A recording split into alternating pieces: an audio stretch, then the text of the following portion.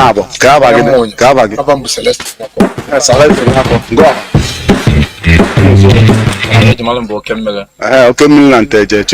you very much. My name is Ansel from the BBC.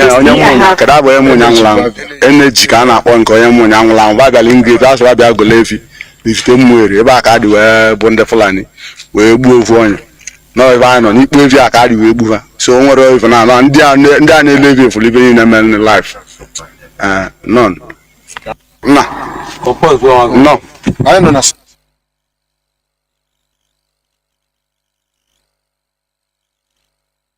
Quick question for President.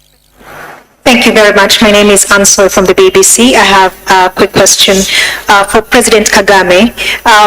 As chair of the Commonwealth, I wonder what your priority will be, especially in terms of upholding the values of democracy and human rights, given that there's been a lot of scrutiny on your country and the record of your government, and critics have been pointing out the number of opposition leaders and journalists who are in prison. I wonder what your leadership of this organization is going to look like in the face of that.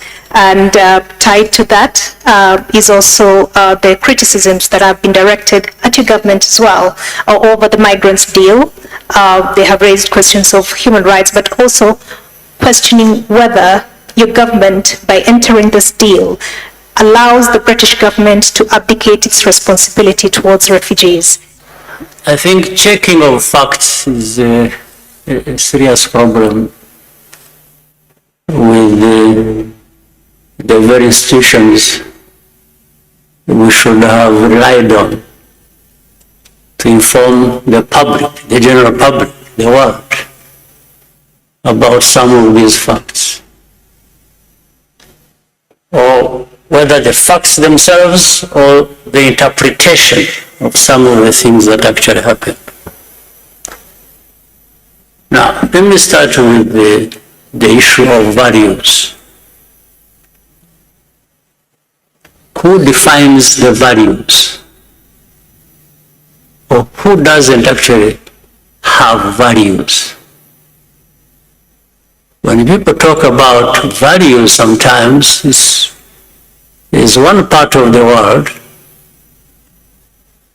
that has assumed the sole responsibility and the monopoly of defining values. So the rest of us have no values. We've just to keep learning from these ones who define the values. And by the way, the danger also is, it doesn't matter how long you take learning, you will never qualify. You will just always be branded somebody who has no values or who comes from a place where there are no values. So I want to put this case clear. Those from the north who always assume where BBC comes from, who always think they are the face of values, the rest have to follow. It's a big mistake. It's not true. We have values too. We here in Rwanda, in Africa, we do. No question about it. Second, there are some of these problems we have had in our continent, in Rwanda. Those from the north who define or want to define values have been part and parcel of these problems we have been facing. Some of them have actually been the cause of the problems we face. But at the same time, like the genocide here that took place here in Rwanda, where 1 million people over were killed. Well, I remember, if your memory serves you well too, I'm not inventing anything. the debate that went on at the UN, it was like, you know, these developed rich countries, those who define values, simply took it like, these are just Africans killing each other. These debates were in the open. But you think that is true? You think the divide that actually led to this genocide was just a creation of Rwandans? Not the people from the north who actually divided this country? Told people to think of themselves as belonging to one ethnic group and the other to think as belonging to another ethnic group, and therefore they should kill each other. Not only are they different, but they should kill each other. Would you believe that? Would you tell me that the 20 million people, this is documented by other people, not by me, who were killed in the Congo, were killed by other Congolese in the old days of King Leopold? And you think all that just disappeared in a moment? Then you had the savages coming over and taking over their own countries and killing each other? And then the others assume the higher ground, they are up there in the north and keep pointing fingers at those of us and think we have no values and we just are there to, you know, we don't respect freedoms, we don't respect human rights. Sure, you think so? BBC, you think so? You take time, you broadcast, and from morning to evening, this is literally just abusing people. You're abusing Rwandans, you're abusing Africans, you're values. What values do you know, my dear sister, on behalf of BBC? So, I want to assure you, there is nobody in the BBC or anywhere else thereabout who would be holding values better than we do here in Rwanda. Except if we just want to cover up the mistakes of the same people who want to define these values for us. Or really tragic mistakes of things they have caused. So, when you're saying that, you may tell somebody else, people who don't have time to think or who don't have a history that where they have struggled with these complications, yes, they will. But here, those of us who have faced what we did, who have gone through what we did, we take our responsibility.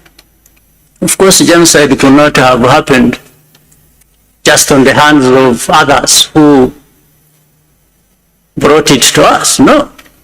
We Rwandans have a responsibility. We have our share of the blame for it. But there are others who should take responsibility for that.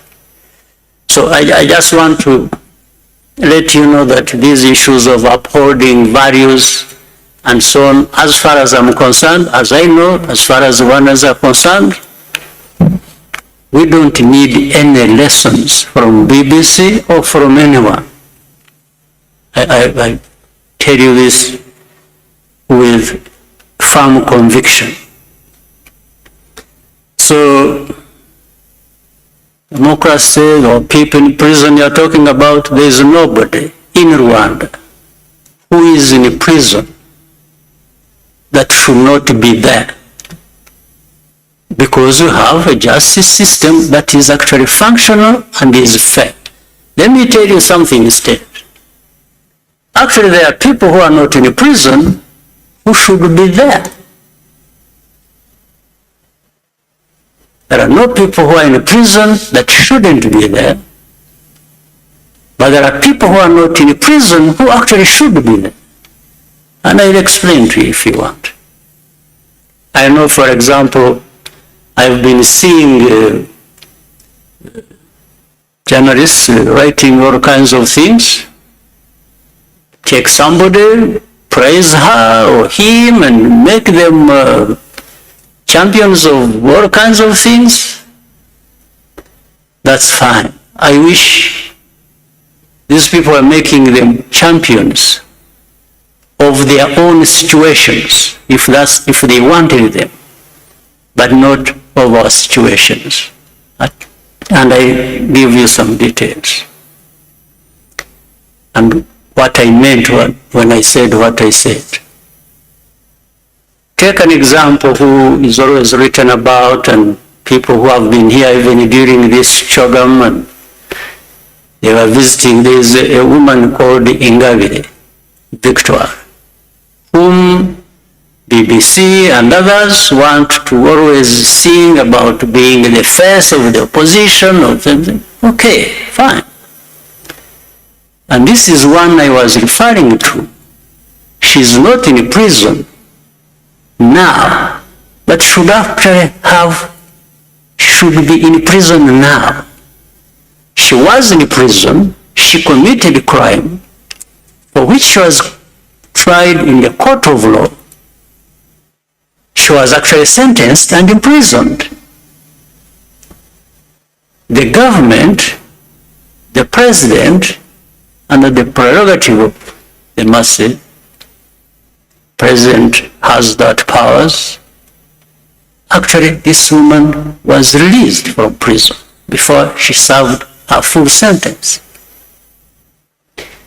And it wasn't because she was not guilty or whatever. I'll tell you something else which shows double standards, which lead to these things you were asking. She was tried on the basis of evidence that was provided by European countries working with our own justice system. You see, it wasn't just done here. It was done between us and some European countries who provided evidence, corroborating with the evidence we had, and us on the basis of which she was tried and sentenced and put in prison. Now, but some people decide to make that person an angel of freedom and democracy and something like that. Good morning, good afternoon, good evening, and good night, great Biafrans and lovers of freedom. This is Radio Biafra House of Service coming to you through the auspices of Radio Biafra London. My name remains Mazi Chinedu from our province of Biafraland, and today is the 12th day of August in the year of our Lord 2022, being Friday. Do not forget that today some members of the DOS, including Mazi Chinasa Mazi and Mazi Nnachi, will be joining me shortly onto this hallowed platform in order to express some issues or clarify some issues, and also take questions from Biafrans all over the world. Therefore, I welcome each and every one of you to welcome your friends and well-wishers, because today is going to be explosive as usual. Do not miss this broadcast, please. Do not miss listening to this hallowed platform. Before I continue, let us pray. Our leader will lead us in a pre-recorded prayer as usual. Let us pray.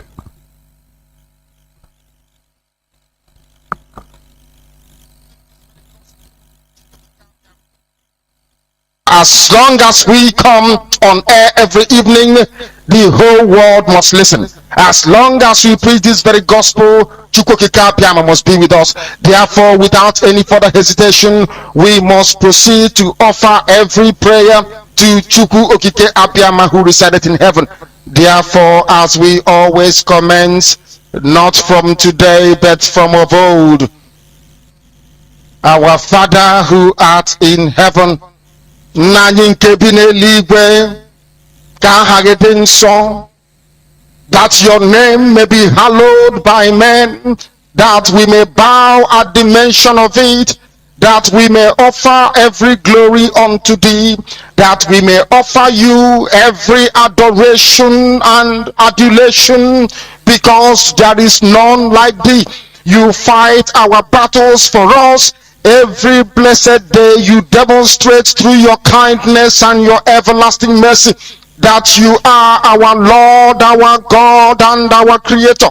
This evening we offer these your children unto thee all over this very planet that you created. They are listening across the entire 24 time zones on this very planet where they inhabit. They are listening to your gospel this very evening, this gospel of redemption, a gospel of hope, a gospel of restoration, a gospel of renewal, this very gospel of freedom, this very gospel of emancipation as only you ordained. That this very gospel must be preached, that mankind may be set free from the eternal damnation of the creation of the British. My goodness me, I want to remain in the spirit, because we must worship heaven. We answer your name, O Lord of hosts. Everything about us is designed to offer glory unto thee. We have atoned for our sins last year. This very year we have not only atoned for our sins, we have spilled, we have shed blood, they have shed our blood. We have let our sacrifice be made unto thee. Even on the 30th of August, as we are being felled by the bullets of the enemy, by the workers of iniquity and of darkness, we remain very strong today to beckon upon thee, to ask you for your mercy and for your grace, to ensure that your kingdom is restored upon the face of the earth, that you can bring your healing hand to bear upon the life of those of them that you created for one singular purpose, and that purpose alone, which is to worship you in truth and in every honesty. Is there any way that we have erred? Is there any way that our ancestors may have sinned? We confess before a congregation of the whole of humanity to ask you, O Lord of hosts, to have mercy upon us. You must have mercy upon us. We have suffered enough. We have been subjugated enough. We have been tortured enough. We have been imprisoned enough. We did not do these people anything. Our only crime is to answer your name. Our only crime is to be born your children. Our only crime is to excel at everything that we place our hands into. Our only crime is to exhibit your glory and your blessing, which manifestedly is upon our lives every blessed day. That is why they want to kill us. That is why the British want to join those of them who don't know you, to destroy your creation and your inheritance. You will not allow shame to befall your name. You will not allow the enemies to triumph over the lives of your children, because you created us to exist, to worship, to honor, and to praise you. That is exactly what we are going to do when this Biafra comes. It will come in truth and in every honesty, because we remain every blessed day whiter than white and whiter than snow. Is there any way that we have sinned that you cannot forgive us our trespasses, to enable us to fulfill your own word, which was spoken thousands of years ago, that instead of what you promised not to come to pass, that heaven and earth will cease to exist. You opened your mouth to bless mankind to the coming of Yahweh Yeshua, who came here and said, let your kingdom come on earth as it is in heaven. Those words can never be in vain, because they are anchored upon your holiness and your magnificence. That is why in the end we know that Biafra will come, that these children that we have given birth to all over the world, and their children, and their children, and their children, as long as they give birth to them and they are Biafrans, they will worship you in truth and honesty. Through this very work we are doing, mankind will come to understand you. Let your miracle be wrought in our lives. Let us witness and behold your magnificence, your holiness, your mystery, and your grace under our command. O Lord of hosts, we call upon you. We call upon you to heal. We call upon you to provide succor to those of them who are inconsolable. We ask you to come and strengthen those who are weak. We ask you to restore hope where there is hopelessness. We ask you for inclusion where there is destitution. We ask you for one brotherhood, one camaraderie, one bone, one blood, and one flesh of your children. The Efiks and the BBOs, the Izon, the Shekiri, the Isobos, and also those of them from Isoko. We are traveling all the way to the lands of Igala. We are moving on from there to Idoma, to Igede, to the territories of the Igbo land. All these places we dedicate unto thee. All these lands of yours, we ask you to cover it with your mercy. Because Biafra will come, and when it does, we will dance on the streets. I'm telling you, by the time that we are done, humanity will think that we are mad, we are drunk in your glory, and rightfully so, because your kingdom will come to rest upon this very earth. That very kingdom is the unadulterated, non-negotiable sovereignty of the Republic of Biafra, that your will may be fulfilled in our time. All this we pray, all this we ask for, in no other name apart from that name that belongs to you. Ahadin sosine bigebi rone bigebi. Ise.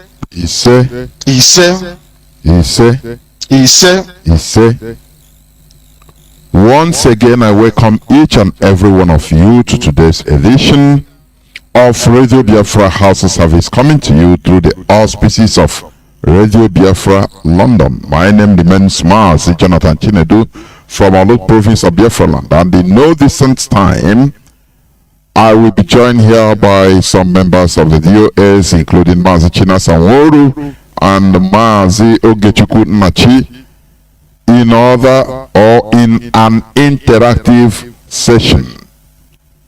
Bring that your question for clarifications, please. Before they come in, there are just a few things I want to touch.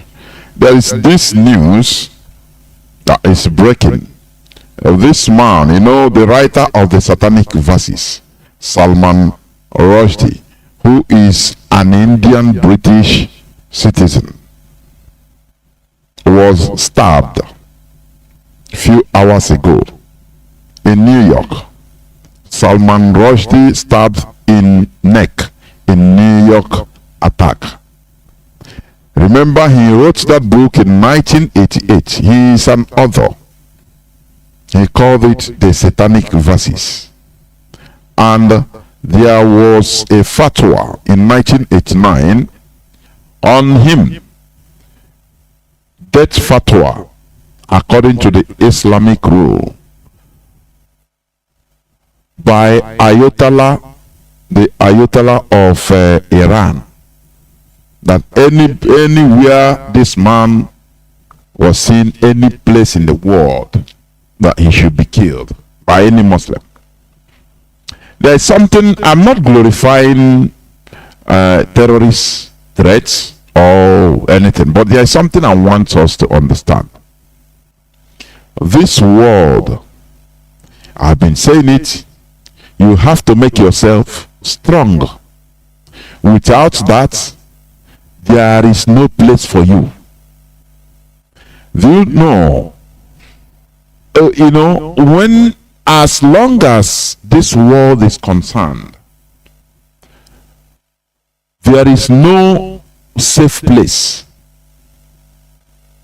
When a fatwa, a religious, Islamic religious fatwa is being issued on you, it is not now, okay, somebody will come and do it from Saudi Arabia or Iran, or as long as human beings gather, you don't know who is who. Any place, look at in the streets of New York, while he was being interviewed. Let me read a bit on the news, please, so that you understand why some people are being on top. Why some people or group of people are being respected. Respect is end. That is the thing. Oh yeah, we shoku.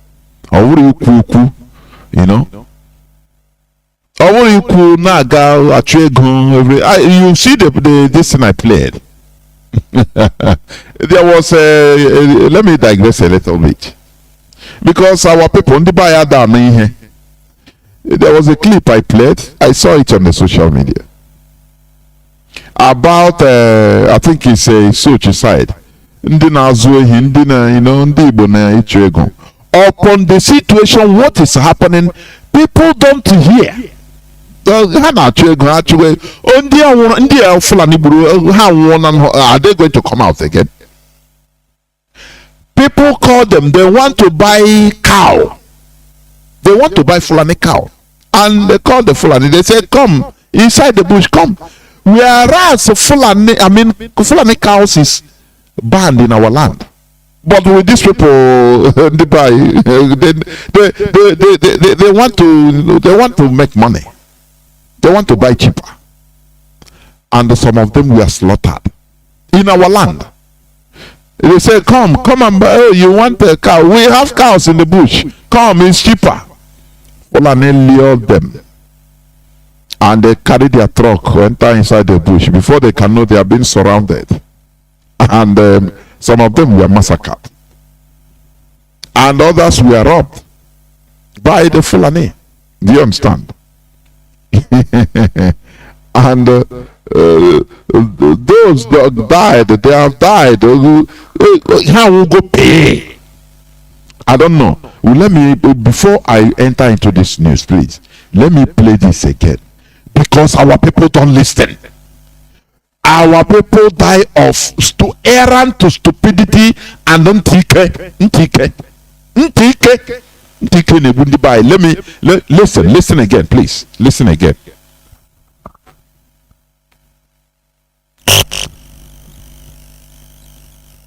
Listen again, please. No. I know na slaughter. No. No. I know na slaughter. Na nganso. Na phone. Maka ina egoli evi egoli na kaba. Say bia ka egoli evi. Energy boy na egbu. My brother with ego. Ogbu. So I pass bia egoli na bia bazia. Say na ina na muleri. Pasa no za na muleri yan. Na ba se port road apota ba pota ebe. Na ba no ni mo bia. Ni mo bia. Moto ya ba. Ayi wa bata bazia. Ni me ba won no fo e ba ye si ka. Onya o choga okwe na no ihe na ekwu. Na slaughter.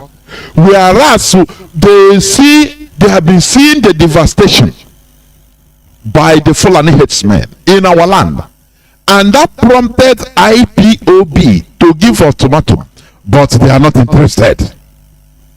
Do you see the ultimate price they pay?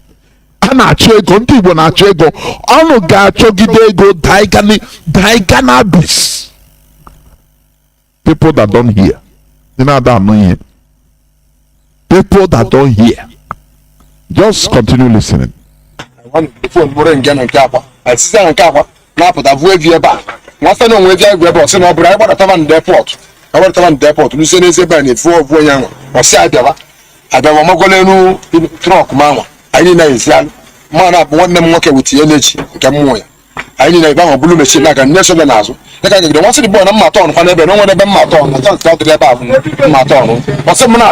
Break I about break. About tomorrow 10 cinema mata. Me salad meta sepeso. That will be Kanu, brother Kanu. A good no but I'm selling another phone. Energy no one energy track but see on when you come out tracks. Energy one also. But you energy but Pusala and baby more than I say about Busanya and Sayaga. I want naga. I want to ask him to do inside. Kanaga, Kaidan for one day. Like I know, busy. For 1 year, my brother was an also. I move with the money in the Soviet. But was there and more than one almost a Jabba truck, but my truck is the fact. Jabba starts at the truck. Bully, but I part of Nathan, but I bet is any giant I caught up, but I was against it. To call about no energy. Yeah, be vibe, what it was. My phone, woman, and I consider a guy who I. It's not one for an internal say every time of Bulu, Mamma, and cause on your young man. It's not Navy Meluniva. The Fulani, Nan the Fulani who now or Palala, the Fulani, in Cap, audio, Sabon count. I have no beard in the phone. Okay. Okay. No. No. Oh no, no man. Ndintike. Oh no, no no. Tanko. Otake shebushi ndi Igbo because of Ndike. Ndina han on na chego. Onye ebu now are cut into pieces. Ebu now. Had it been these people obeyed simple command just to save their own lives, they go, sorry, we are no more dealing with their cows. So sorry, we are not interested. That person wouldn't have been butchered. Onye atoboronala wouldn't have been butchered. Man, when you tell them, propaganda, that is the repercussion. Oh, to akpo these people all come because of Ndintike. Do you see it? Fulani cows has been banned in our land since is it April, but these people actually again haji capital haji ego ma anakrosha everything. How happy sometimes like Ndintike can deal with it. I'm telling you honestly, because many of our people are highly stubborn when it comes to organizational structure. On your own natural, what he can get, what his own interest is what matters most. They don't think collectively.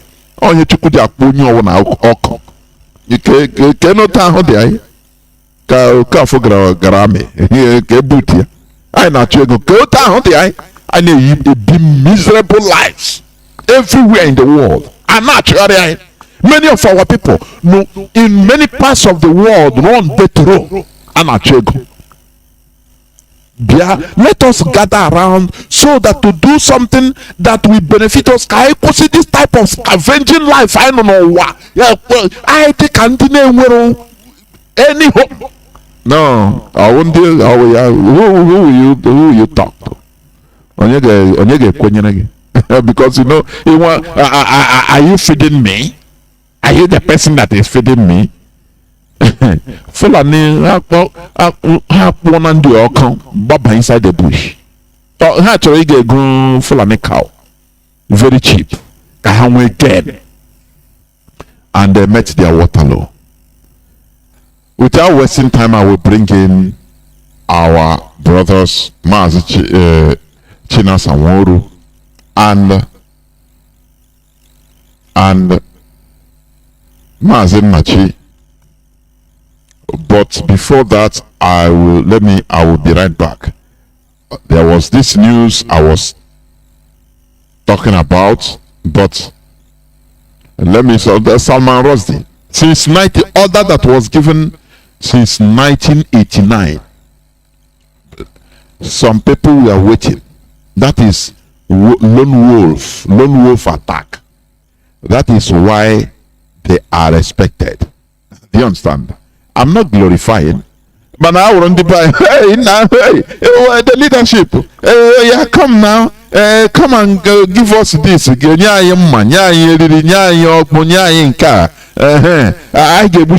will run on very, very bad. Honestly, very, very bad. But we must continue. Please do not go. I will be right back, please. I will be right back.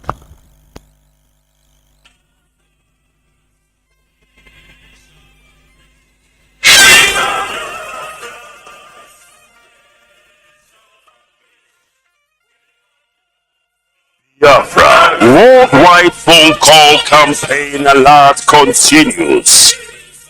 BBC a propaganda machine and racist media set up by the Great Britain to oppress the oppressed people of Biafra. BBC, your media war propaganda of 1967 that led to the genocide of over 3.5 million Biafrans, men, women, and children, did not stop us. You know why? Because we are the sons and daughters of the great lion from the tribe of Biafra. Our minds are made up. Your shenanigans, antics, and fake gutter media will not stop us either. We must and shall restore Biafra. Biafra worldwide phone call campaign alert continue. Now pay close attention.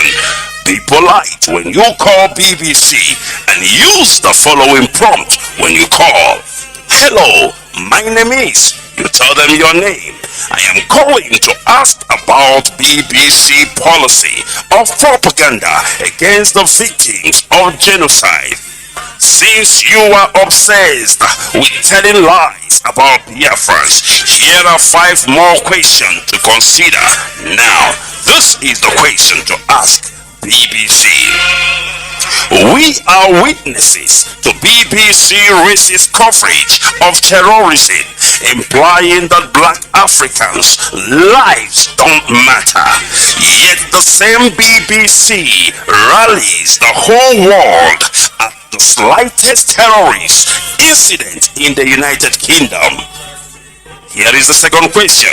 But when it comes to Nigeria, BBC not only hides terrorist killings, but they slander the victims and survivors of terrorism and genocide. The third one.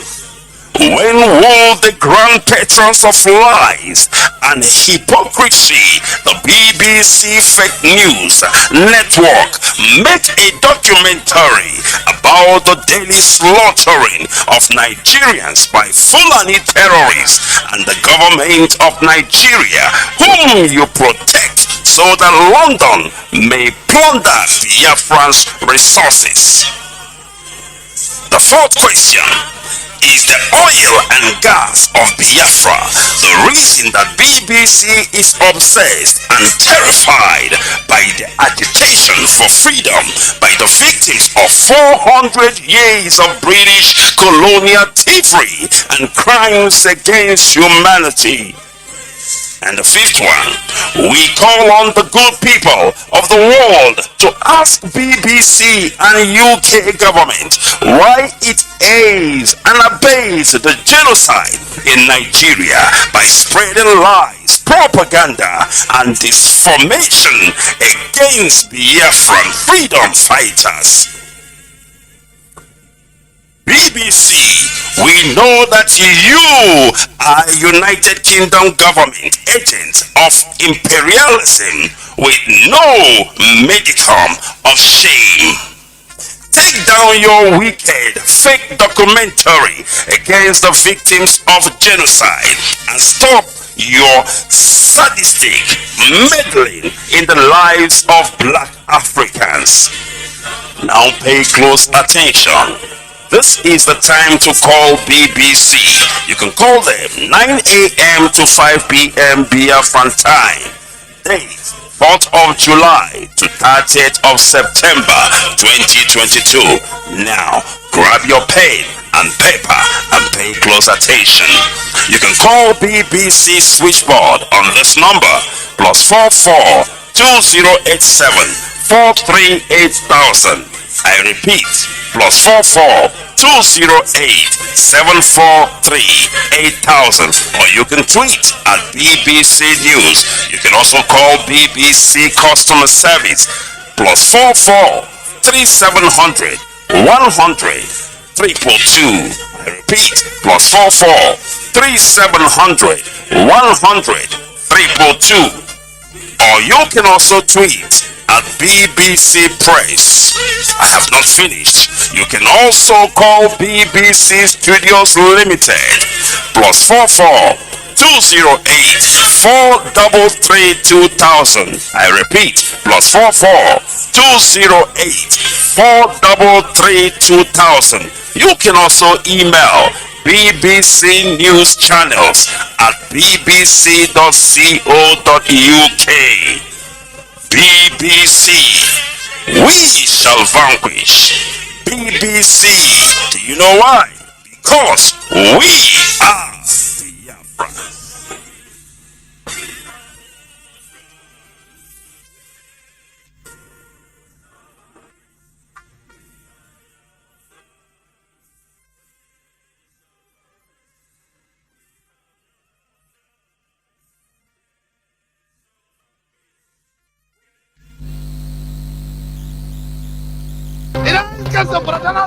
Zamfara State, northwestern Nigeria. Hausa vigilantes, along with government troops, are celebrating the destruction of a Fulani bandit camp.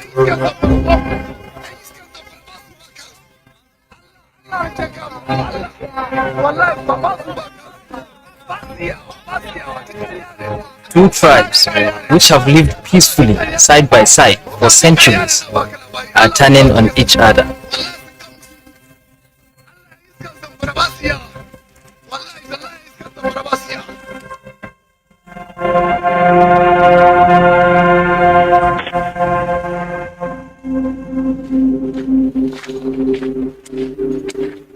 My name is Yusuf. I am a law student and I was raised in Zamfara. My mother is Fulani. My father is Hausa. Traditionally, the Hausa are farmers, the Fulani cattle herders, but that is changing. Thousands of young Fulani have joined ultra-violent bandit gangs. Armed with AK-47s, they burn villages, abduct the inhabitants, and slaughter anyone who resists.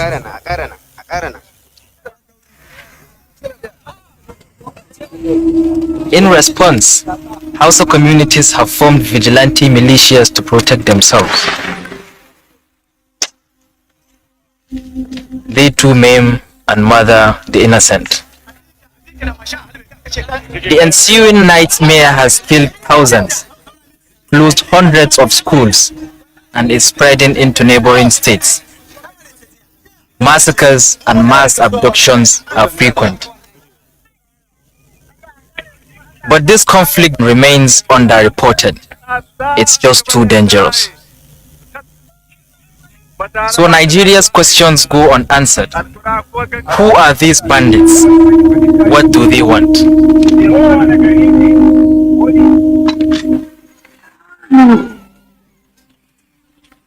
Hausa and Fulani are fighting over land and water. The crisis is made worse by climate change, corruption, and poverty. Poorest of all are the Fulani herders, who live on the edge of town or deeper in the forest. Marginalized and often illiterate, their voices are rarely heard. The bandits speak only with their guns.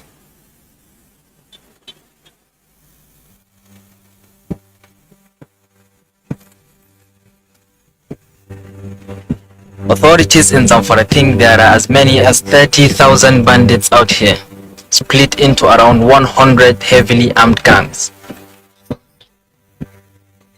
Ado Aliru commands one of those gangs. He is one of the most feared warlords in Zamfara. The police have put a bounty on his head of 5 million naira for his role in a recent massacre.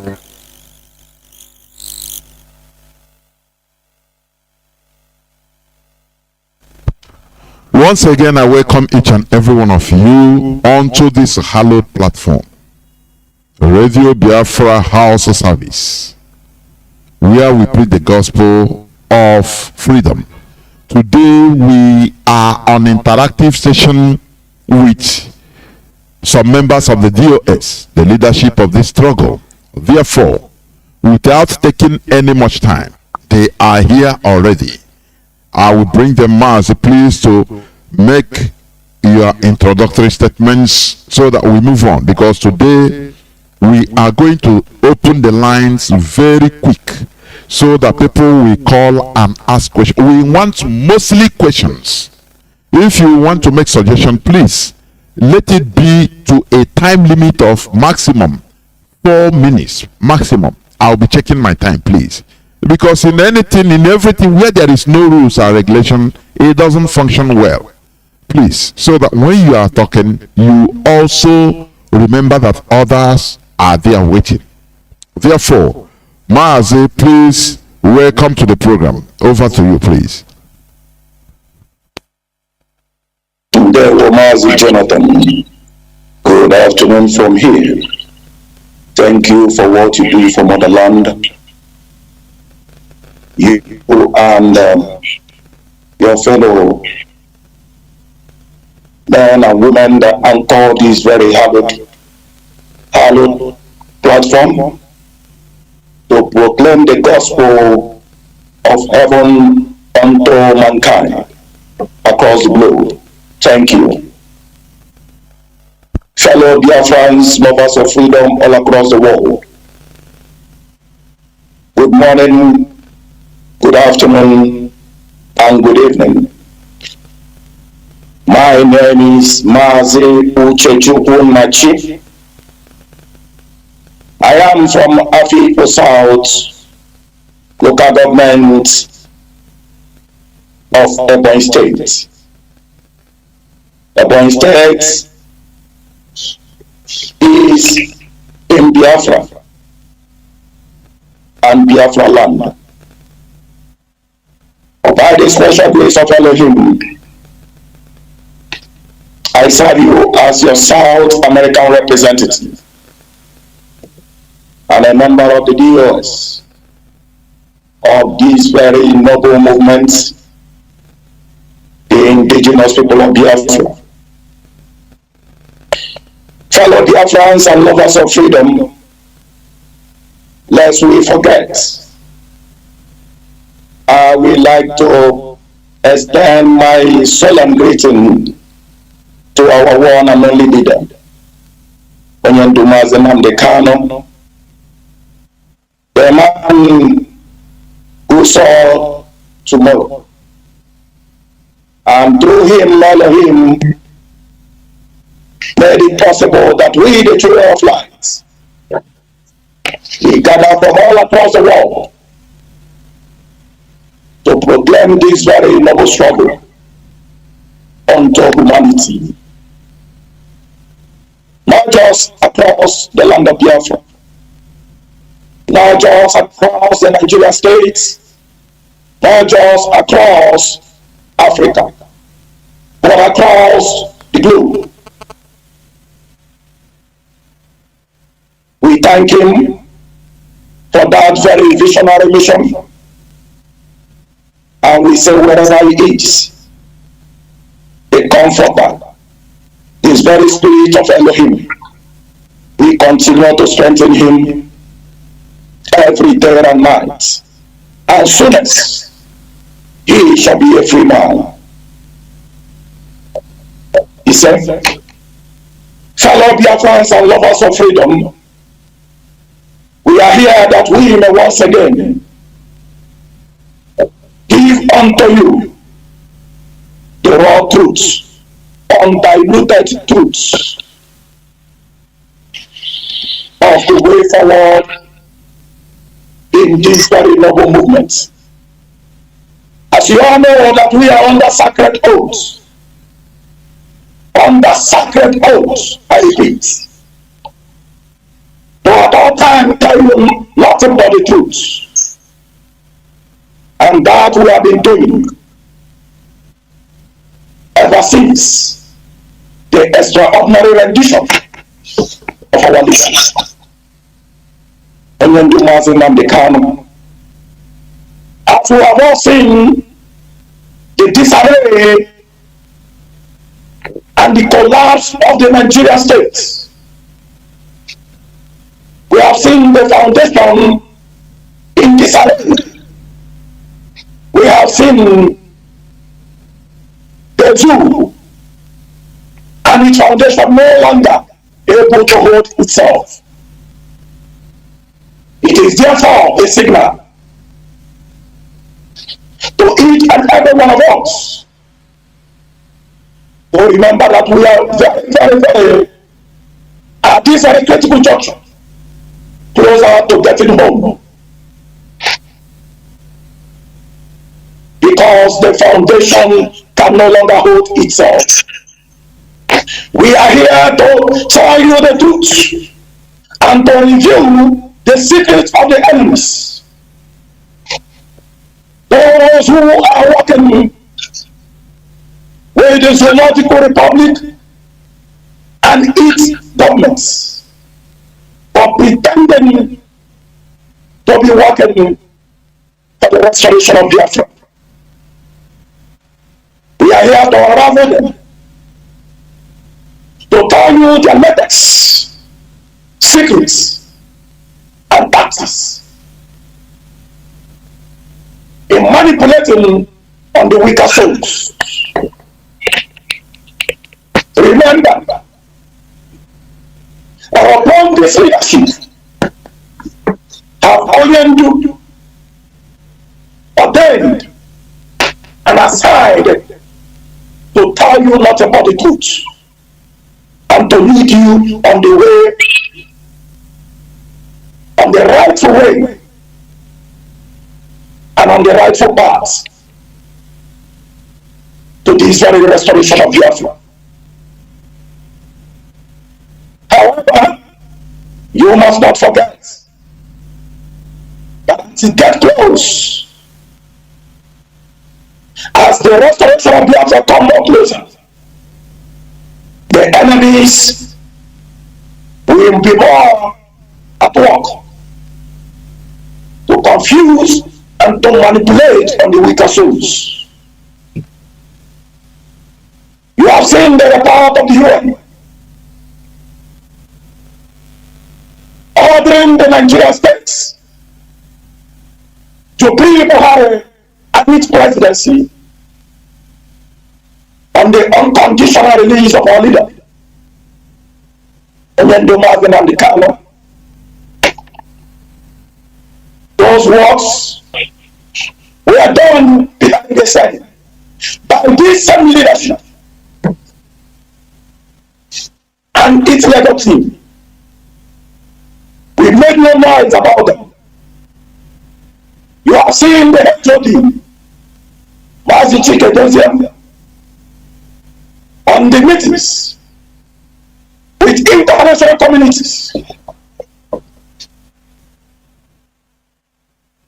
proclaiming this very noble struggle before humanity and before global leaders,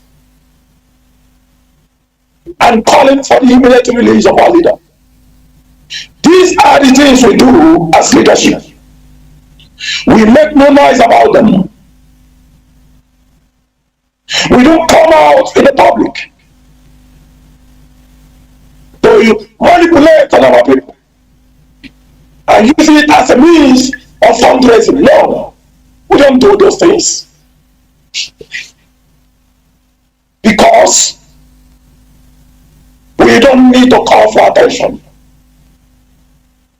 It is a heavenly assignment which we are undertaking years ago, not just now, and which Nnamdi himself assigned us on a sacred duty,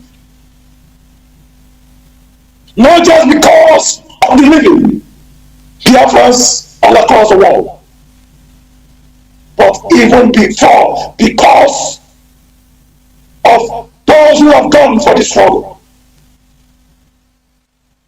our fallen heroes and heroines, because of the lives of our eternal leader and leaders,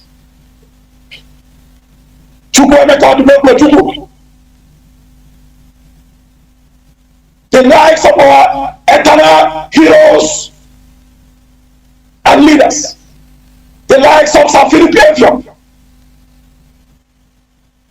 It is because of them we will at all times give our all and all for this struggle without any iota of lies and deceit. For you all to know that this leadership, we don't just do what we do without knowing the sacred duty upon which is upon us to lead you on the rightful path. Those who come here to deceive and to tell lies, making it look like there are internal problems. There are none, except those who have made themselves an instrument of destruction and disruption. Those who have made themselves the tools of the enemies, the tools of the Jew, by pretending to still be abiding by the modus operandi of this noble struggle. We know those who observe the modus operandi. If you observe the modus operandi, you will have no problems with the leadership. You will have no problem with Mazi Chinasa. Because if you obey Mazi Nnachi, you will have no problem with Mazi Chinasa.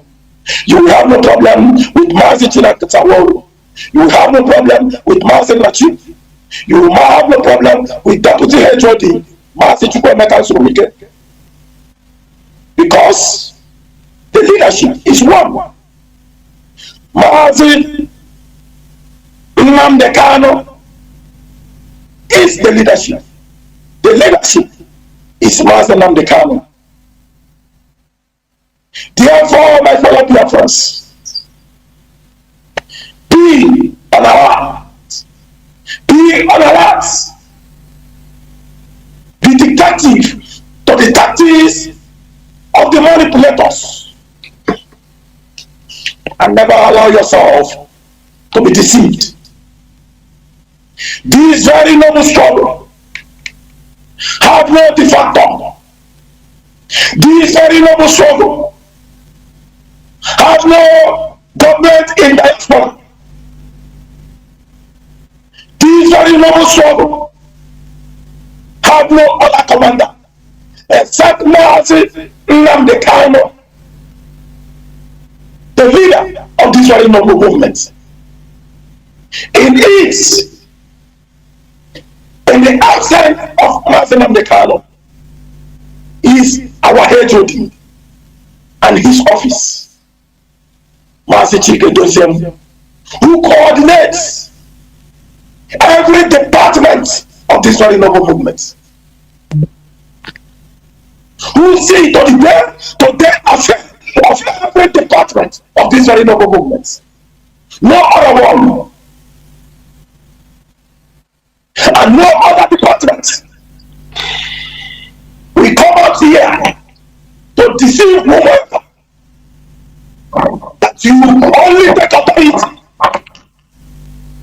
without observing or being loyal to the office of the HOD. That is pure lie and deceit. And we will never tolerate such. We know the structure. We know the modus operandi. Don't come in pretense to destabilize the structure. If you respect and obey the voice of Mazi Nnamdi Kanu, you will obey Mazi Chinasa.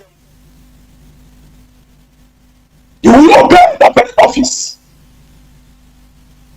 It is not just about Mazi Chinasa, it is about the office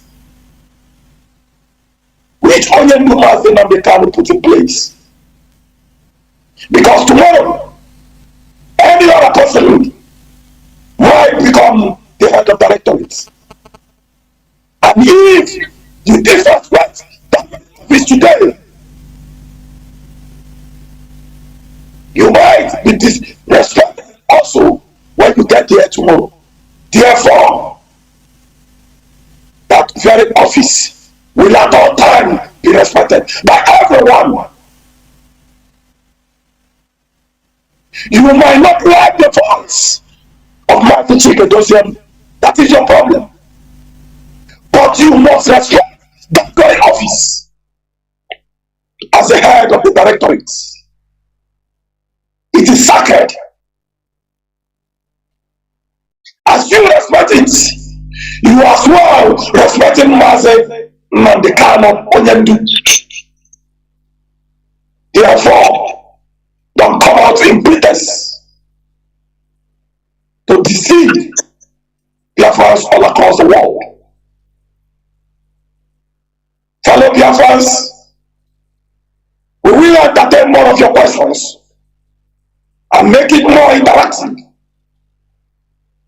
in the next few minutes.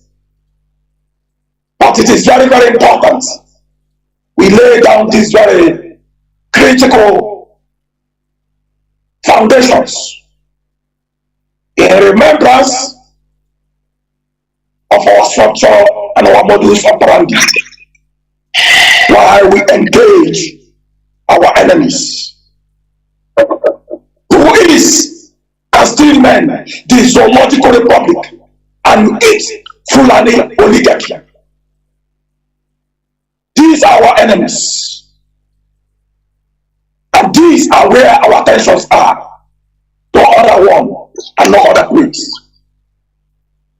For me, from here, I will be pausing at the moment while I hand over to Mazi Chinasa Mazi and back to Mazi Jonathan, who will take us from here. Mazi. Mazi Nnachi, thank you so much for that wonderful introduction. And Mazi Jonathan, good evening. Biafrans and all the lovers of freedom. My name is Mazi Chinasa Mazi. Mazi Chinasa Mazi is a member of the IPOB Directorate of State. This evening, I come to you with my fellow comrade Mazi Nnachi to have an interactive section with Biafrans all over the world to inform our people, to redirect them, to align those who have tried to fall apart from what we are doing, to expose certain things, because sometimes when people wallow in ignorance, I can tell you it do affect the struggle. It's unfortunate that some of us do not have that opportunity to come on air on a regular basis. But we believe those who are anchoring this radio, they are doing a very good job. One thing people have to understand is this, that leadership comes with many responsibilities. And apart from that responsibilities, it also comes with threats to life from ignorant people, from enemies within. Sometimes people want us to behave like Mazi Nnamdi. We cannot behave like Mazi Nnamdi because Mazi Nnamdi is Mazi Nnamdi. I am Chinasa Mazi, Chikedozie is Chikedoziemo. Mazi UCHECHUKWU Nnachi is Mazi UCHECHUKWU Nnachi.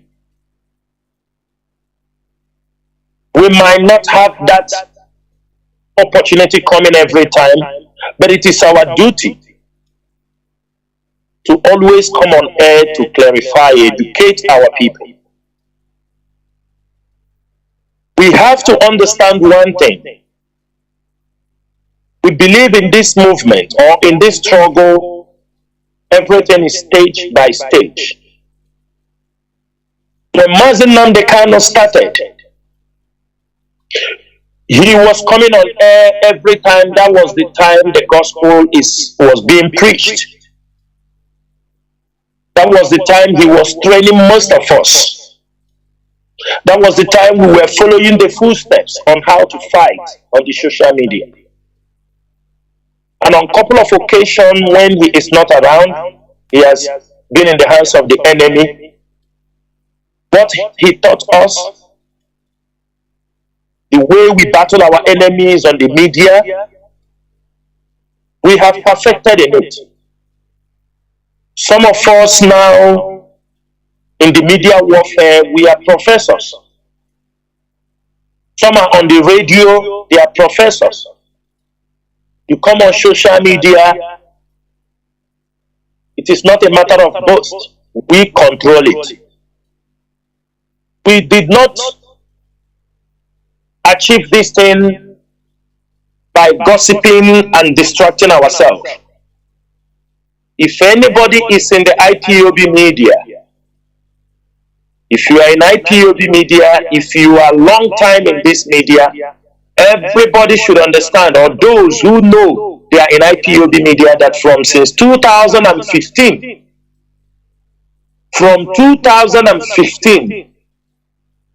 when Mazi Nnamdi, this is 7 years, most IPOB media departments do run a weekly meetings, analysis, look at things in a critical way for 7 good years.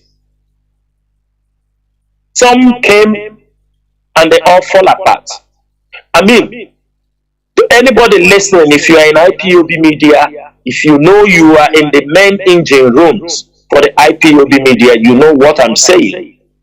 In all the departments, what we have achieved in all these years is what you see we are displaying on the social media, in the media warfare. We have come a very long way. Mazi Chukwu, the former, have maintained this pattern that if you are in the media, we have a weekly meeting. This is excluding emergency meetings. That is why, in the absence of Mazi Nnamdi, IPOB leadership can control this battle, control a steady ship. Sometimes I do laugh when I see people, because they see. Ndibo say,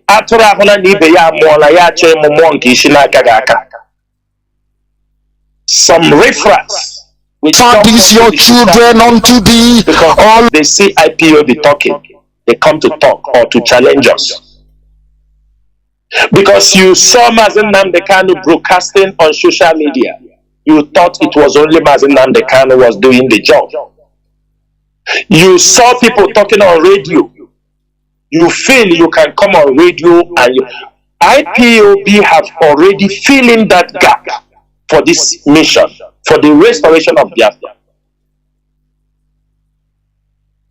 Sometimes people come on social media, they rant. I laugh at them. They make bogus claim.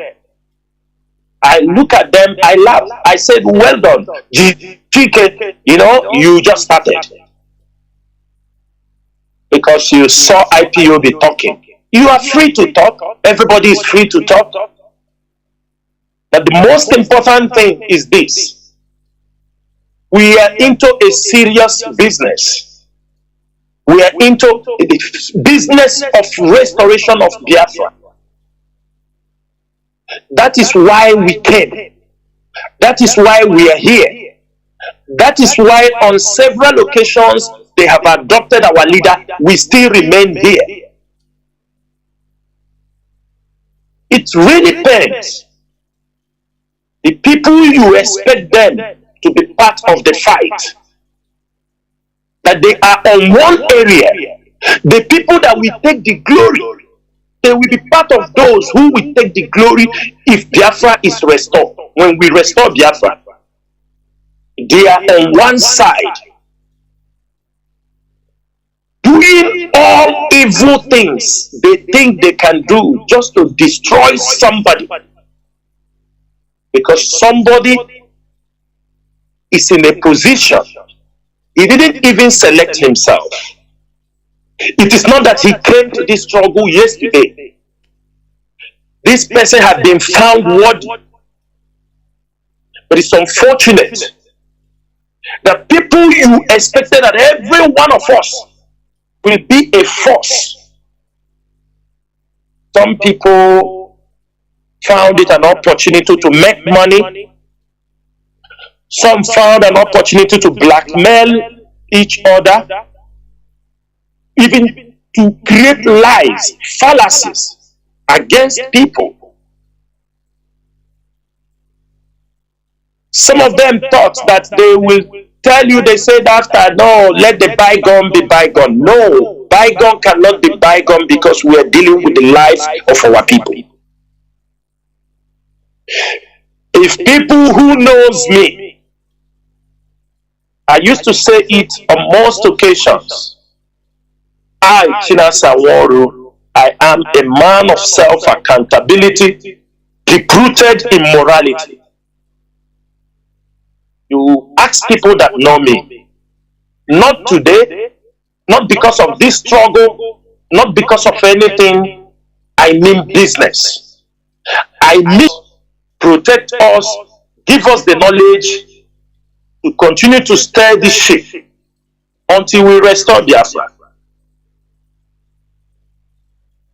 This evening, I don't want to say much, but I'm going to make sure, because there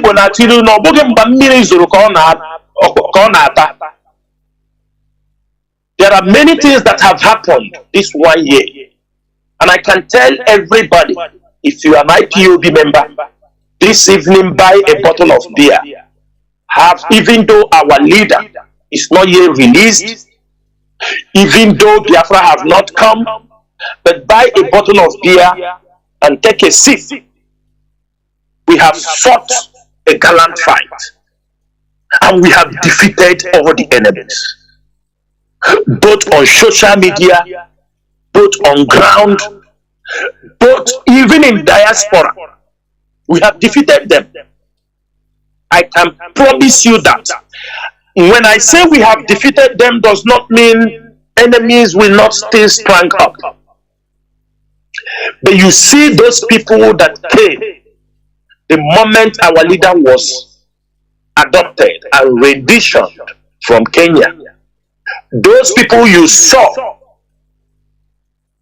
that came to destroy the struggle, some of them throughout their lives, they will not say, they will continue to tell the story of IPOB.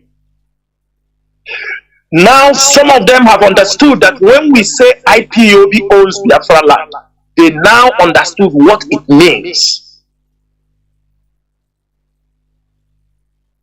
They can blab. At least they have tested their strength. They have tested their strength in some of our, sensitive locations, and they pay dearly. They pay dearly. They pay with their lives, because they thought we are here for a joke. Thousands of people are dead. Mazi Nnamdi Kanu is in the hands of the enemies. And they came up with propagandas. They came up with lies because they want to make money. And you want us to keep silent and they clap for them. And after we come to social media, I tell Biafrans one thing. Even if at the end of this journey, some of us disappear in thin air, but our name will speak what we were able to achieve. We are not fighting anybody, but if you made yourself an enemy for this struggle, if you made yourself an enemy, because what we are suffering, there are people who would have taken the blame. What they wanted us to do, some of you don't understand. They wanted us to abandon Mazi Nnachi. Because one thing is that they did not believe in their widest dream that when they accuse us of selling Mazi Nnachi, they said all kind of things. They thought we will, because of anger, because the lies were so much. They fabricated lies, the slander, I mean, I have no adjectives to qualify what these people from all round. I am not saying only one person, even from the family of our leaders, some of his Onyendu's family members, they were part of a horrible campaign to destroy us, because they thought when they do it, we will, out of anger, we abandon it. But some of us remember the question Onyendu asked in 2017. Onyendu asked this question when Omyomyo and the Iranya, them, all these people, when they left, when they were sent away, Onyendu came out. He asked some people, he asked some questions. He asked people, he said, why didn't you go with these people when they were leaving? When I sacked them, why you didn't get angry and go with them, even though you know maybe some of them, the way they left? And I'm not going to tell you what the person answered him. And that the same thing guided us. Because had it been when they put up this slander, they threaten our lives, they do everything, we abandon it. Their job is fulfilled. Their mission, they have cashed out big time. Job well done. I, Chinasa NWORU, I am not a coward. People who knows me knows me. I am not a coward. And I have never in my life displayed any attribute of a coward. I have worked with Mazi Nnachi for many years. I will do the right thing. I know the principles that guide this struggle. I know the do and the don'ts in this struggle. And I make sure that I implement them, carry them out. When Mazi Nnachi comes out and he said, Chinasa, you have done wrong here, you have done wrong here. And if it needs correction, he said it doesn't need correction, Chinasa, you have to step down. Biafrans, I will gladly step down. This is a journey, and I will be and support other people who will move forward. But you cannot bully Chinasa NWORU, or as long as I am a member of this DOS, you cannot bully us around. I can guarantee you this. Federal government cannot be able to bully IPOB around. Then who born you? One thing is this. For one good year, people have bullied this leadership. And I can tell you, both some of you who are insulting the head of this movement, 1 year grace is over. Makachineke. I am saying, if you like, you say whatever you want to say. 1 year grace is over. We have tried our best to stable this, but you see most of you who come on this social media, who come from, whether you are IPOB member, a born IPOB member, you come on social media, you rant. This is the same thing they did to Mazi Nnachi a couple of years back. We came out and we defended. Today, all of you have forgotten the insult, the humiliation Mazi Nnachi has gone through. Who are those fighting for him? Who are those who fought for him? Have all of you forgotten from the time of UCHECHUKWU when they released his video of him and his family, his intimate videos? Have you forgotten Rita and Ebogu? Have you forgotten many of them? Have you all forgotten? Have you forgotten DJ Rezo? Have all of you forgotten what we passed through from Irania, then when they came out with the soldier of justice, all of them? Have all of you forgotten? Have all of you forgotten? Then it came during the COVID. Every one of you, you know what is all happening. But because some of you were enemies, some of you are enemies of Mazi Nnachi. Some of you were his enemies before. But as long as you know, because he's in the detention, you now turn against the leadership because you know we are going to protect him. And all of you have all forgotten in this struggle that the most stable place in this struggle is Europe, Biafraland, Africa, and that America have never been stable in this struggle. Most of you forgot that America have never been steady in this struggle from the time of Irania, from the time of Obidio Bieno. It was in 2019 when Mazi Nnachi, after the assassination attempt in his father's house, 1 year, nobody knows where he was. When Mazi Nnachi appeared in 2019, he appeared. He decided that he would be in America. I think that was in the 30th May in 2019. He went to America and said he will rise up because America was everything was rubbish. They destroyed America. He came to America in 2019, raised up America. By I think 2009 or 2020, he came to America. I think he came with the family. The same year he came to America, the few people, our leader, these faces most of you saw today, it was when he came to America. They did not even last 1 year before they sold our leader.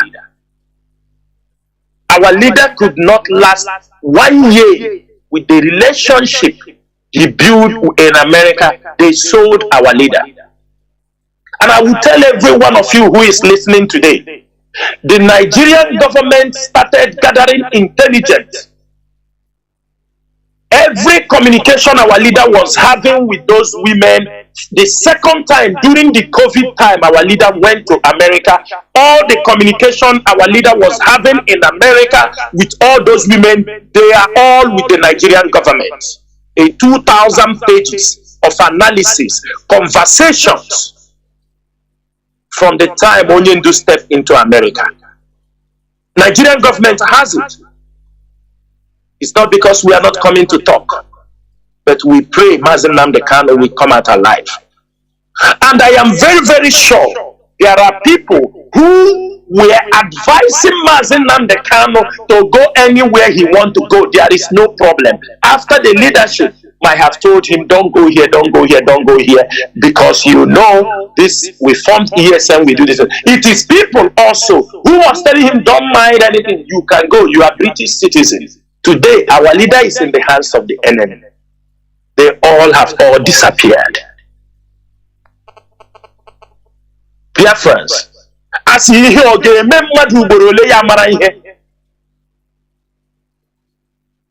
every day, most of you following stupid women. Sorry to use that word, but I call them stupid. They are stupid. Some of you making noise. They have made noise for 1 year, and so what happened? Have all of you asked a question? Every day fundraising, fundraising this, fundraising. Let me make it very clear here. Every money they raise in America, they also use it in America. None of their money comes even into the struggle the way the money they raise. If they raise $300,000, they spend maybe $250,000 to one consultant also they found in America. all the money, all the fundraising they raise there, they will use it. When they raise it, they give it to Bruce Friend. Bruce Friend go 1 3. The money is there. The other time, all the money they were raising, they find one consultant who is taking the money in America. The first one, they were paying $85,000. You raise money in America, you pay one man. Have all of you asked, what did they do? But all of you are coming here. All of you were hearing on the radio when Mazi Nnachi Kanu will say, we pay $85,000 to Mercury. We are paying $65,000 to BW Global, a consultant firm, to follow up the struggle. The leadership of IPOB DOS, that nobody gives $1. Nobody pays him even 1 naira. This is the people some of you come out to talk. You are the member of the DOS, what have you done? But they raise the money. They use it there. It goes into their pocket. It becomes a business for them. All of you are there yapping out, you don't want to reason because they have channeled your mind. They say, go. The hatred, you don't know who Chinasa NWORU is, but you are being intimidated by my voice because you know right in your mind, you know that this voice you are hearing this evening cannot be intimidated. You know that this guy, you cannot cow this person. That is why when you hear my voice, you become so scary. Anything I say, you don't like it. Because I know, before I come on radio and talk, I have information when I display it here. I mean, there are people, when you see them on the road, you kill them. This is IPOB. It was not built yesterday. It was built long time ago. And people have sacrificed and built this IPOB. Some of you are surprised. They are very upset because this leadership, when some of us go for something for IPOB, we don't ask for money. That is one thing many of you don't know. This IPOB, this leadership, me, Chinasa NWORU, some people hear what I'm saying now. Go a couple of things for IPOB, spend thousands of dollars. I don't ask for a fund. I'd never ask. IPOB never sponsor me for anything. I go for them. But there are people, and there, if they drink water, they put the bill for IPOB. If they go transport and go within somewhere, they take the bill and put for IPOB. They don't like it. All of you saw on 14th, 15th of June when we have our protest. Chico Doziemo, the HOD and the deputy and other people, if they are claiming, trying to discuss, do you think if this leadership of IPOB is recognized, do you think that British Parliament can send personal invitation to have it?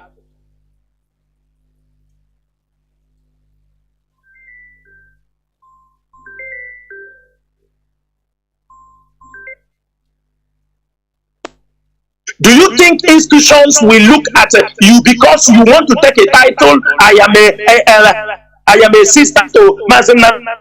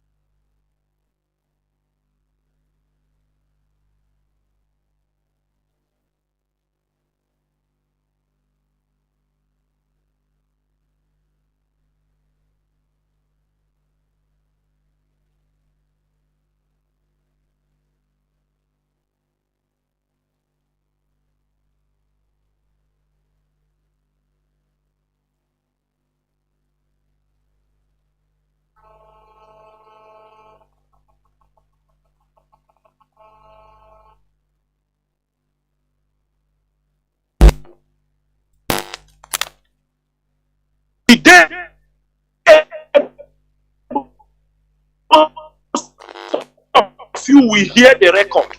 Some of them will come to take credit because some people will write letter. Somebody will come with POB all over the country.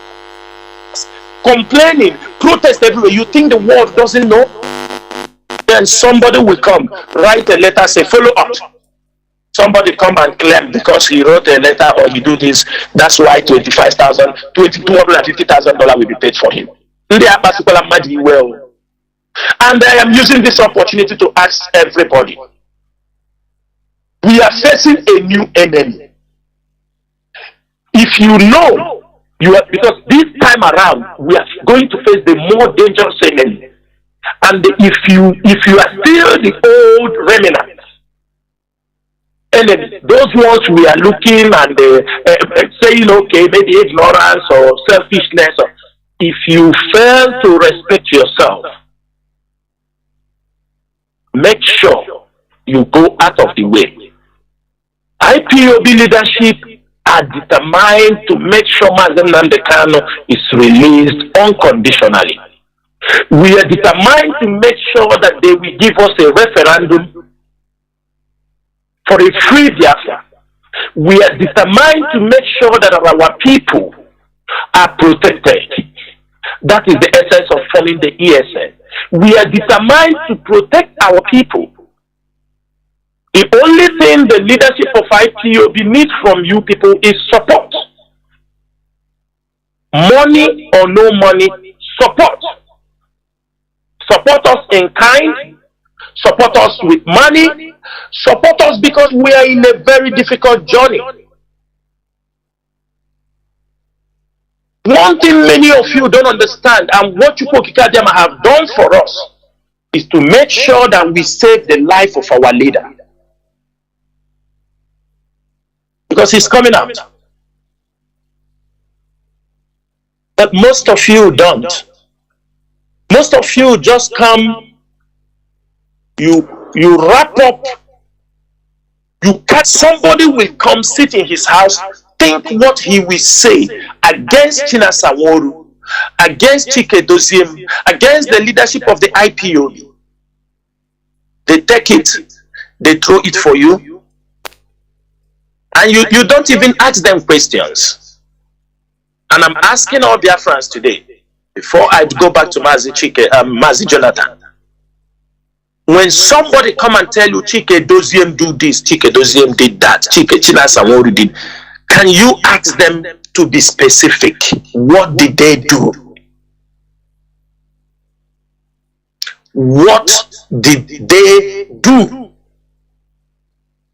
Some will tell you Chinedu Mazi Nnamdi Kanu said this, why he didn't do this.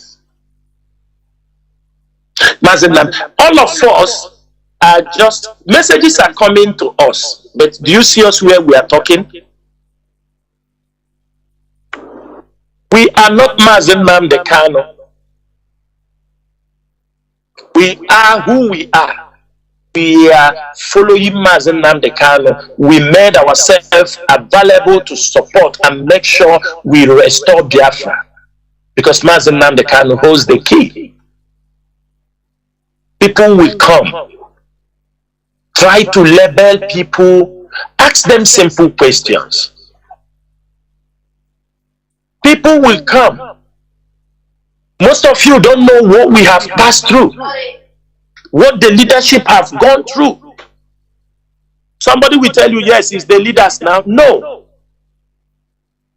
It's the leaders. No, it doesn't work that way. It doesn't work that way. Because what comes out of your mouth, there are things people can say. There are things some people outside there can do. I, Chinasa Mazi, will forgive them. But there are things people I am working with inside who knows everything can do. I will never forgive them. I will not forgive them. You can be outside there, you say something about Chinasa Mazi, you talk. I don't have your time. I don't even know you. I will not even worry. But you see, you that I'm working with, you that knows better, you that knows most of the things that are happening, you turn around, you fabricate lies, you fabricate things against me or members of the leadership, which I know is not true. And when you do that, you think tomorrow we come and sit on a table and become friends and talk and say, let bygone be bygone. No, bygone will never be bygone. Why I'm saying this thing is so that those who are planning to camouflage or blackmail, who are planning to do in future, know that when you do it to me, we become a life enemy. And when I see what you are doing threatens my life, my brother, I am not among those who believe in that scripture. If they slap you here, you give to the other side and you get another one. If you point your hand on my eye, I have the opportunity, I will cut off that hand. Mazi Chinedu, this is what I have to say, and I will ask you to, you can open the line. Let us not hold most of the time. Anybody who have a question, bring it on. Now we are on the radio, they will not come. Facebook. There were Mazi. I think we go straight, as you said, we go straight to opening the lines, honestly. Our lines will be open so that we take maximum calls we could. I advise that people that have questions, you know, during the time of our leaders' question and answer series, he used to give preference to people that will ask questions for clarity. It is the best. If you want to make any submission or suggestion, there is no problem, but limit it to 4 minutes maximum, please. Let us, you know, stick to the rules and the discipline. Our lines our direct lines is +1 213 328 6224, because there is no time for breaking, you know, going to break. Our direct line is +1 213 328 6224. Our WhatsApp and Signal line is +61 405 142 547. I repeat, WhatsApp and Signal line +61 405 142 547. Every caller, please, you stick to maximum 4 minutes. Please. I have a first caller on WhatsApp. First caller on WhatsApp, please. Welcome to the program, please. You have maximum 4 minutes to make your point. Can you hear me? I can hear you, Mazi Jonathan. Good evening. My name is Salman. I'm calling from America, Spain. UCHECHUKWU, bless every IPOB family member all over the world. Bless our able leader wherever he may be. Protect him, guide him. May all the plan of the enemy back to sender. May anything the evil one send, plan, anything that will destroy his life, his system, let him protect and destroy the plan of the evil one, and protect every IPOB leadership wherever they may be, and every one of us in this struggle. In the mighty name of Chukwuka, I pray. Thank you, my wonderful brother Mazi Chinasa Mazi. Well, I don't have any much question. I want to thank every one of you to continue doing what you're doing. Anything you are doing, your enemy don't like it, keep on doing it. It doesn't matter. Doesn't matter. We are not here to look face. I could remember those days. Our leader said, keep on doing what you are doing. People will say whatever they like, but what justify us? Did the Biafra restore under Ipob? This is a challenge our leader gave those days.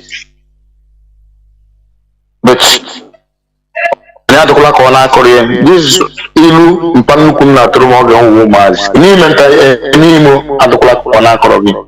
That is what I want to tell every one of you. Keep when anything. Be vigilant. Our leader will be out. Nothing will happen to him. The question I even ask sometimes, didn't they kind of want to come out now? Anytime they want to come out, he will be out. Mazi, Biafra will be restored. We are more than our enemies. It doesn't matter what they do. It doesn't matter the panic. It doesn't matter the para. At the last, victory will be ours. Almost heavy effort. Thank you for giving me support. There war, thank you. There war. Remember blessed. Well, you must continue. Thank you for sticking to the time. I have a caller or callers. Call on signal. Hold on. Let me try to pick call on direct line. I don't know. They will not call now. Caller on signal. Can you hear me? Welcome to the program. Yes, I can hear you very much, Mazi. There we go. Good evening from here. There we go. Yeah. Good evening, fellow Biafrans, IPOB worldwide, lovers of freedom. My names are Ipob Ogemuno. I am an English-speaking Biafran. Mazi, I have some questions, or should I say suggestions, or should I say points of view. At the end of the day, if you understand it in a way, you have to respond to it that way, because sometimes it cannot go directly as a question that I intended it to be. So I want to use this medium to plead with the leadership to should I say explain, or should I say instruct IPOB worldwide in terms of the focus of the moment. We just came back from Belgium. That was June, within 13, 14, 15, I guess. And we have another mega rally in the UK, and others are yet to come. And it's based on the extraordinary religion of our leader, Nnamdi Kanu, from Kenya to Nigeria. And we are seeking the unconditional release of our leader. I think that is one of our focus. And I'm not trying to, should I say, impose my thought, but I'm just saying from how I see it. And we also have, of course, the Fulani Janjaweed terrorists who are in our bushes, which, of course, the ESN are doing a very nice job. And I believe one of our aims in our goal, should I say, our primary responsibility should be focus on how we can, fund them and support them as much as we can. So my main point of view is this, because I've seen some of our people on the media, they are deviating and they are going too far somehow, because during this autopilot and the infiltrators from America, I have take a little time to reminisce on myself, and I have said to myself to be patient before going into things. What am I trying to say? When during the election of Anambra State, a lot of people were campaigning no election in Biafraland without the mandate coming from the Minister of Affairs.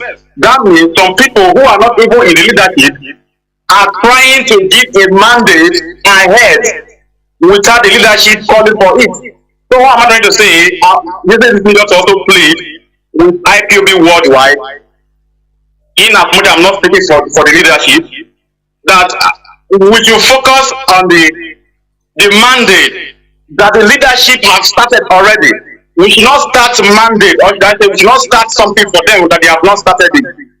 So I'm just saying it so that I don't know how you will respond to it, because some of the comrades who are going to other things that they are not supposed to go into, and it's a kind of little bit contradicting. So my point of view, let me just round it up, is if at all this leadership can address this issue, so that some of us who are going to other parts of things that we're supposed to touch, we should deviate from it and focus on the main mandate. Thank you very much, Mazi. Thank you very much. Thank you. Mazi Nnachi, Mazi Chinasa, do you have anything to say about it? Yeah, Mazi, I want to say something. Mazi, on many occasions, we have made it very clear what our priorities are now. Is the unconditional release of Mazi Nnamdi Kanu, to make sure we protect our people, because this is kind of a farming season, to make sure that our people, their awareness, because you can't stop creating awareness for what is about to come. Sometimes people tell us, don't talk about politics. We are into politics at the same time. It's only a fool, knowing quite well what is happening in our environment, the same society we are still sharing with the enemy. We still do not have a full-blown territory. You say we should not talk about, because those things are staring on our faces on a daily basis. Now, it is left for us. The IPOB media, they do get briefing from time to time. They know the areas they have to focus. But we cannot. There are independent broadcasters out there. There are people doing their own thing on social media. There are YouTubers, people who want to stir controversies. You can't stop them not to talk about what they want to talk about. Sometimes they may say something that will lead some of our people to go to respond to them. It doesn't mean that they are losing focus, because we are in a struggle that every day something new. Maybe as we are talking here now, maybe before the broadcast finished, one news broke down somewhere, and that when that news breaks out, you go, you handle that particular issue, and you come back, you continue. The most important thing is we are focused. The one thing is, people are expecting this leadership to work on the pattern of Mazi Nnamdi Kanu, but they say time, with time things changes. That time Mazi Nnamdi Kanu was a free man. He do preach. We continue awareness, which we must continue. But now, due to things are a little bit tactical, we have many infiltrators. We have enemies. You have a meeting with people or with coordinators on ground. You discuss about something. The moment you leave the meeting, you find out that that meeting is in the hands of people who will come and use it and make broadcasts and talk about those things. These things are also things that you have to watch out for. That is why sometimes when you found out that there is a kind of information leak from where you are discussing something for the leadership or what, you have to address it immediately to make sure those things doesn't generate and goes into a different thing. This movement, if we are not focused, would have been destroyed. If we are not focused.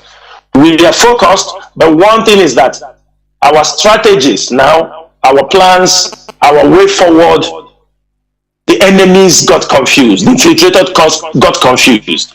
I mean, they are even worried. Oh, why you don't do this? Why you don't? Because they want to know where we are going. But they don't know we're watching the tempo. Because there are people we do have meeting with. When you finish the meeting, you find out that meeting have leaked. So we found out that there are people from different corners that have infiltrated this movement. So it is not that we don't lose focus. People want to talk about, let me tell you something. This is, I have said it on radio. IPOB have no say, there will be no election, but I will say something here. It is the duty of IPOB media. It is the duty of our people to educate our people. All these shenanigans on politics. Nobody can stop that from us. Whether we are not matching any other, whether they talk about Obi or talk about anybody, let me tell you, nobody should stop IPOB media from, if they have any material that is educative, to teach our people, so that not tomorrow they will say nobody. No, they have to educate the people. But the only thing we say, we do not have a matching order. Today, Kaduna State is gone. This guy have lost Kaduna. The criminal, the terrorists have told them there will be no election in Kaduna 2023. Mazi, why not we wait? It is too early for us to count our chickens. That's what I will tell you. Thank you. There were Mazi.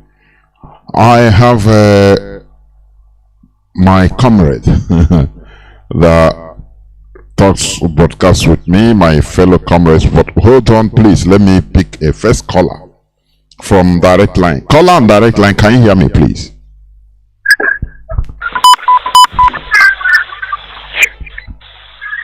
Caller on direct line, please. The platform is yours. There is no need of wasting time.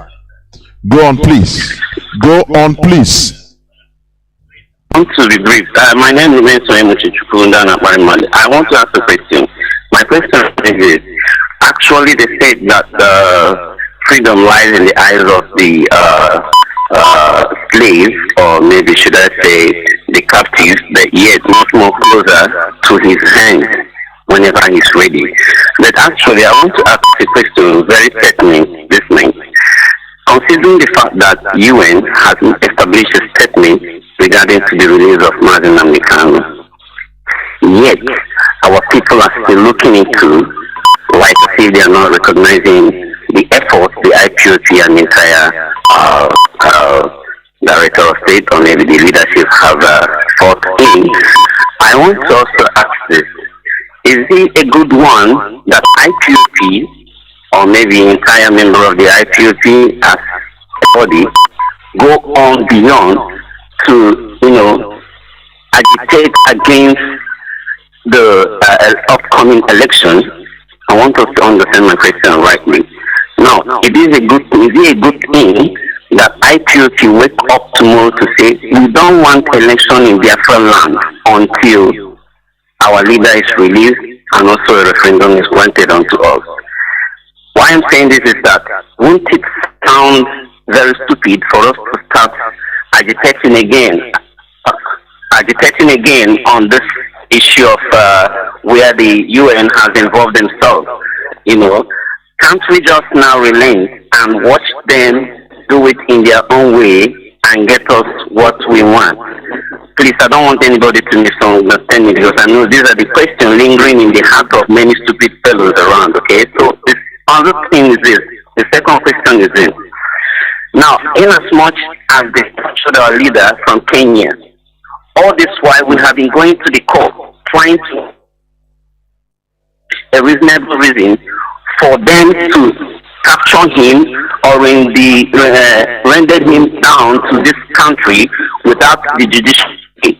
Now, is P2B not acknowledging this, or is it not a recognizable point for him to stand firm and face the Nigerian government and say, because you are not really strong to defend yourself for evil you have committed against my brother, that I'm not going to support all you are doing until you let him out?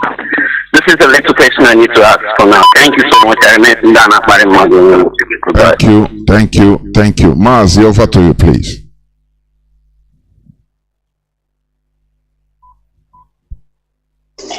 Mazi Chinasa, yes, Mazi, let me say something to what our brother just said now. I want to make this thing very, very clear.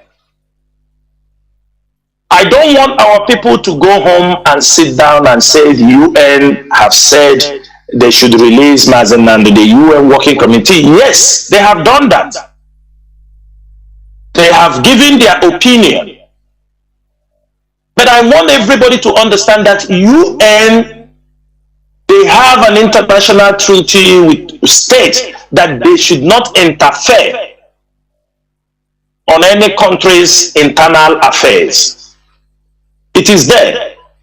They have the limits they can go. At the same time, you would have asked, can't UN send people to come and release Mazi Nnachi from the prison? That is exactly what people are also saying indirectly. One thing people have to understand, we are in a journey for freedom. Mazi Nnachi is a prisoner of conscience. In most cases, these cases are not won just on a court of law only. There are many things that we must execute for the unconditional release of Mazi Nnachi, and that one the legal team are doing is one of it. One thing I have seen most of our people are doing is this. Our people will sit down waiting for people to come and deliver them. waiting for people to come and they rescue them. It doesn't work like that. Because I have never seen our people in Yemen trying to rescue people in Yemen.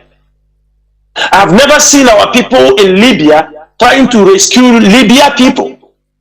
Or I have not seen them in Syria, or as it is happening now in Russia, I have not seen them. But our people are these people that are waiting that something somewhere, or for example, as Fulanis are coming to our land and massacring our people, some of our people are waiting for America to send American troops, Marine, inside our villages to come and rescue the farmers from the hands of the Fulani.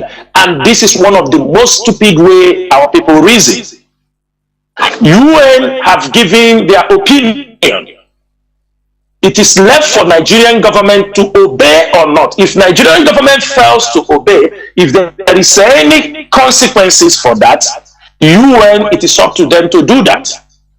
But that is to show you it is not an automatic a document to say release him, because Nigeria will tell you they are a sovereign nation. They have, and the people handling these things knows very well. So allow them to continue to go to the process. They said they gave them 6 months to release Mazi Nnachi from the time the document was released. It is our duty to stand on this document and mount pressure, inform the world that Nigeria have continually disobeyed not only their court, they have also disobeyed the international community. So that if there is anything the international community can do against Nigeria for disobeying their agreement, then they can go ahead to do it. But that is not the end. Secondly, you talk about P2B, and I'm asking you people, I hear some people talking on this thing, okay, why P2B cannot go? Is P2B an IPOB member? P2B is a Nigerian politician.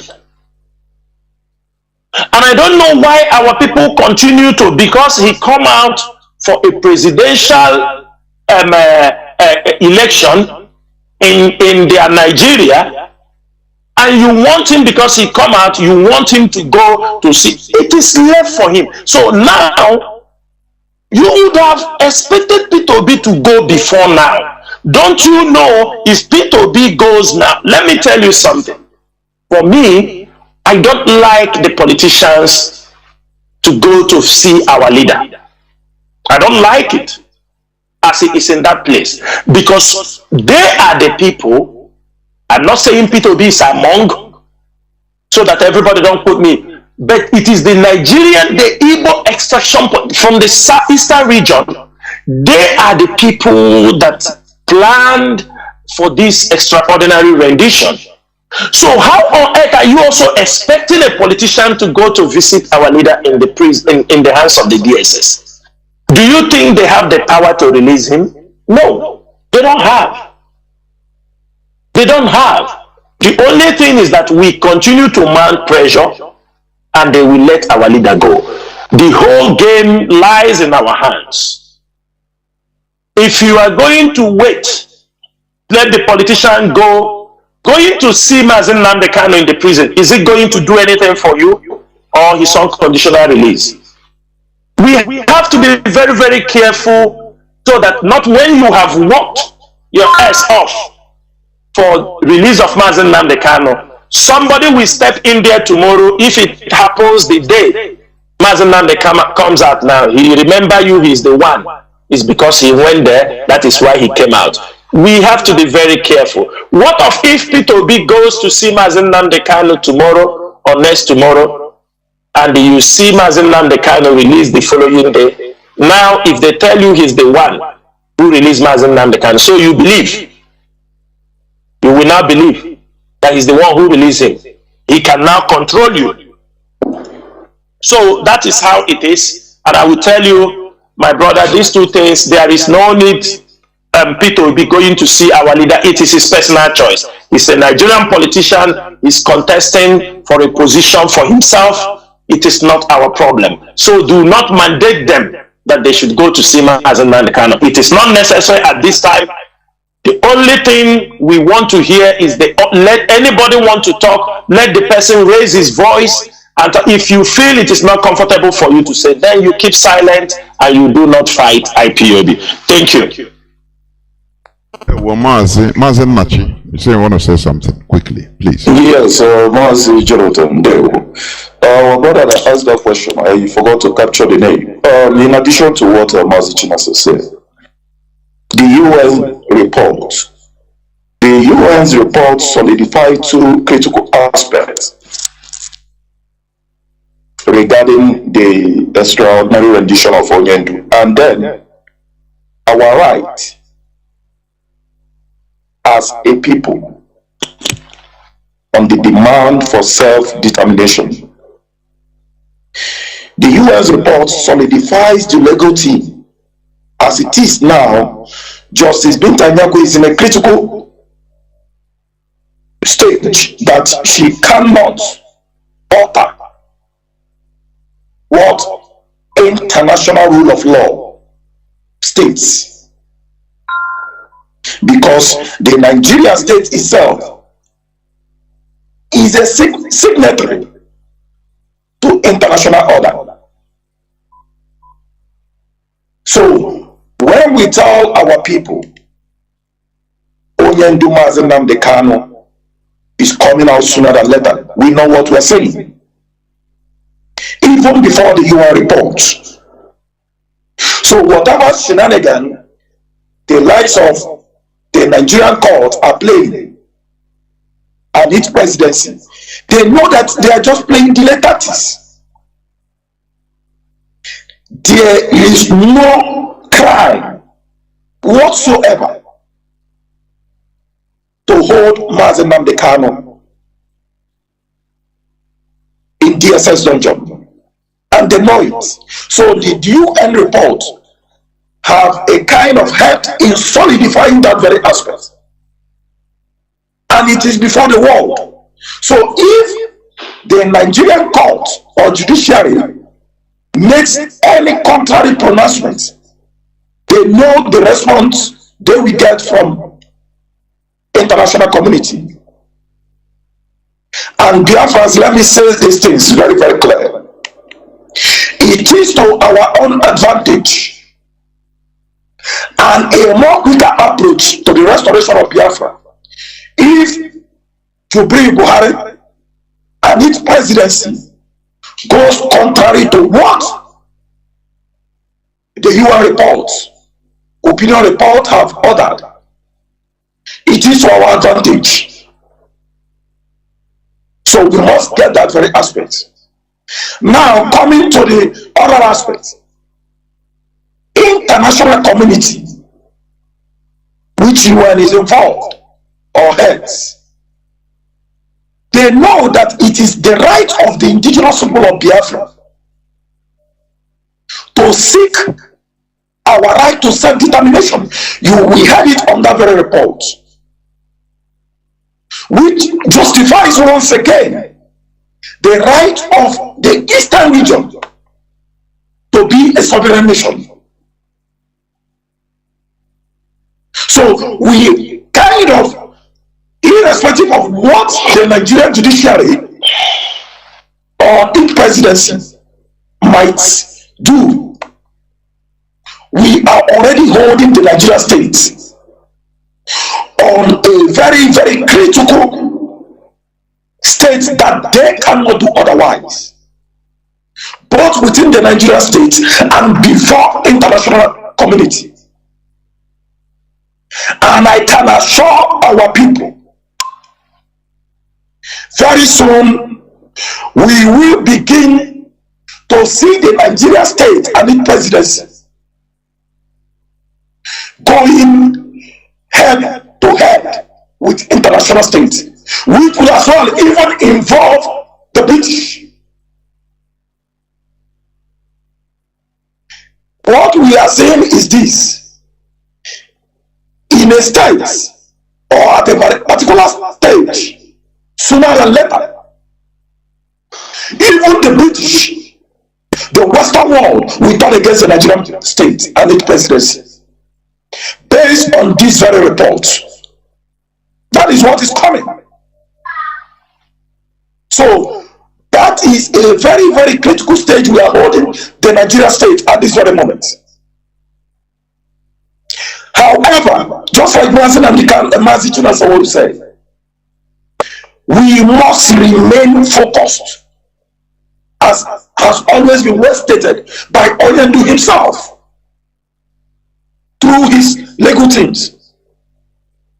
Focused. Don't just relax. As we heard from one of our brothers, protests must continue in UK. Protests must continue in British embassies, reminding them of their own responsibility to do the needful on their own citizens.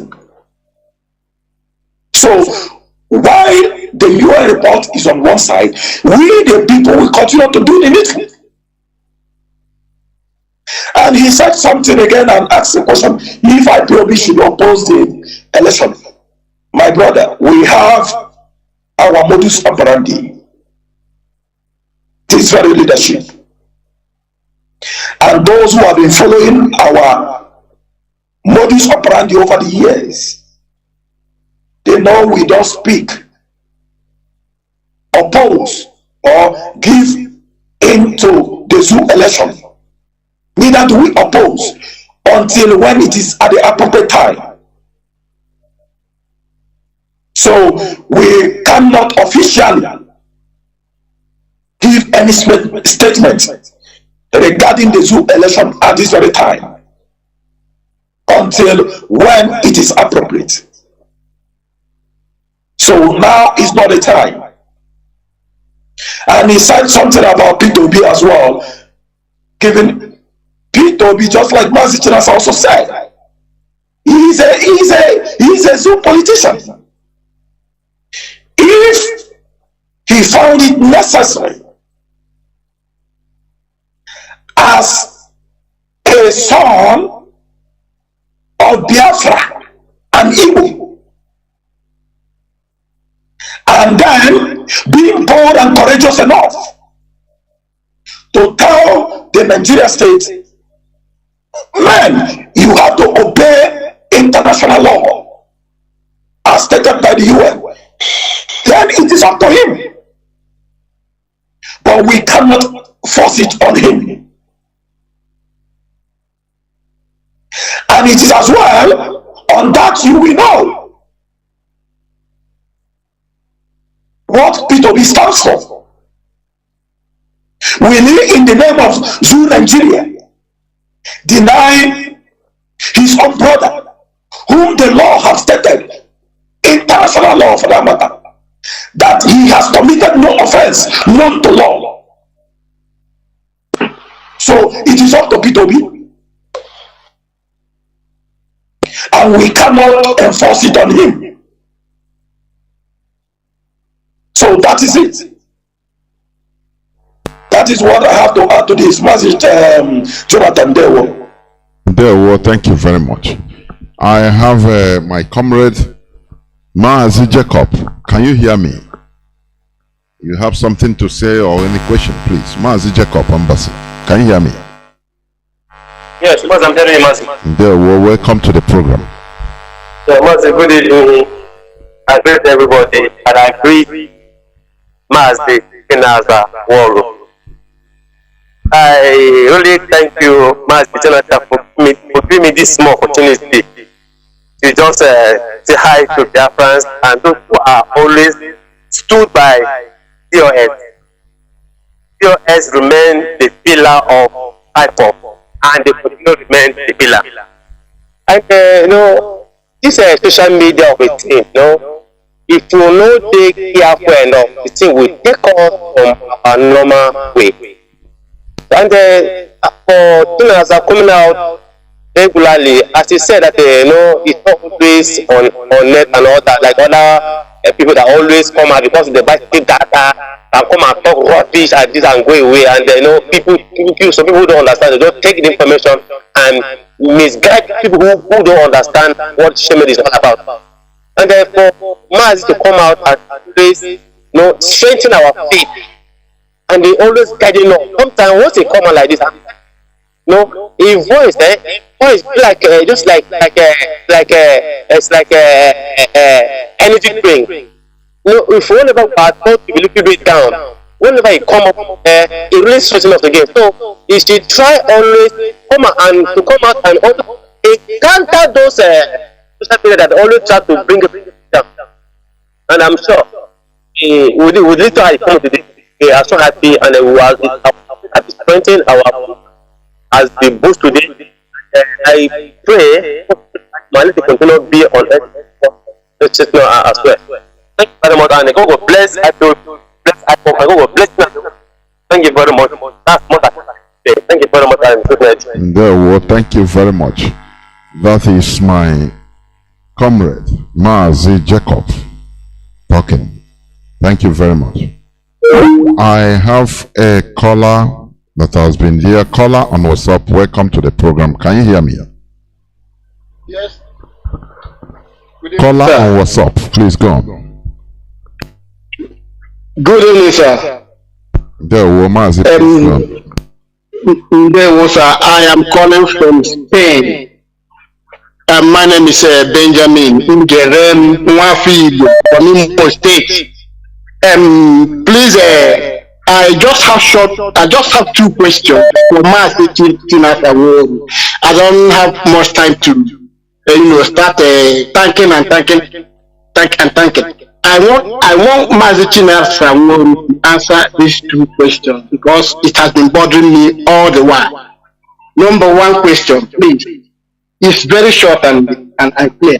There has been a debate between my friends and I here in Spain concerning the ultimatum or the opinion given by the UN over Mazi Nnamdi Kanu's release. Who made this possible? Is it the DOS or is it the useless and the useless autopilot that is just taking the whole world? This is my first question. Second question. Nigeria is a place that has collapsed so badly that everybody wants to get out from that country by any means. Now I have had Mazi Chinasa Mazi. I'm a follower of Mazi Chinasa Mazi. I love him, I like him, I love the way he speaks authoritatively. And so this is the type of people we need in the DOS. But my liking and my love begin to fade when I had him on two occasions made this statement. He made a statement concerning about those that left Nigeria because the situation of Nigeria. Everybody wants to move away by any possible means. Myself, I moved away. I went out of the country through the desert and the sea. But I have had Mazi Chinasa Mazi on two occasions on Radio Biafra, talking and telling the whole world. I mean, he was, how do I put it? He was, castigating a sort of, castigating those that went through the desert and the sea to Europe. From this moment, my spirit began to go down from Mazi Chinasa Mazi. I want him to clarify on this. I want him to clarify me on this issue. I've been trying to get him all along. It's okay. You have made your point, Mazi. It's okay. I think you have made your point. The two questions because I'm watching the time. Mazi Chinasa Mazi is listening to you. He's listening. Mazi Chinasa Mazi, can you hear me? Go on, please. Mazi. Yeah. Go Hello. on. Yes. Mazi, he said, let me take the last question. He said he want me to clarify. Mazi, you are not the only one I'm not against those, number one, who found their way going out from Nigeria. By any means, I am not against. On the 2 occasions you see I have did that, I was referring to some few people. These people, some of them are in Europe, and we know how they entered Europe. Because some of them who travel through that route, it's a difficult journey. We know it's not easy, some of them to, their minds to be a little bit enlightened. So I use it as a reference about there are few people who used to come on social media in Europe. One of them is in Germany, no need to call their name. They come on radio, they talk things they don't know. Things they have no information about. And this is somebody whom I know. When we run a background check about him, we found that he passed through this desert, pregnant one lady in Libya, and 2 of them, they go through the sea, and he goes there, he talk rubbish. Actually, they were the people that I was referencing to. I do not mean that everybody who go through that way, of course, people are finding their way, but I can tell you, my brother, it is not a good journey. You run through that way, maybe you succeeded, but those who have died along that way, it is a horrific journey. We have seen a lot of documentary, people who tell the story. It is not something to encourage. For the fact that you use that way and come to Europe, please do not encourage anybody to take that risk.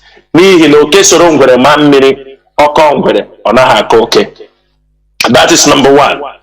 Number 2, I think I have touched on this topic where people, I could remember somebody, there was one native doctor, he told one of my friend, he's a football player, he was a football player.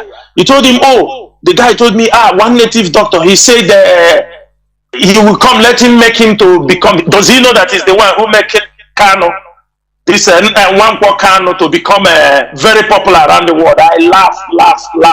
Why did I laugh? Because these are all guy men. Mazi, the result that came from United Nations, it is Bruce Fein that made that move. He is the one who sent those letters. But one thing I want to make it very clear. It is very wrong if somebody tell you it is because of him or that. Every pressure, because that document was ready on 4th, I think in April. It was not released. And I can tell you that is not the first time. Go to Google, that is not the first time those groups have written something against Nigeria. They have asked Nigeria to even they wrote to Kenya. Kenya never replied them till today. That's why I'm telling people, let us be focused. Let us not take our heart and put in those places. Now, the question is this. If only writing letter can bring Mazi Nnachi out, then why do we protest? Why do we lobby? Why do we do other things? So let us, everybody go and sit down. Let them start writing only letter. Let us see if Mazi Nnachi will come out. I think that is the best way to answer you that. It is unfortunate that people can make argument on this. They say all things work together. The eye cannot ask the tongue, what are you doing in the body? Neither should the hand ask the leg, what are you doing? IPOB is mounting protests all around the world. You think the world are not seeing it? IPOB went to Brussels. They break a code to protest inside the European Parliament premises. It has never happened before. And in that place, NATO was there. The USA Secretary of State was there. UN was there. And European Parliament. You think they didn't notice what happened there? You thought so? So are you telling me that tomorrow, if Mazi Nnachi cannot come out, somebody say I am the one who brought him out? I just answered it. Somebody said Peter Obi, go and meet him. So don't you know even that the day they are going to release our leader, many politicians will troop to the court, if it is in the court.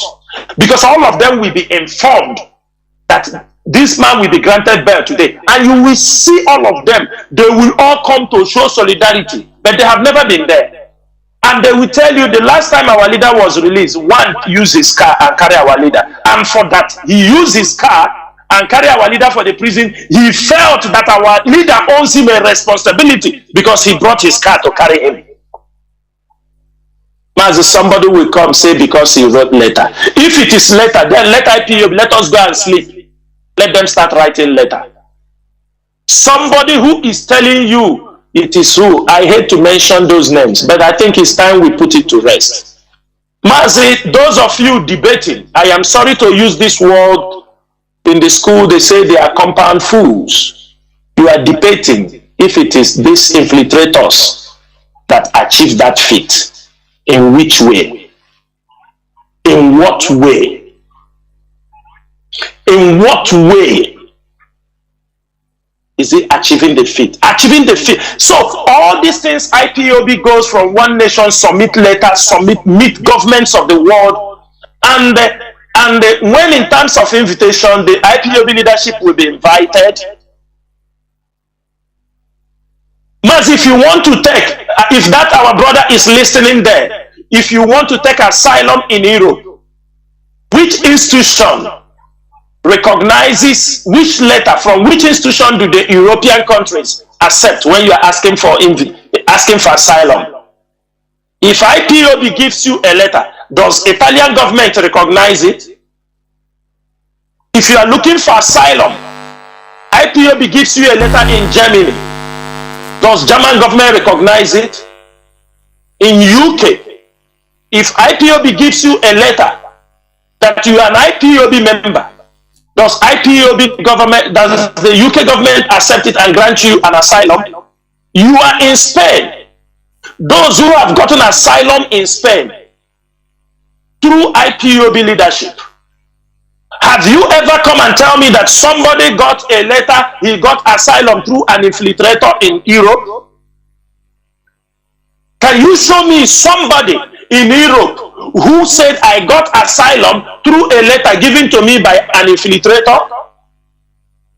There are questions that people will ask. You ask yourself, does it mean that after 10 years, Mazi Nnamdi Kanu have been preaching on radio? Just in his absence for a couple of times, have we lost everything he taught us? IPOB is that government in exile you hear about. IPOB is that government in exile you hear about. In the eyes of the international community, they see IPOB as that government in exile. That is why when IPOB writes a letter to you, they recognize it. Somebody have given me a testimony that somebody went to the court to ask for asylum in one of the European countries. The judge asked him, are you an IPOB member? He said, I am a Biafran. The judge said, no, I am not saying whether you are a Biafran or. He said, I know you are a Biafran if you are from the eastern region of that country, but I'm asking you, are you an IPOB member? The judge told him, you know why I'm asking you? Because not every Biafran is being persecuted in Nigeria. You can be a Biafra today, tomorrow you are Nigerian. You can. He said it is IPOB people that are persecuted, and these are the people that need. And he said, as I am saying here, we have our continental rep, Mazaza Yoba, in Ireland. Judges sometimes to confirm if somebody is an IPOB member, they contact him, they call him, a judge from a court. They know he is the institution. They know he represents this institution. How dare somebody wants to come to write on something they don't know anything about? Let me make this thing very clear. Use this opportunity to teach our people about something. Does it mean people come with the same old system of criminality and they cheat you people because you work only on emotions? In 2007, Raphael Wazirike formed a government in exile. He said the headquarters is in Washington, D.C. Everybody shout, hey, Biafra. He used the government in exile. He's saying Washington, D.C. Today, where is Raphael Wazirike? Ono na donde madala hano were. Aro hotel. Obata osilekwe rona onye nke atu mba no ebe toilet ro ebe distance. Na ro female hostel Nimo State. This is somebody all of you have all forgotten. The other day, all of you were here. Bilie, they formed government in exile. Where is Bilie today? Show me somebody who said that Bilie gave him a document to show that he's an authority. The other time, our DJ Rezo, who is now working on customer service on BBC, if they need any information, they call him about IPOB. All of you were here just a few years ago. He formed a de facto government with the Asari Dokubo, the same government in exile. The time Uchemefo brought this topic with one of the doctor he brought, they wanted to sell this Ofa Baroka. They tried everything to sell this to us. Even Onyendu tell them, we have not gotten to that. We already have a structure. No, they want to say that government in exile. It was one of the things that make him to leave. He have grudges on it. He now went and formed de facto government, the government in exile. I think the president for the government in exile have returned back to Nature Pipeline na Buguma. He's now returning back to become the Asari Dokubo. Is it not the same Asari Dokubo, the government in exile, the president in government in exile? Is it not the one you saw the other day on social media where Nigerian security agents, because all of you are very easy to cheat. When he came, all of you didn't see that the person who claimed to be the Biafran de facto government president, it was Nigerian military. Some of you thought it was his, no, he is working for Nigeria. Go and watch that video again. You will find out that when he was coming, he came out from that small route, start coming, there was a Nigerian military armored vehicle that blocked that route in case there, because he was afraid of ESS. He is afraid of IPOB. That is the government in exile. Look at all of their badges. Is it not Nigerian flag? All the people that carry anything, they deceived you. Some of you have already, oh, this is the president, but you didn't see all the people around him. He is working for Nigerian government. And this is the president of de facto government, the government in exile for Biafra. This Asari Dokubo and the Uchemefo, the government in exile partner, either the minister of communication. If BBC want to hear anything about IPOB, he's the one answering. They call him. He's become a customer care service now. He answers. Who is Chinasa Mazi? Who is Chinedu? Roma, did you see what they write? Come and say something now. This is only the work. The other day, there is also some people they call Alademma. One is also a prime minister of the Biafra government in exile in Malaysia. He said the Alademma that Uchemefo moved from one Biafra government to go to address another Biafra government in Malaysia. My brother. You people know they tire. You don't know they tire. One thing our leader have made it very clear, and we have made it very clear. These things people are doing are things we have passed through for many years. That is to show you they don't know where we are going. They don't know what we are doing. And this guy is forcing guy. When he hear tap any information, he come out and run. So you want to say, I am the one that bring. People were discussing that government in exile. Oh, these people in America, he overheard where they are saying it. They remove him. He come on the social media and they declare he forming a government in exile. All of you are being carried away. While there is an institution, a directorate of state, even look at this international platform, Mazi go and see what they wrote about. They said IPOB is, they know we are international. They say IPOB is mounting international campaign for the unconditional release of their leader, and for the rest of referendum for Biafra. I mean, the platform that says these things, Scotland was there, Basque region was there, Costa Rica was there, Catalonia was there, and many other, and all these countries already have regional powers. You know, a place, Scotland is involved. They are going for referendum next year.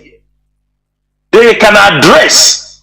They know that this is the leader. They know that this is the chief of the Directorate of State. You think the white people don't know something? How do we want to glorify? Do you think Mazi Nnamdi Kanu did not know? He would have used only his name now, but he knows that you are fighting for the freedom, you need a structure. And I realize many people in IPOB do not know what is even a structure. When we talk about structure, people think we are speaking a heavenly language. My brother that is asking questions, it is very, very embarrassing to me. It belittles this movement for you to ask who. So IPOB will be working. People will be taking glory. That is it. That is all what people are doing. Many people are somewhere. Everybody want to take glory on what IPOB did. You people used to see it now. But people, and that is why we glorify things we know you don't know they play on your mind. So my dear brother, whether Bruce Fein went and did it, it is Biafrans that contributed the money. He is not doing it pro bono. It is still Biafrans that send him. It is still our people's money. He's not doing it for free. He was contacted to go and do it, to follow up. And if IPOB is not pushing internationally, pushing everywhere they're supposed to push, one thing is this: it depends on the HOD, up to him. If he gives you people a glimpse of what IPOB have done, because most of them do not have those information. We feel Biafra have not come. That is why we cannot blow our trumpets for what we have achieved. That is why. But one thing is sure, IPOB is the recognized institution, and I can bet you anywhere, any letter signed by Chika Edozim, it is taken at a very serious, like an imagination have allotted for something. And I will make one thing, all this government in exile, for you to understand, the government in exile is always a tactics. An oppressive government want to shuttle and destroy every movement. Because the moment you form a government in exile, what will happen is this: you won't talk about freedom any longer. Government implies politics. Government involves politics, appointment. Now, if you form government in exile and it is known, the government can lobby people to become part of that government. Okay, this guy is a professor. They start to bring CV, those criminal CV.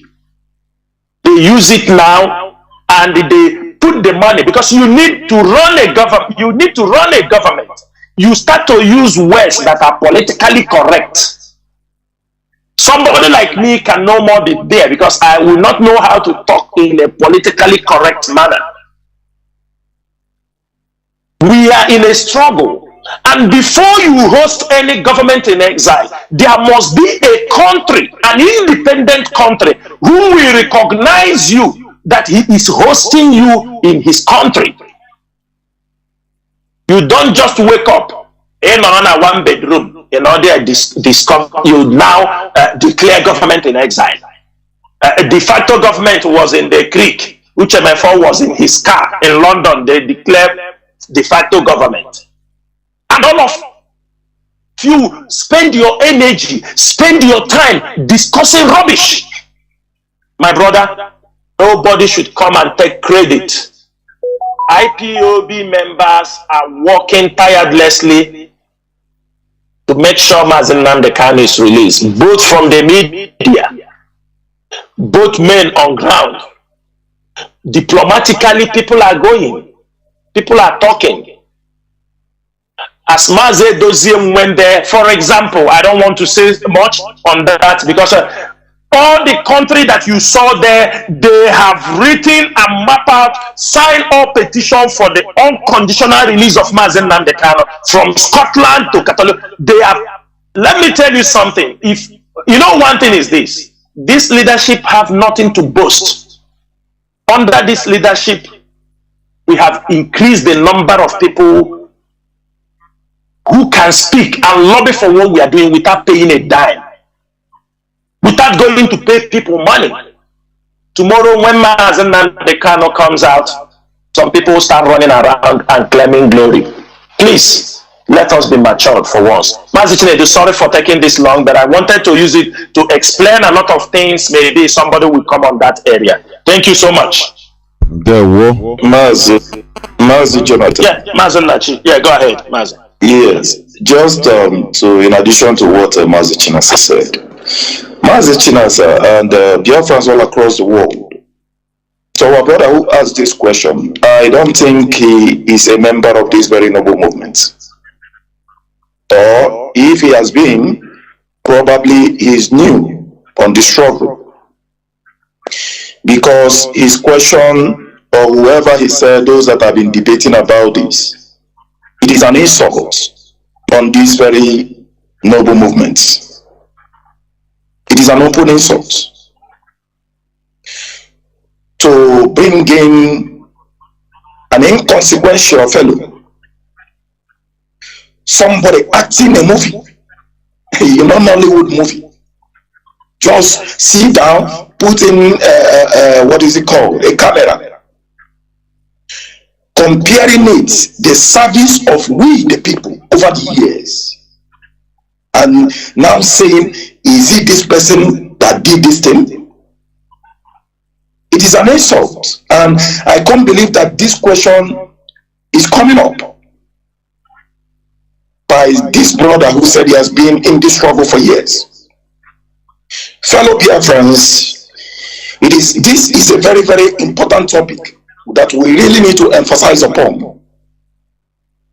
It means somebody is somewhere taking the glory that belongs to you, the people.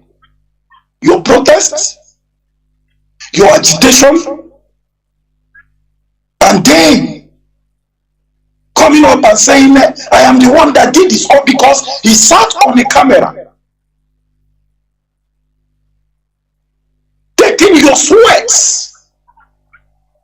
Let's even remove the leadership. Let's remove the US out of this. You, the people, who goes out there protesting, going to the UK embassy, and somebody coming up, an inconsequential fellow, a criminal-minded, a fellow who is only on self-interest. Who want a position by all means. Even Onyendu Mazi Nnamdi will be angry and so upset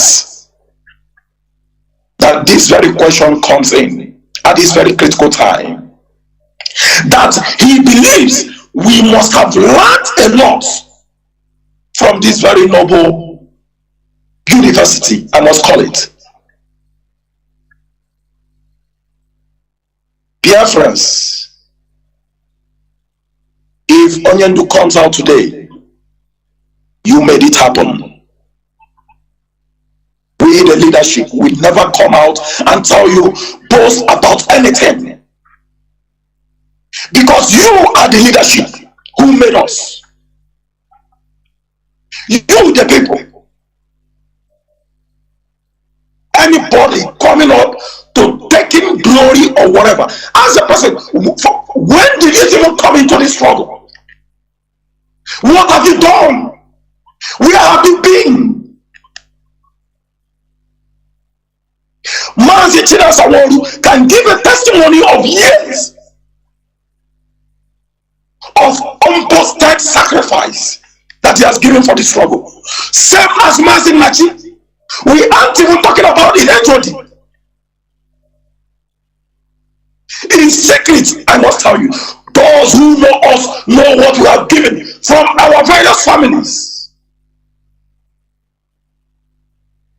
from the countries we are. Mazi Jonathan is here on daily basis broadcasting. Mazi Alozia on daily basis. Tarinemi and Peters, they do proclaim to be anything for the struggle. Isn't that a unique example that Biafrans must differentiate from those who are coming for self-interest, criminal-minded fellows? We don't boast, and we don't want to be recognized even. We don't. We do start what we are doing today. We started it years ago. But we did one thing that was very, very significant. We pronounced the name of our leader before the world. That is what we did in the hidden. We don't want to be recognized. We want our leader, Mazi Nnamdi Kanu, to be the one to be recognized by international community. And we achieved that very mission. But for somebody to come out here and even buy into that idea, it shows it is either you are not part of what we are doing, or you just came in new. The Biafran people, not even Bruce is the reason why the UN is talking about the unconditional release of our leader. Exactly, my brother, exactly. You can't take that glory from the people. Because if you have all gone to sleep, if the leadership have gone to sleep, if HOD have gone to sleep, UN won't even talk about Mazi Nnamdi Kanu. No matter your letter. But you, the people, made it happen. When we tell you go and march, you march. You obey the leadership. Because you know that the leadership is the voice of Mazi Nnamdi Kanu. Don't allow yourself to be deceived. In every good thing, there must be bad acts, criminals. Even Christ Jesus, Yeshua, there were those fake apostles who were proclaiming to know Jesus Christ more than the apostles themselves and more than the disciples. Don't be deceived. Do not be deceived, Biafrans. That the leadership don't come out to boast doesn't mean we must be taken for granted. And we need no reason to boast. Because our aim is that sovereign nation of Biafra. When it comes, you, the people, will write history about this very leadership. Any other thing outside Ipob and the leadership, call it infiltrators, call it autopilot. They are criminals and working for the zoo agents. When they pronounce their government in diaspora, did you see the zoo talk about them? No, because they know they send them to talk about it. Okay, we are hearing that the person who asked this question is an autopilot. That is a report coming in now. Biafrans, are you seeing their tactics? That is it. We are hearing that the person who asked this question is an autopilot. Thank you. So, Mazi, they want to come and yes, try to manipulate. They manipulate. Forget about on the interest of our people. Yes.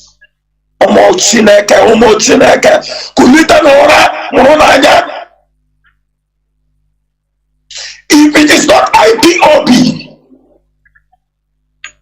under the leadership of Mazi Nnachi being coordinated by the head of directorate, Mazi Chinasa, do not listen to any other voice. Do not take any other instruction. You see all these people who are making money in the name of Biafra. Don't worry yourself. You will see what will happen. Some of us are so radical, but we are radical in gentility, because by the time Biafra comes, you will know what it means to be indeed radical. Every man or woman that are taking a pin from this very noble struggle will face the Biafran panel, and it will be an execution. If you have taken a pin on the blood of our innocent brothers and sisters who have given all for this struggle, you manipulate them, you take their money in the name of fundraising. It is a sacred vow before heaven and the earth, before the blood of our fallen heroes and heroines. You will never be forgiven. You will never be forgiven. You will face the Biafra panel, and that is execution. Nobody, no Jupiter, no begging. Oh, forgive, Biafra have come. Forgive. Nobody will ever say that and be forgiven. Nobody will forgive you. Because of your criminality. Innocent blood have gone. Biafrans have been killed. Because of your selfish interests. You have colluded with the enemies and set up the innocent people. You will never be forgiven, and your atrocity will never be forgotten. Thank you, Mazi Jonathan. Mazi Nnachi, Mazi Jonathan, let me add something there. Mazi Nnachi, based on this guy who asked this question, all these their shenanigans. Everybody was here based on the government in exile. Every Biafran was here. You were all out there.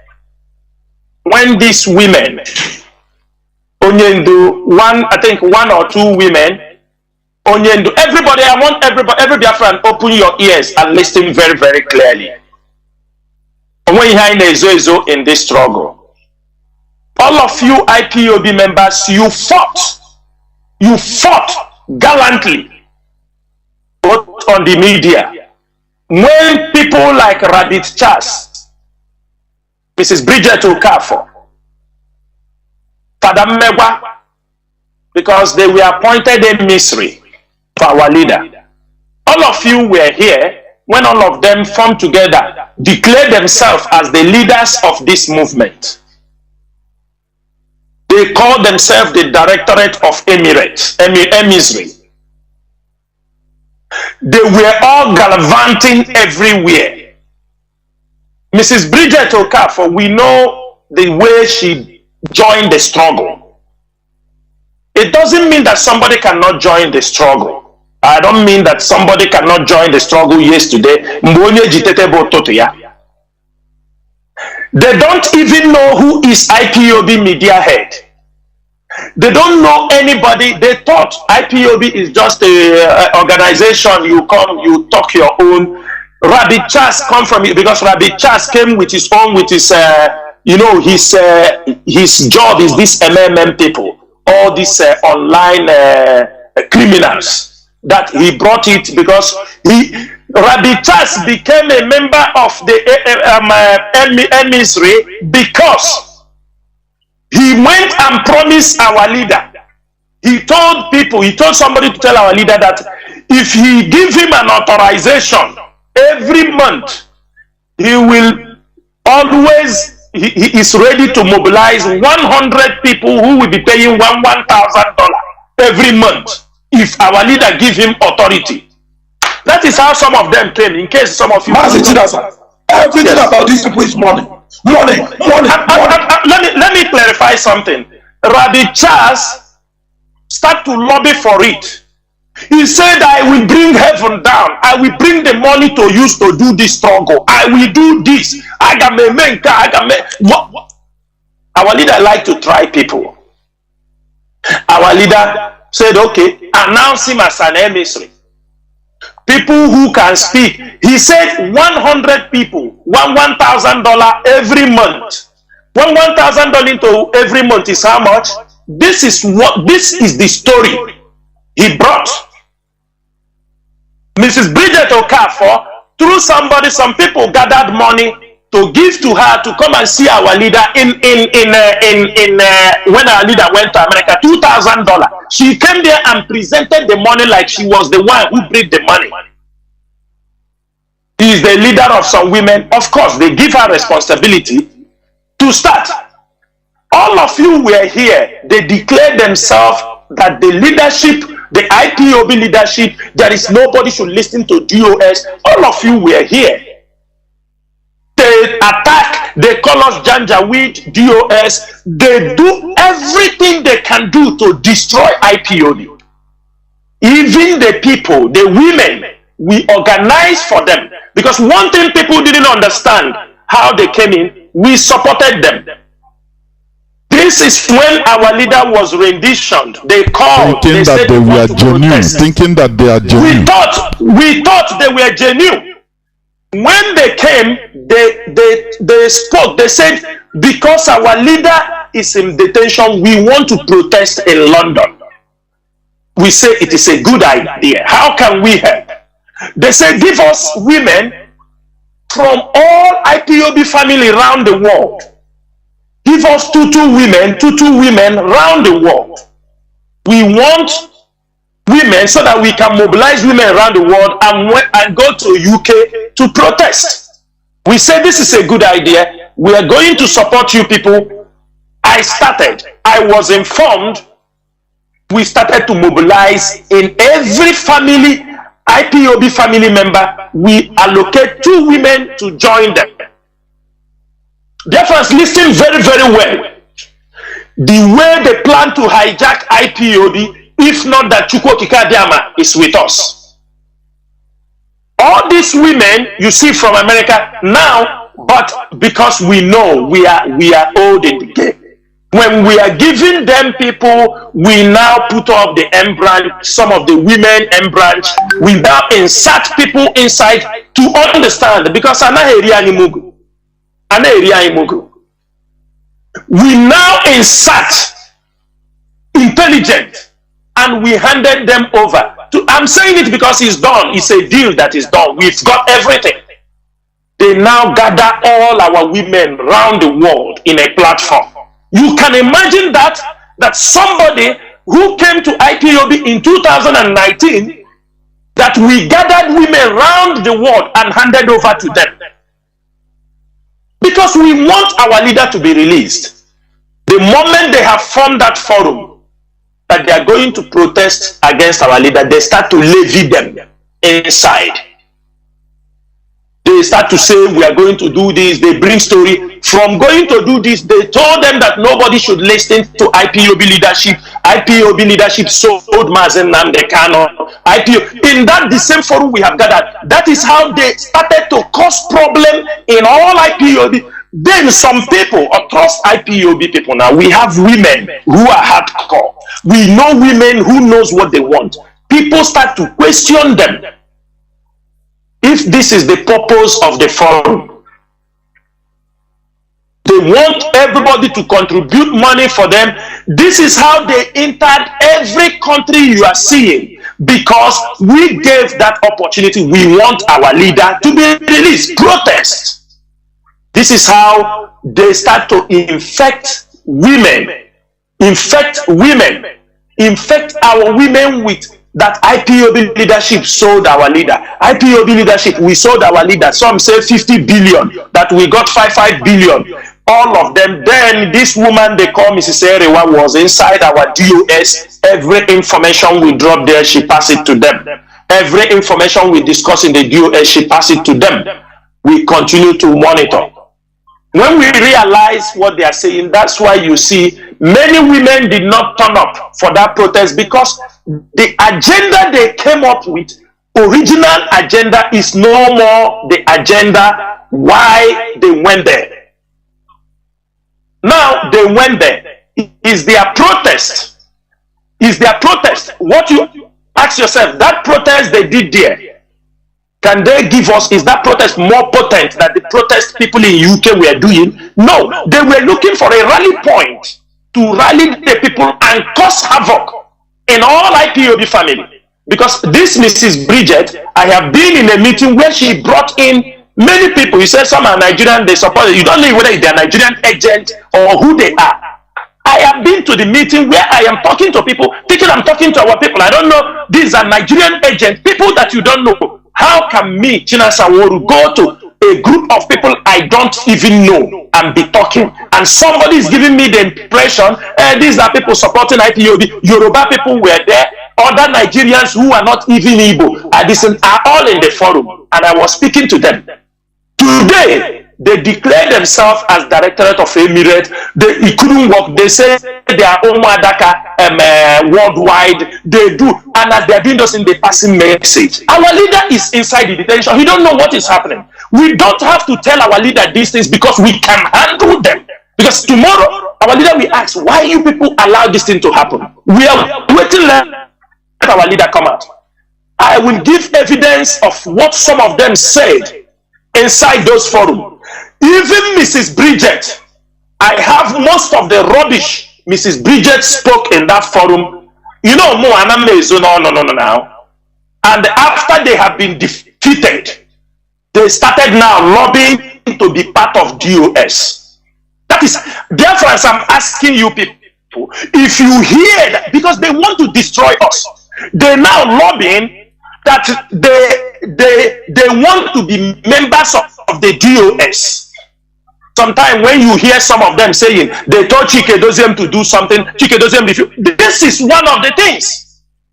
This is one of them, that Bridget and they want to be members of the DOS. Become members of the DOS. The DOS that they have fought to destroy.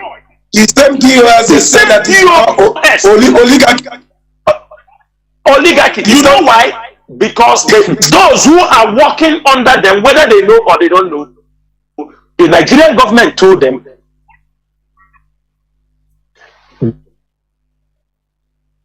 let me tell you, it is not, since they want to go and ask Nigerian government, I am one of their number one. If you don't know it today. People came yesterday. Nigerian government has placed me as one of the wanted since 2015. People come here and be talking nonsense. The life of our people, the life of our people, the whole leadership of IPOB. The leadership, that is the people they are criticizing, saying they are working with the suit. Why our names are before? I am coming. Our names are before everywhere. They are looking for us by any means. These people are going around talking rubbish. People coming, talking rubbish. Go and ask Nigeria government, ask Mazi Nnamdi Kanu, ask Bright Chimezie, ask Madubugu, ask Chinedu from 2015, even ask George Onibe. George Onibe, when he was detained, ask him who was the first person when they slapped him, who was the person they asked him about him. They asked him who is Chinasa NWORU. George Onibe didn't know me. George Onibe thought I was a woman. He told them he heard this name, but I don't know. George Onibe is there. Ask him. The first person the Nigerian government asked him about is who is Chinasa NWORU. Then these stupid women, they came here, put our life all in danger when we are fighting to liberate them. Every day people come and talk nonsense, not knowing You put all your family, all your relatives in danger because you are fighting for Igbo people. You are fighting for Biafrans. And not even outsiders, it is people. Can anybody believe that after Bridget, Rabbi Charles, after they have done all they have done, then they want to be members of the DOS. They want to go and help and control the struggle. Can you believe this rubbish? Mazi Chinasa, it is important we make it known to Biafrans. Why are we have to make it known because they are using it to blackmail us. They are using it to blackmail us. You hear them saying, Mazi Nnachi told them to do something, they didn't do it. We have made it clear. Mazi Nnachi come out, he hear everything that have happened. If he hear and he say he want to put them in the DOS, up to him. We don't have any problem. But for now, once he's out, he will check. If some of us can accommodate them, if we can be there, we are there. We cannot be, we give chance, they run the DOS. But simple, because we cannot talk to Mazi Nnachi, the DOS that they have fought, they want to bring them in. Because why? Nobody give them information again. They don't know how to operate again. They don't know, and information is lacking. The Nigerian government is in dark. Those agents that they relate information to, nobody have access to information again. And it will go in see. So the Mazi Chinasa, they found it necessary. How can they persuade? And they should allow it to try to persuade them to allow them to be members of the DOS because the zoo no longer have access to information. We have blockaded all their loopholes.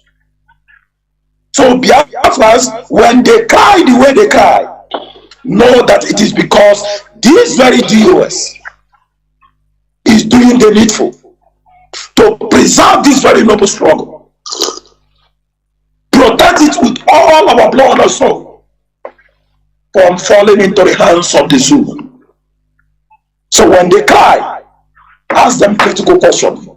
Why are you crying? Why are you crying? When Nnamdi himself have not pronounced anything contrary against this very DOS, why are you crying? That is a critical question. We must all begin to ask them. Why are you crying? Why don't you wait for Nnamdi to be out? Why did they join hands? You will ask yourself, why don't they join hands? If Nnamdi come out, that's evidence. Also, let me use this one. Not only them, even the younger brother of Mazi Nnachi that they call Kalonta is another person fighting tooth and nail to destroy this struggle, blackmailing this leadership with all kinds of lies.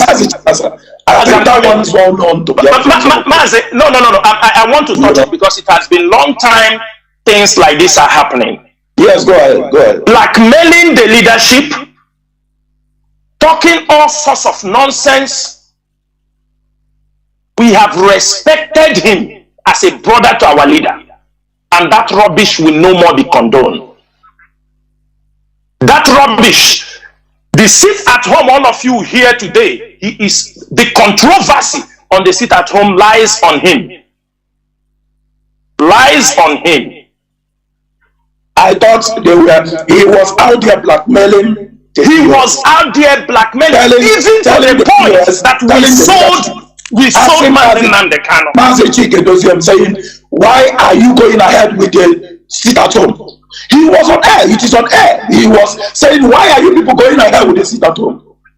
Even when they sit at home, he came and said, who gave us the authority without consulting him? Who gave us the order without consulting somebody like him? And I asked him, I say, in how many years I'm in the DOS, we have never done anything by consulting you. And I told him, I think that is I told him, if in my presence you say this, I will pull your tongue because you have spoken too much. From that day, he blackmailed everybody, and I am waiting. Our leader will come out. Mazi, I'm coming. Just let me make it very clear also for our men on ground, because many of them have the grudges that Chinasa NWORU and Chinedu carried $750,000 of IPOB money And I pray that Mazi Nnamdi Kanu will come out and this subject will be treated. That is when I will raise that topic. Because this level of blackmail, and let me make it also very clear. Few days ago, that Chinedu made a press release that was twisted in the media. They are the one also who started this lie that Chinedu have taken over. He's the acting leader. Even though they know the press release is there, they are the one. When you see this kind of things, that Onyendu will send us a message to say, correct this impression. Who took such message to him? Who took it? The press release, they are the one. This guy is the one blackmailing this leadership. And as I'm saying it today, it is no more as usual. For me, I have practical solutions to many problems. I don't solve them diabolically. Me, Chinasa Mazi, I have multiple solutions to solve problems physically. You will be looking at it, I will be solving it. I don't consult a native doctor. I will not kill goat on your head. I have 1,000 possible means to solve my problem. Go and ask. I am not the person, if I want to solve problem, I first consult somebody. Consult native doctor, tell him. No, I don't do that. I am sending this message to Onyendu, bro. The time for blackmail is over. Mazi Chinasa, can you hear me? It is important we remind Biafrans as well that why Onyendu Mazi Nnamdi Kanu is under the DSS dungeon, rather than for some of these people to focus on how to get Onyendu out from there.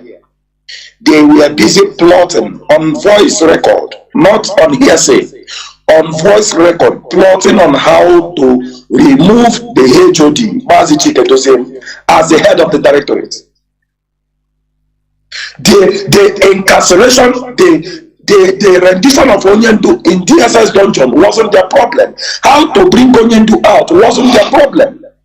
They were busy plotting how to remove the head of the directorate. He will become Mazi Chinasa very straight.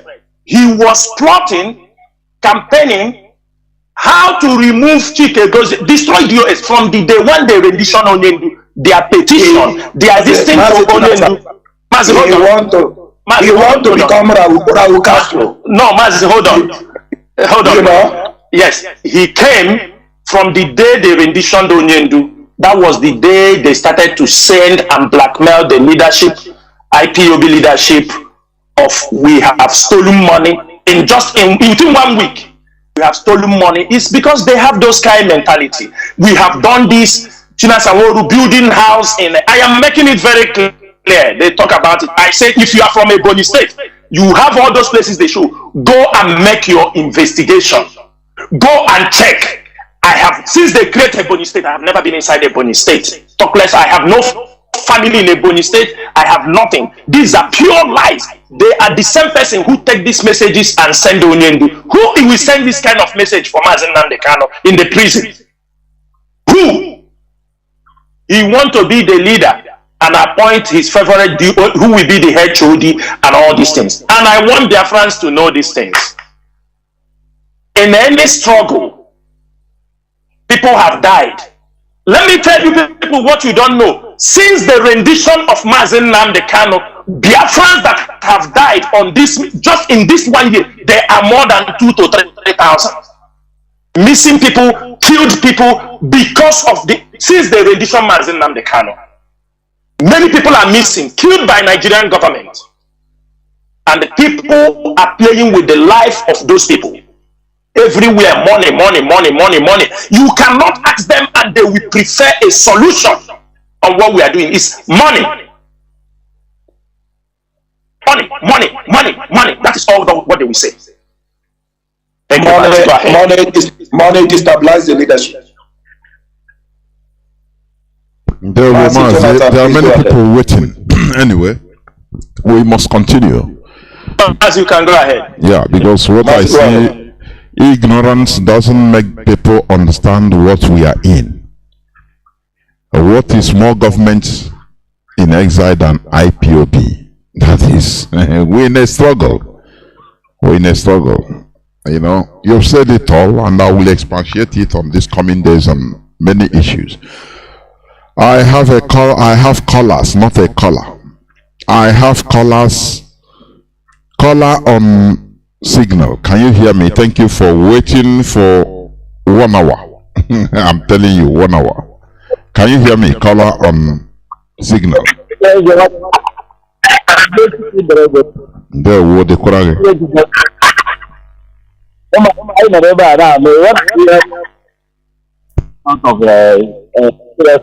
Mazi, earphone, you whip your place because the quality of your sound is not encouraging. Okay, sir, let me. So what I hear, what comes out from the Mazi Chinasa Mazi, I get more confidence because I do go into the minds of Mazi, knowing fully people that he left behind, that they are rock solid. Where's huh? So, you don't need to stop and reading signposts. We know where we are going. All these coronavirus members and people that previous spirit, they cannot kill us. You see, they can and we are up to the task. God bless everybody that is in this struggle. I can say that when you listen to channels and the infiltrators and then on social media, Biafran freedom, you get confused. But I can make a doctor because if you're sick, you do test, you make a test, then prescribe or go.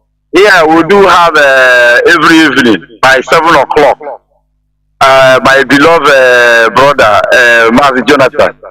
You listen to Radio Biafra, you get food impact, and it will purge you all of the rubbish channels and the infiltrators and the autopilot and the Panimo have impacted on you.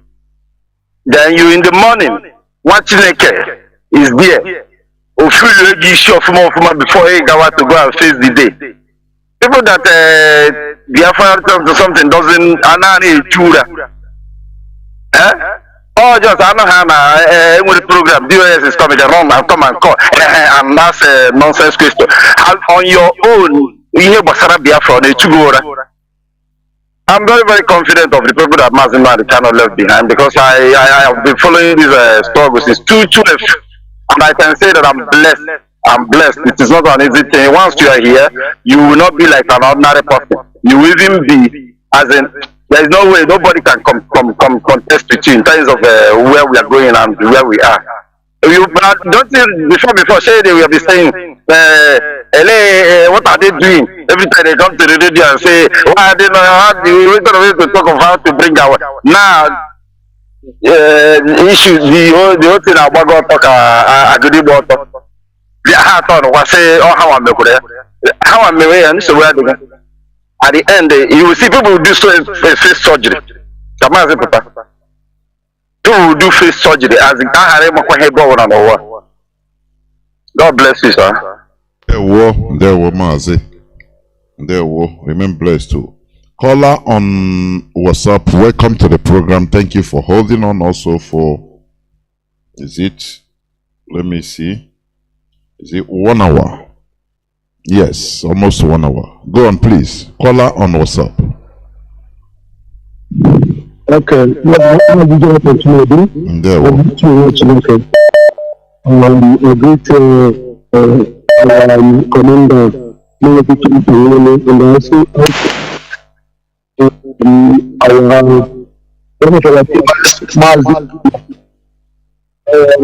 all of you are doing marvelous work.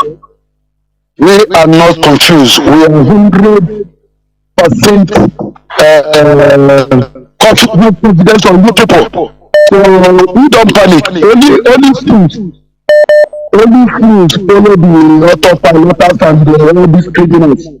You understand? So we are 100% confidence on you people. I remember Mazi Chinasa calling from United Arab Emirates. I'm a member of IPOB, United Arab Emirates. Only question that I have to ask is about this our junior brother, Mazi Kanu. Kanu has done a lot of damage because of his ignorance, and we the member of IPOB expect from you people to do the same thing that we usually do to people that do this type of thing. Understand? Insubordination. Understand? We expect this from you people. But, I don't know because you people have kept silent for a long time. Because this man is a shameless man. He is a nobody in this struggle. This struggle is not a family business. It's a nation business. That's why our leader is the brother of Kanu. We don't know the brother of Nelson Mandela or sister of Nelson Mandela.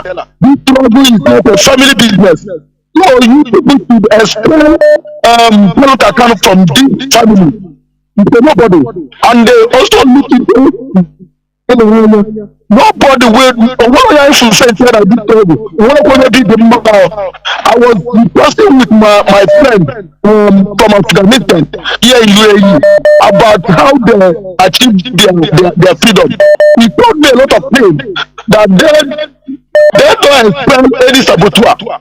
They massacre any saboteur and their family. They don't do any rubbish. So I want Biafra to have this kind of mind in this struggle. A Jew of Agama has done struggle. A Jew of the church has done struggle. Struggle meet Romuna. So that is the question I want to ask about Kanu and the Neniani. Thank you very much, Mazi Jonathan Chinedu. There were. Mazi, I don't know whether you want to say something or do I continue? Mazi, I just want to educate Biafrans on this. The side I want to educate, maybe Mazi Nnachi can also add his voice. As long as I have worked with Mazi Nnamdi, he has never one day tell me or tell other members, he used to make it very clear that this is a Biafran struggle. Keep my family out of this. And I know Onyendu brothers cannot deny, they cannot deny that Onyendu have never asked them on many occasions to be careful on IPOB matters. They cannot deny that. One thing that is, I am worried, I am scared, is destroying the legacy of Mazi Nnamdi Kanu. I am so much worried for people who will like to destroy his legacy, what he is known for. I would not like his name to be associated with people who have no common reasoning. Mazi Nnamdi Kanu is a national property. It's a national hero for us.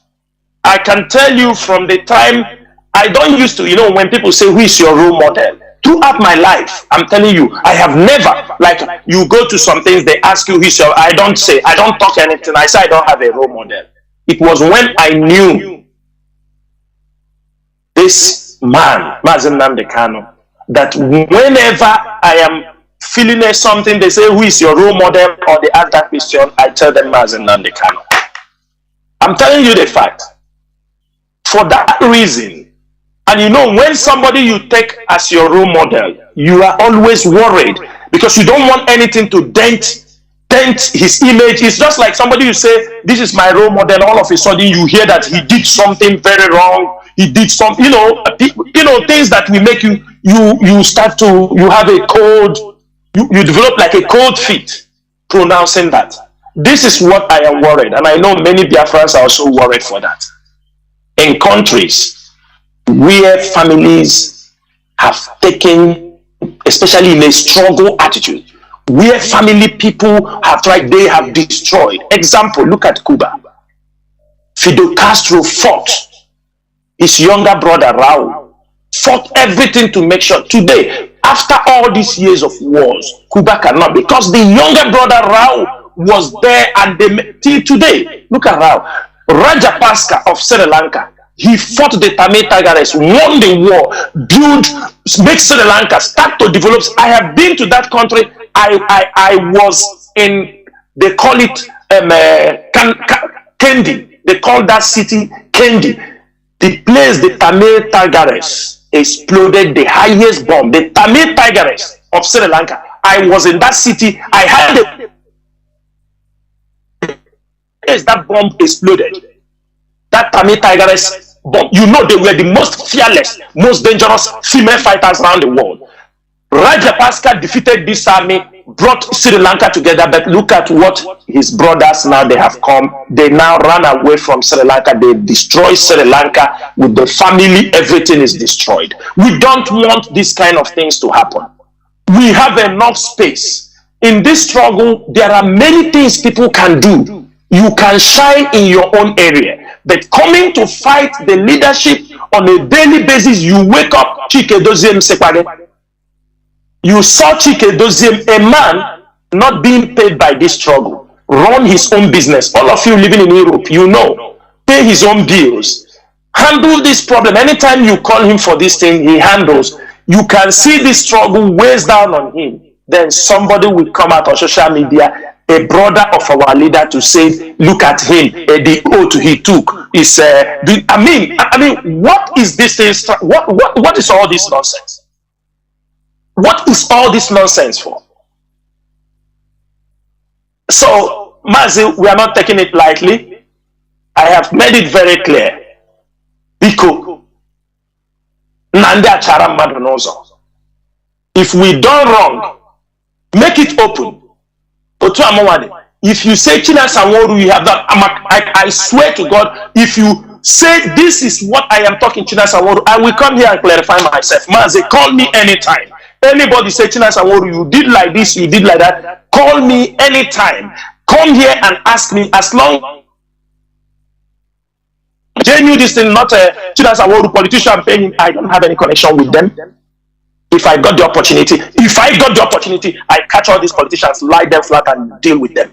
I'm telling you, if I got the opportunity, none of them, what they have done to us, what they have done in Biafraland, if I have the opportunity, my hands lay on some of them, none of them will go free. Because we are today in exile because of all of them. Thank you, Mazi. What people should understand is that Mazi Nnamdi Kanu is not revered. It's not revered all over the world. He's not in jail because he's from Kanu's family. That is one thing people should understand. He is there because he is the leader of the indigenous people of Biafra. There is nothing more, nothing less about it. So, as Mazi Chinasa said, he is a public property. That is it. We must continue. I have callers waiting and calls pouring in. I want to pick calls on direct line, honestly, but it is not always forthcoming when there is chance for it. Caller on signal, can you hear me? You are okay. Please hold on. Let me take this caller on direct line first.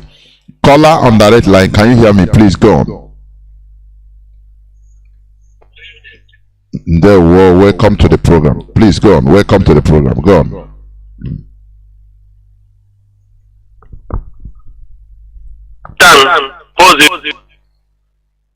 I'm sorry, I don't know. I'm sorry, I don't know, but I'll bring you back because the plug was not properly put, so I mistakenly pressed. It's my fault anyway. For the meantime, let me take this caller that has been there since 10 minutes. Caller on signal, can you hear me? Caller. Hello, can you hear me, man? The whole world is hearing you. Please, the platform is yours now. Go on, please. Thank you, Mazi. First, I will read the leadership on board. Ranging from our able commander, Mazi Nnachi, and our leader, Nnamdi, so memories, the way I call it. Whatever he is, I pray that the Father will provide him, give him more courage, more strength, more wisdom to lead to struggle from the front as we are always promised us. When people talk about leadership, in thought leadership, most of these people that do everything, they do go to church, they do their religious something. They do struggle every day of their life to obey the 10 commandments. But then this struggle, they can't simply not obey the simple instruction. Because more than Nnamdi's word is like a commandment to the IPOB struggle and IPOB family. DOS is the commandment of Mazi Nnachi. To obey the DOS is simple. Like our everyday Ghana used to say, if you obey the DOS, you are a good man and the father. There is no difference. Now, that brings me to what I want to say, man. Because saying this, I'm the man, and I will say it the way because we are Biafra. When I look at things that we are whiter than white and whiter than snow, some of us don't understand what we mean. We fight evil wherever we see. Kanu on the other hand is a very good person. I don't discuss with matter because we can get here. For him to come at this point of our struggle, even if Tranya up is very wrong. But this goes to one of our why I'm saying this, why I'm saying this, it affects me when I heard it.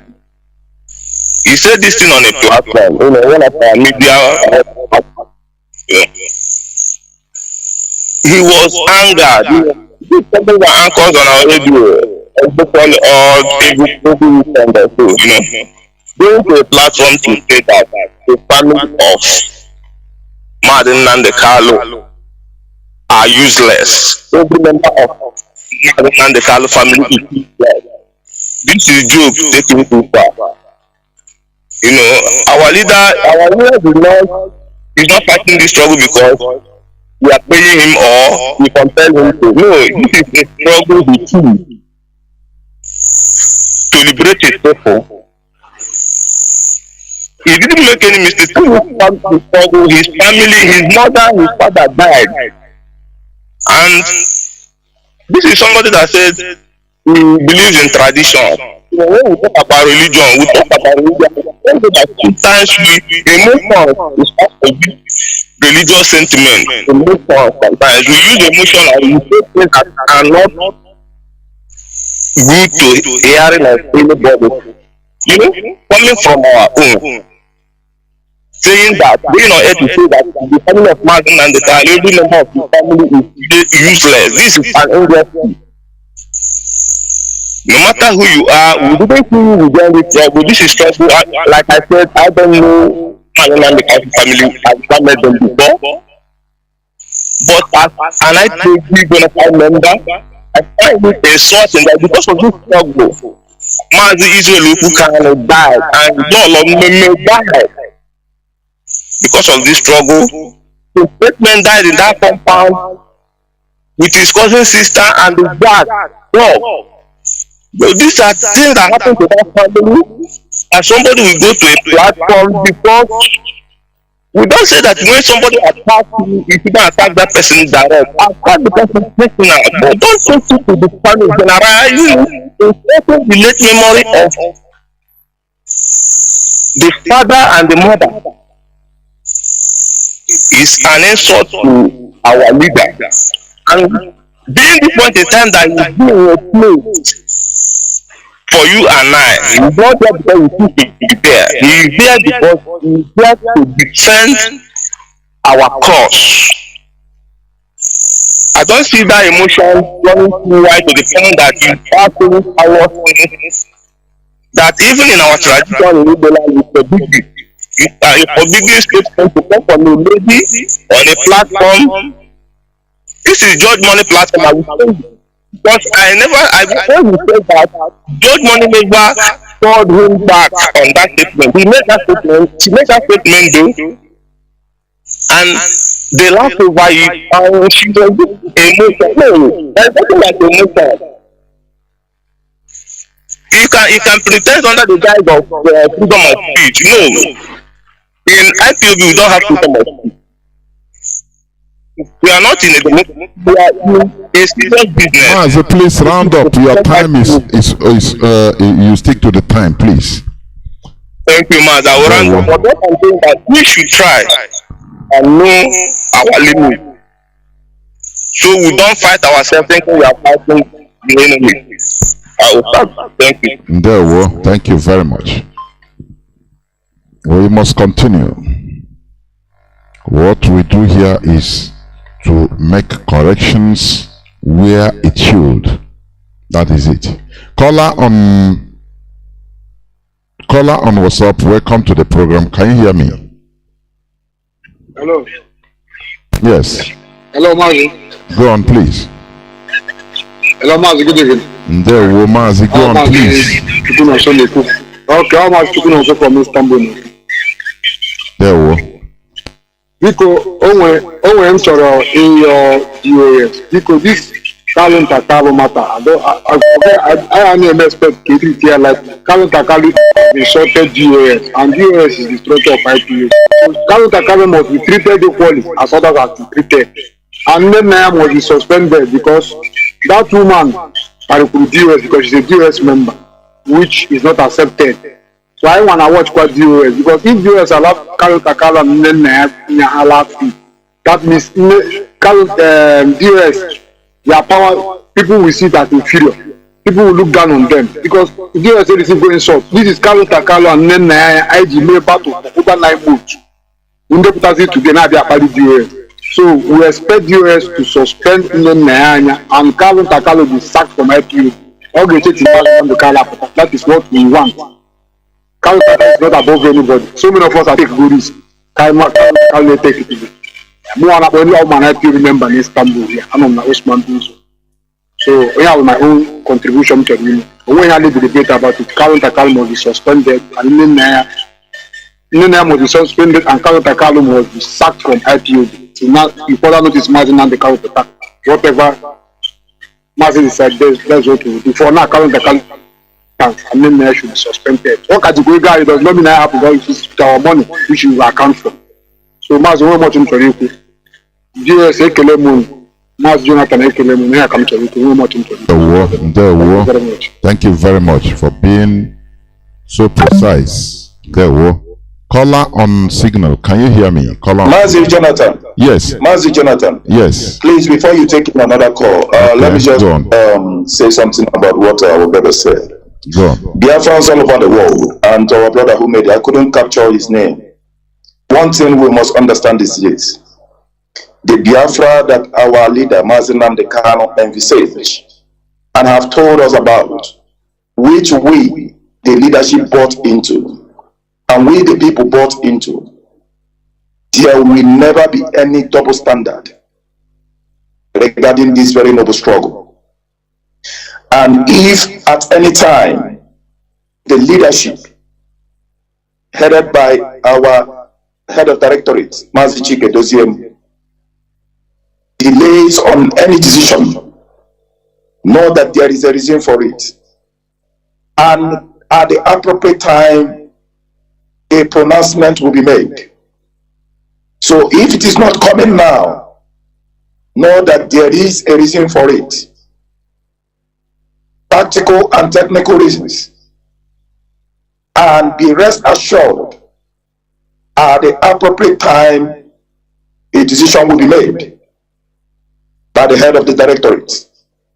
So when you see some of these their attitudes, and you see the leadership or HOD being delayed or delaying on decision in regards to that any particular issue of regarding insubordination and all that, know that there is a reason for it. And at the appropriate time, it will be made. So, no double standard whatsoever. That is the type of Biafra we will restore for our people. There one man, one law, and everybody being equal in the eyes of the law. Nothing will be compromised. Be rest assured of that. However, sometimes even the government is a kind of technical or tactical in tackling a particular issue. So that is what you are seeing. But be rest assured, this leadership will never, as long as Nnamdi Kanu remains commander in chief of this very noble struggle, and the HOD heading it as the head of the directorate, there will never be double standard, and we will never compromise. Insubordination is highly prohibited in IPOB. So be rest assured of that. At the appropriate time, decision will be made. Ndewo, thank you very much. Caller on direct line, can you hear me? Caller on direct line.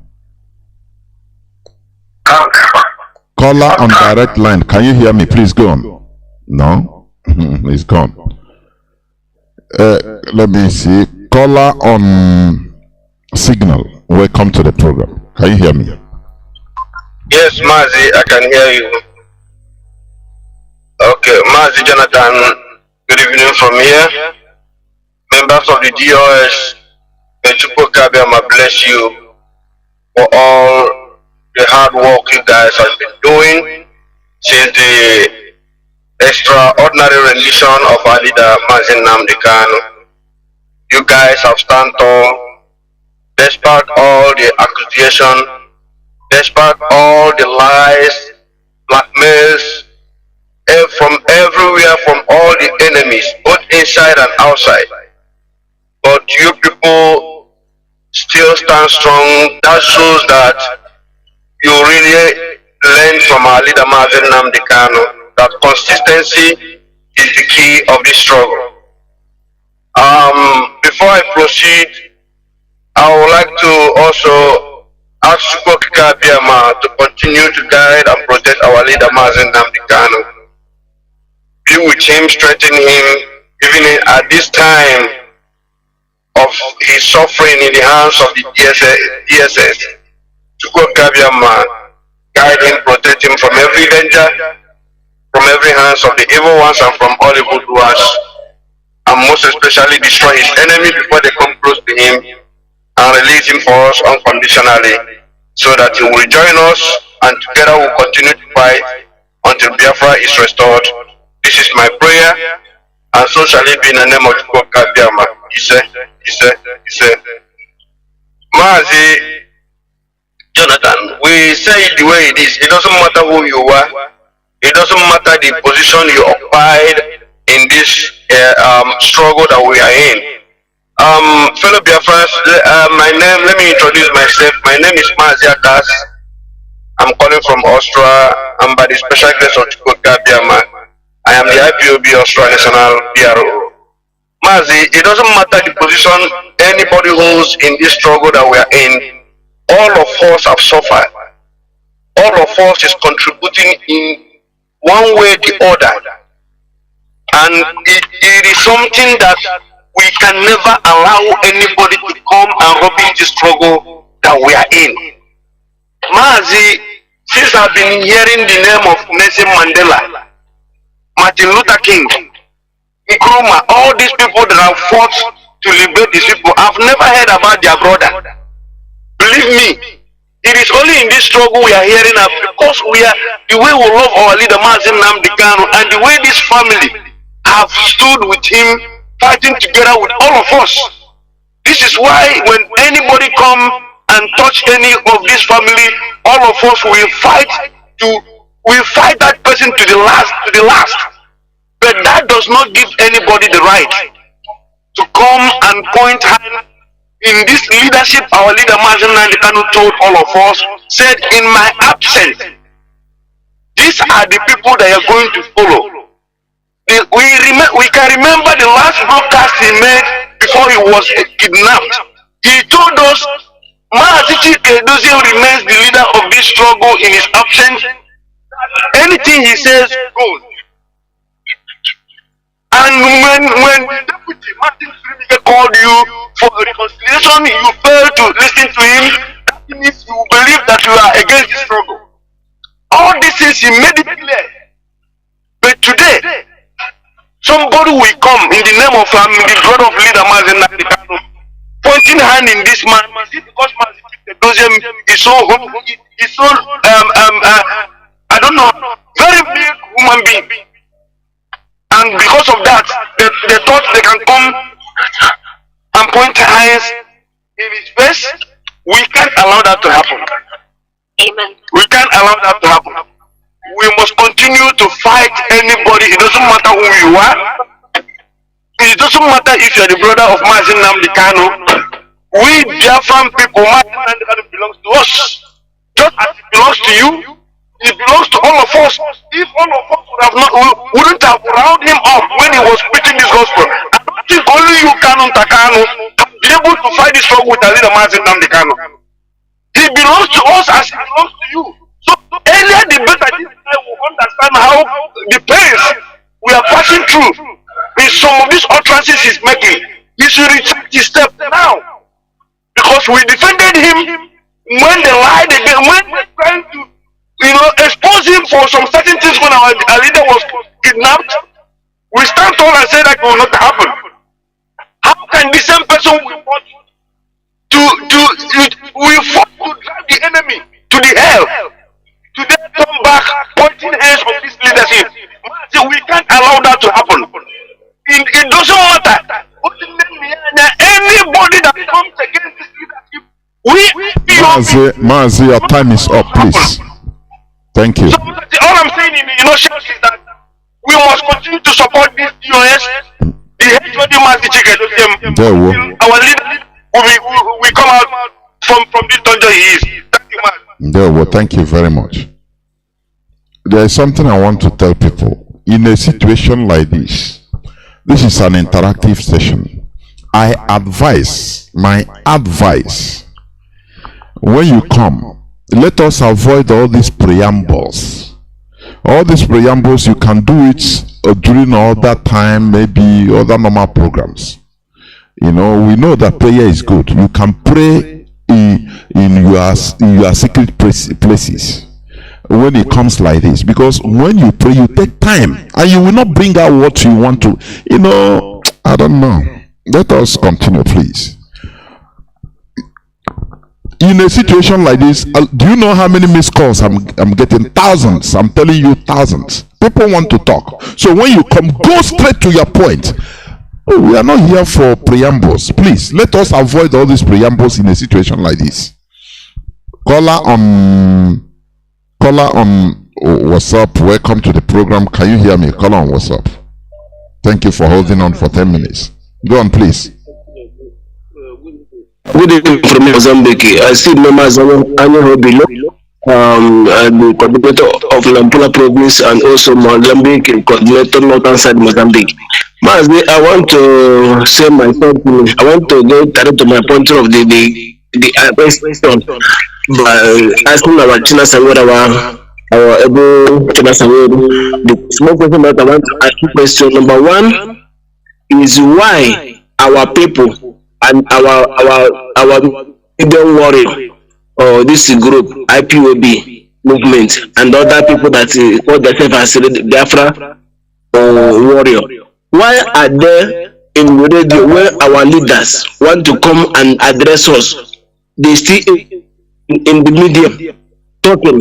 Why not them to respect that today that they make our leader to come and talk to us? Why not them to leave us or leave people to come and listen the what our Chinasa Mazi or US want to tell us? They still make the broadcasting that day. because of what they don't want to lose money or don't know what to do. I don't like it. Just address this matter. Chinasa, please address this matter. It's not good that if you want to come to come and address the Biafra, our people call themselves warrior, Facebook and media warrior.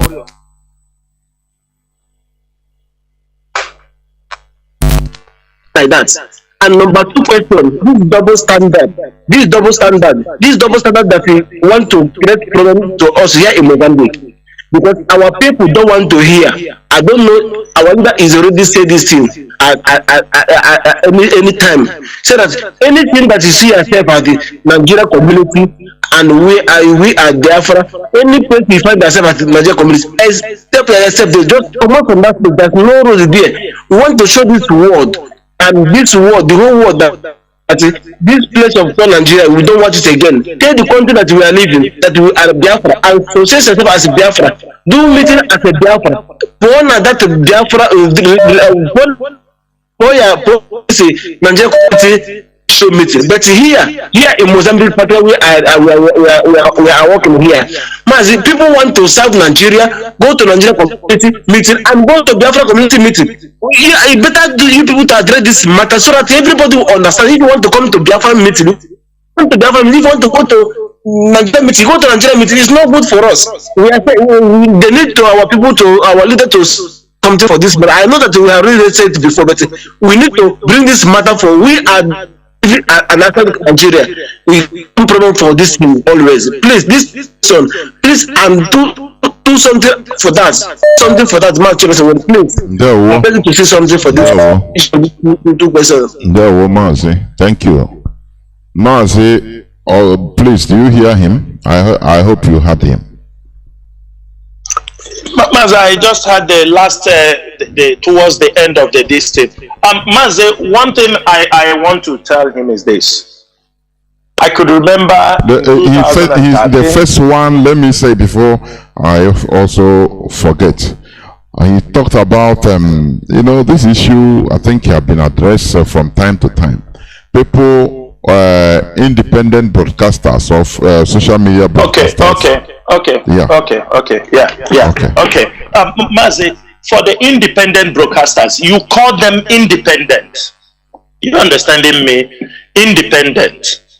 There are independent broadcasters who are also okay. Mazi, for the independent broadcasters, you call them independent. You understanding me? Independent. There are independent broadcasters who are also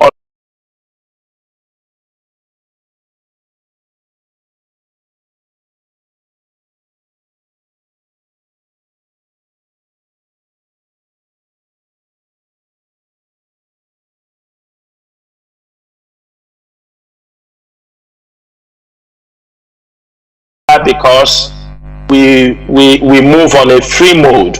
If you hear the gospel, you understand what we are doing, you can join, or you join us.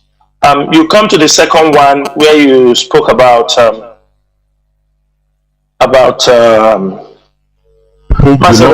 people belonging, like we are belonging to Nigeria community or going to Nigerian meetings and Biafra meetings. Yeah, I can remember 2014, I think 2014, early 2014, 15, especially 2014 when our leader was preaching.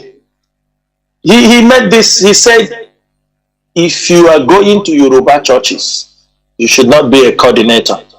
You should not. Do you understand? He said, don't allow the person to be a coordinator for this movement. There was a reason for that. That decision really helped IPOB to build this struggle because he didn't want people with a double standard or double mindset. Because one day you may end in the church, one pastor knock your hand on the air, you start talking IPOB, IPOB, saying. Now, this is the behavior of our people. You know, since Mazi Nnachi was renditioned, many of them have all run away. They have all disappeared. If you go to family meetings, it's normal. They have all run away talking rubbish. all sorts of, they will say, they will give 1,000 reasons why. They will tell you, because I don't know, I am confused, I don't know. Let Mazi Nnamdi Kanu comes out tomorrow. All of them you see, even the Igbo, this is the behavior of an Igbo man. That is why you see churches everywhere. That is why you see every community want to go and bring their own oracle. This is the behavior of human beings. Sometimes, Mazi Chinasa used to preach it on radio here, that our people are not matured in their reasoning.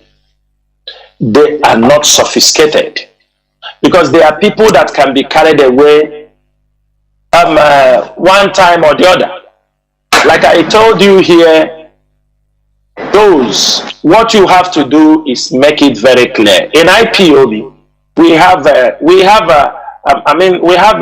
rule or a guideline that if somebody don't attend an IPOB family meetings, or he doesn't show his presence for 3 months, consider him his normal IPOB. You take him out, you struck him out.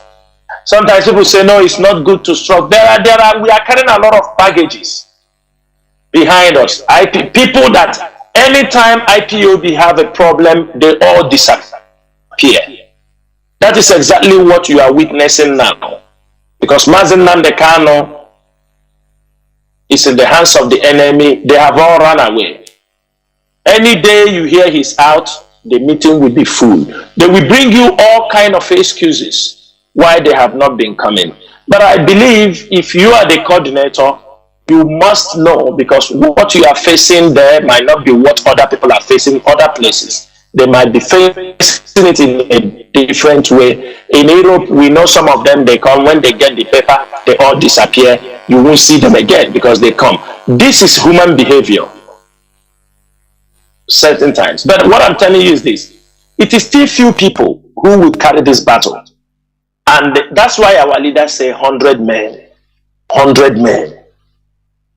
100 men. So I will advise you, Mazi, within your locality or within your region where you are, set up a rule. I have heard, I have seen other countries, they set up a plan for those who join the family and after they run away, they don't come again. They set up a plan. But one thing is this, also at the same time, educate them. Igbo unions, Igbo groups, they have never been useful to the development of our people. It is something we have to be very, very, if we need to. Mazi, do you know what you are saying? What you said now is a very big problem. Which problem for us as a people? Yeah. He said, Mazi, very big problem. Every Igbo group, you see Igbo groups, nothing more. They have set our people backward. Igbo groups have never been useful to the development of our people. Even supporting people coming in diaspora, they don't. They have never. Forget about this one. Every end of the year, they contribute money, dance. This is all rubbish. These things have nothing to support. Look at many of them now in America. Now they engage in America, they make festivals because they cannot come home. Home is not secure. They continue. Instead of everybody to say, how do we secure this home so that we can all go back here? No. Because some of them, because of one thing or the other, they have never come home. They don't want to go back. They want to now. They're doing it. They make it to their children. They are causing a lot of problems. So, Maz, what I will tell you, the Igbo group, it is one of the home. They don't want to go back. They want to now. They're doing it. They make it to their children. They are causing a lot of problems. So, Maz, what I will tell you, the Igbo group, it is one of the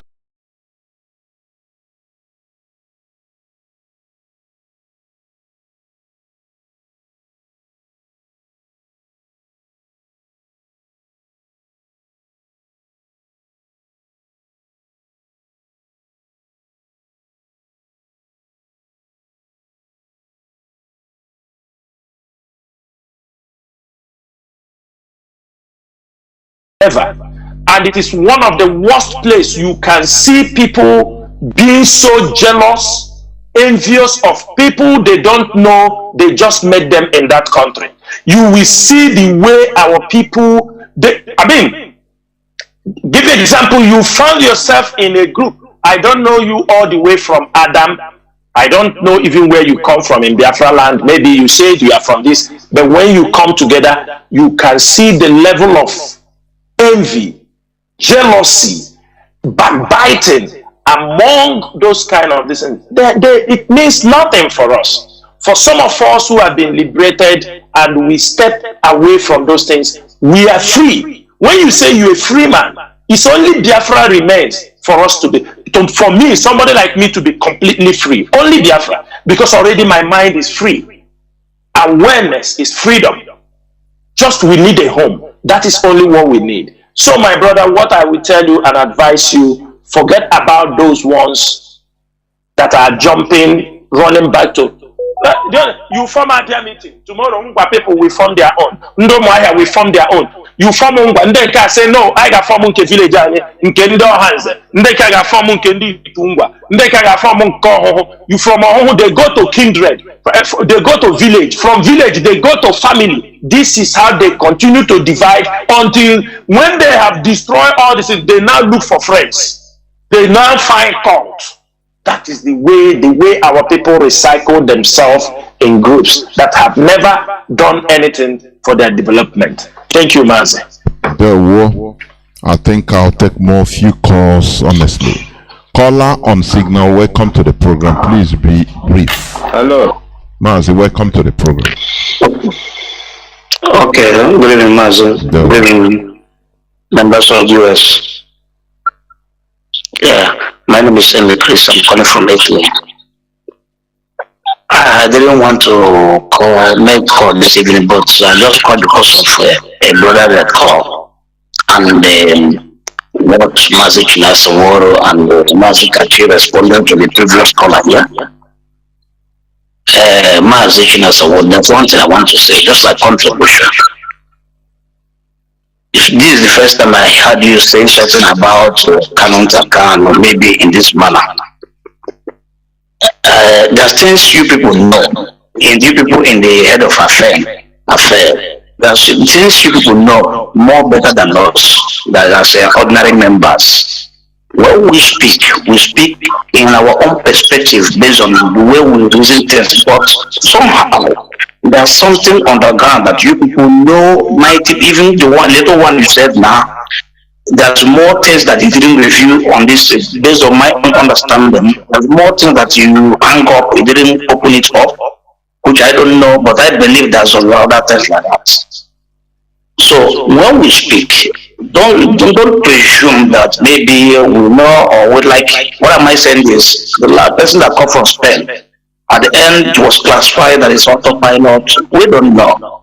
Such a thing hurts. Last time I called and asked a question on this platform, and I don't know whether it is maybe give us a question we ask. It is interactive section, good question and bad one. You can only direct that person.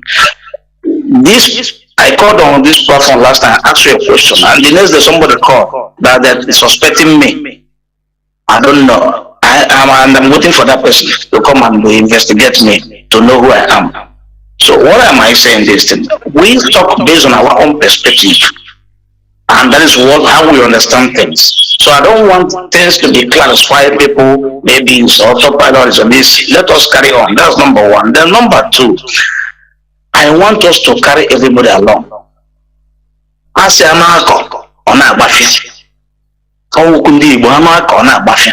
We find a way. Like for instance, like my Nnamdi has been working for this Ipob for a very long time. If there's anything wrong, I don't think that she will become a saboteur to this struggle to sabotage it. But maybe there's something between the leadership or whatever she don't like. Maybe we should find a way to accommodate, carry things along. That is my own advice, so that everybody will join. Even the brother of our leader, it can't be. I don't believe for my own members that this guy will sabotage his brother. Even if they talk it from the autopilot or whatever, I can't even imagine it. But it might happen. But I don't know. But for me, I'm yet to believe such story in my life. So what am I saying? Based on that, I'm just saying that we should find a way to carry everybody along, both the leadership and the members. Everybody should go and make sure that our interest to get Biafra and to release our leader. Not those fighting for position, but even among you, somebody, your son, you want him to study science, he say he will study medicine or whatever. And at the end, he didn't do what you want. You can't kill your son. What you do is to find a way to accommodate him.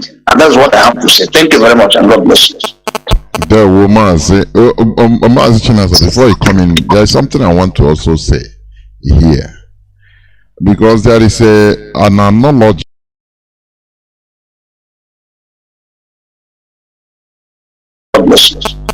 There, Mazi Chinasa, before you come in, there is something I want to also say here. Because there is an analogy.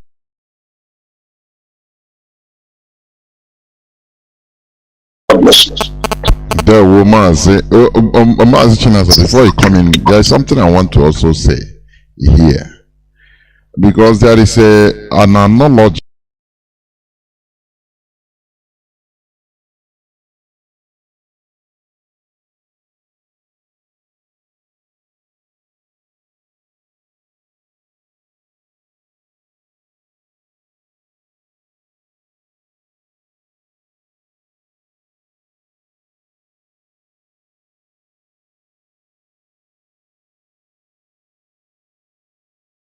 Very clear. What you pointed out is very clear. Nobody will call somebody a saboteur. You can be a patriot today, or you can be for this struggle. You can change. You know, that is when our leader will say, when that devil enters you, if they are asking you to come back, even if they talk to you in secret, you will not accept. Like you said, there are things we know that you people don't know. But sometimes we come and explain it, but you people will not accept. You will not accept. Let me give you an example. Let me give you an example. For example, when they started to blackmail us because of this Radio Biafra, that our leader, who was in the hands of the Nigerian government in Kenya for 8 days, tortured. When he arrived in Nigeria, he was not even that strong. The first thing that comes in his mind is call Eberima in Finland and tell him to go to the radio. And you believe that. And you believe that somebody did not want him to go to the radio. Now, we said, okay, no problem. Our leader have said so. We said, okay, this is how people come on radio. We give you the information. We tell you this is what you have to do so that a provision will be made for you on the radio. You say you will not do it. We explain to you in a telephone conversation that this is how it is being done because of our previous experience. You said you don't accept. You come on social media, you call us criminals. You come on social media, you say we are sold Onyendu. And this is the same person for 8 days, Onyendu. I talk to him on a daily basis, asking him, I have not heard from the leader, it is not normal. He was giving me every full assurance that he was okay, that he was on prayer. Even on that day, our leader was renditioned to Nigeria. I spoke to Kalunta around 11 in the morning here, which is around 10 a.m. in Germany. He told me that he told us about, there was something Lai Mohammed said on the news.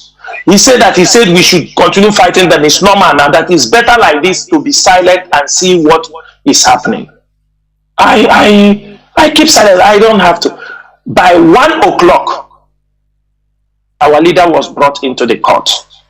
You know why I'm saying this thing is that something you are saying, let us take everybody along, when you try all your best to take people along, and that person say he want to fight you, he want to fight to death.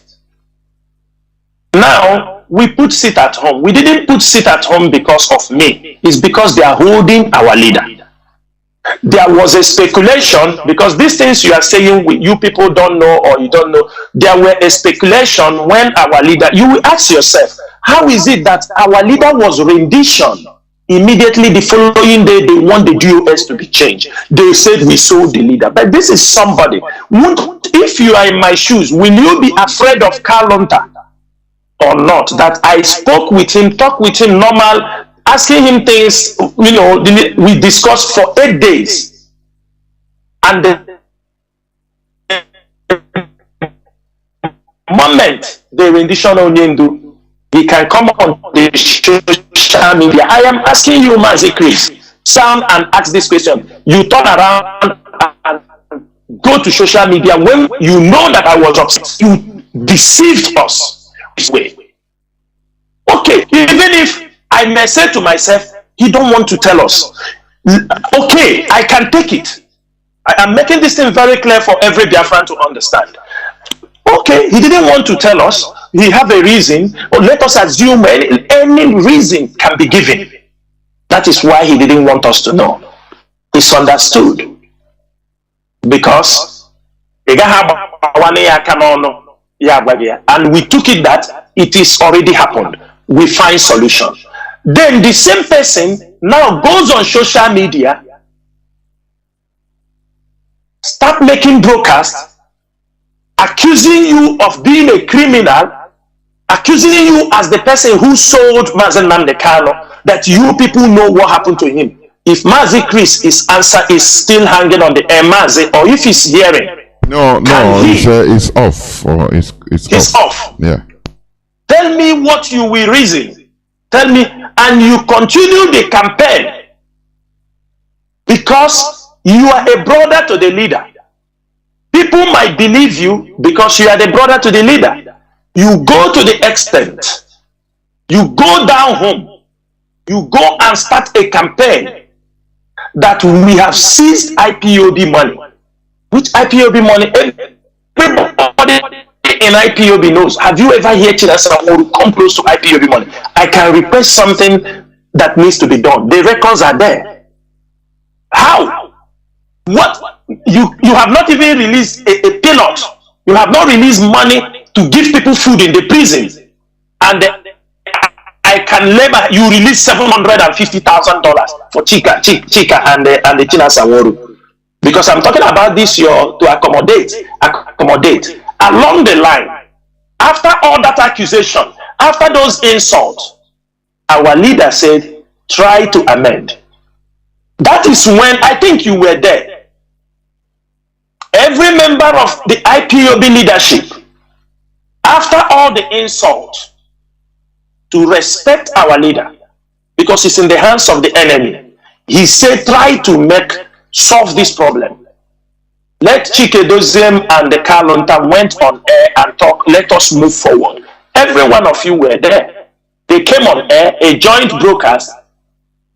The moment that broadcast finished, the following day, Kalonta Fuwala Kobo. All these things that he's saying, have Chinedu said anything to him? All this insult. And I'm asking you people, why any one of you are not confronting this guy? Why are you insulting this man? What have he done to you people? And you talk about accommodating. Mazi, let me tell you something. We are in a war front.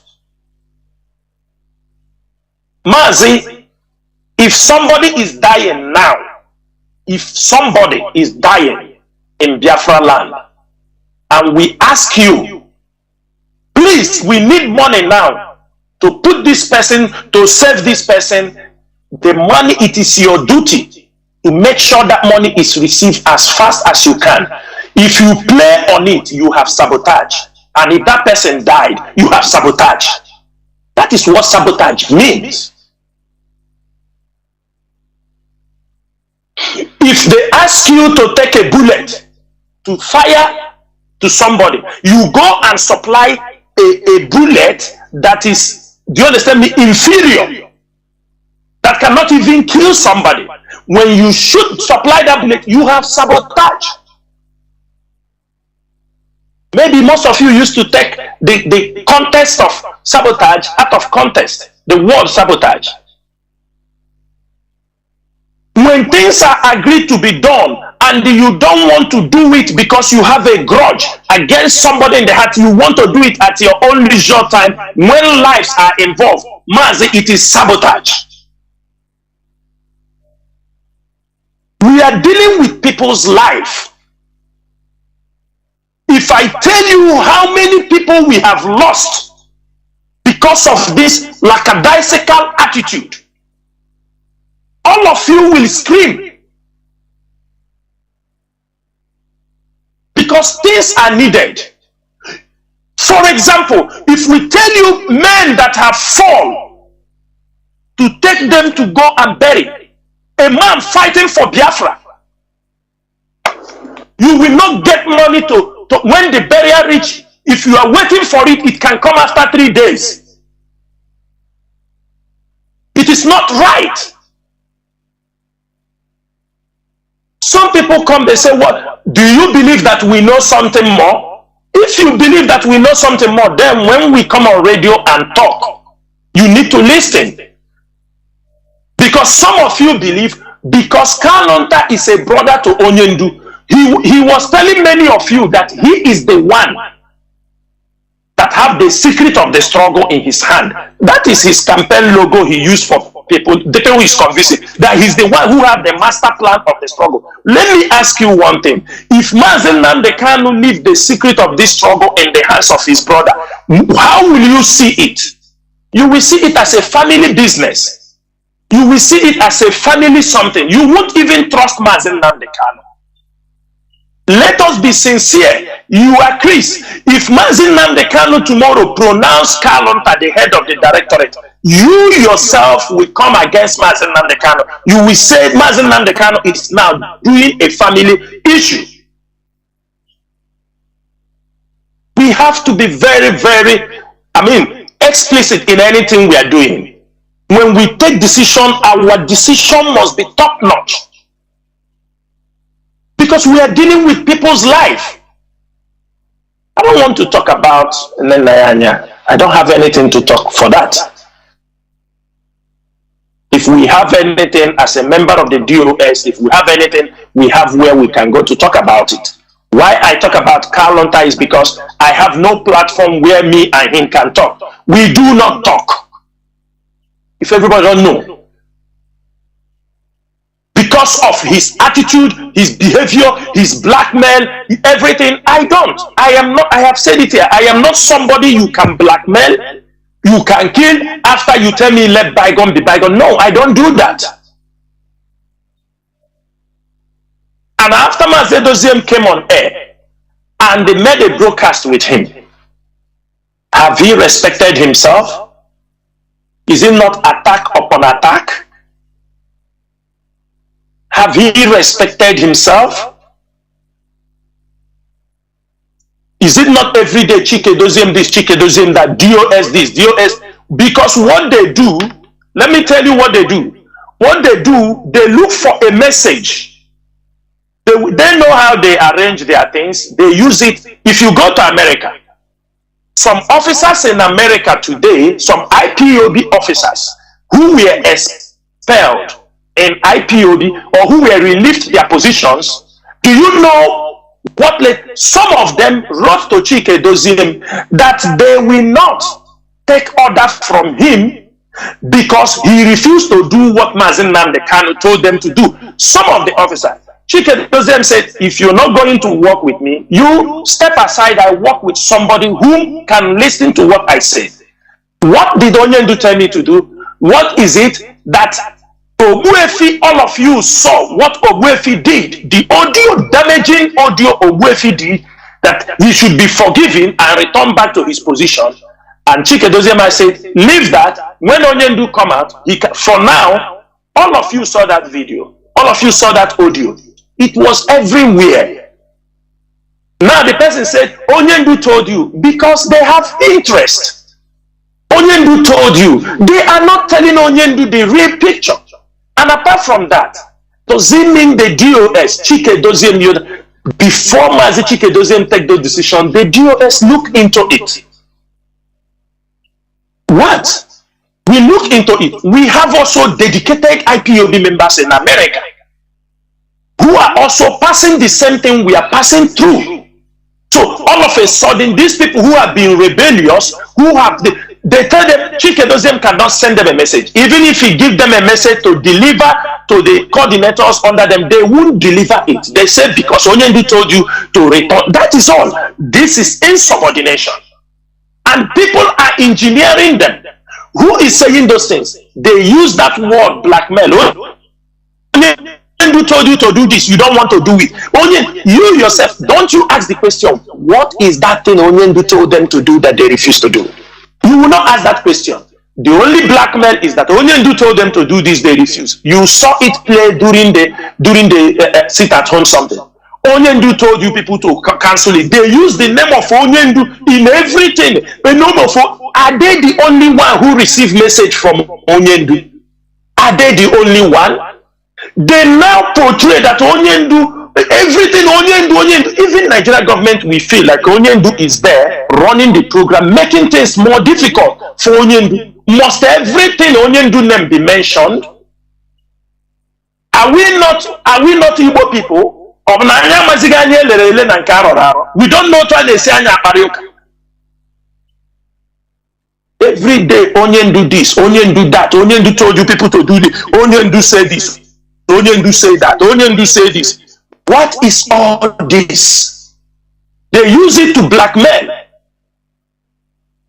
Onyendu, you don't want to do this, and Onyendu tell you, what is it that Onyendu said? Yeah. And I'm asking all of you, we are working under command and control. Yes, we have been working with Onyendu. There are things that will come up. We say, Onyendu, this thing is going to affect us. So he said, okay, but if he's the one, he said, go ahead, go ahead. All of you were here. Have every one of you forgotten that before the rendition of Onyendu, there was a document the secretary of Onyendu signed, sacking Chukwu, the former, sacking Tony Nzurumike, sacking many people, released the secretary of Onyendu, sack Chukwu, the former, sack Tony Nzurumike, deputy HOD, sack, call many names, they sack and sign and push in the social media. We go and ask Onyendu, where did this come from? Onyendu say, what is this?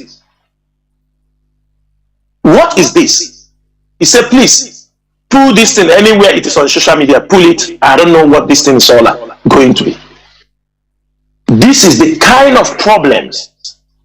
Onyendu is not authoritarian. Let me tell you people, some of you who don't know, he will listen to you.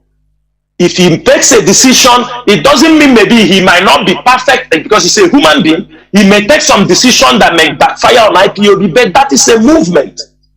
When it backfire, we change. We move on. It doesn't make somebody to feel like you start fighting. Most of us, there are things. Some people are listening. We go for things, spend money. We come back. We tell Onyendu, he tell you, wait.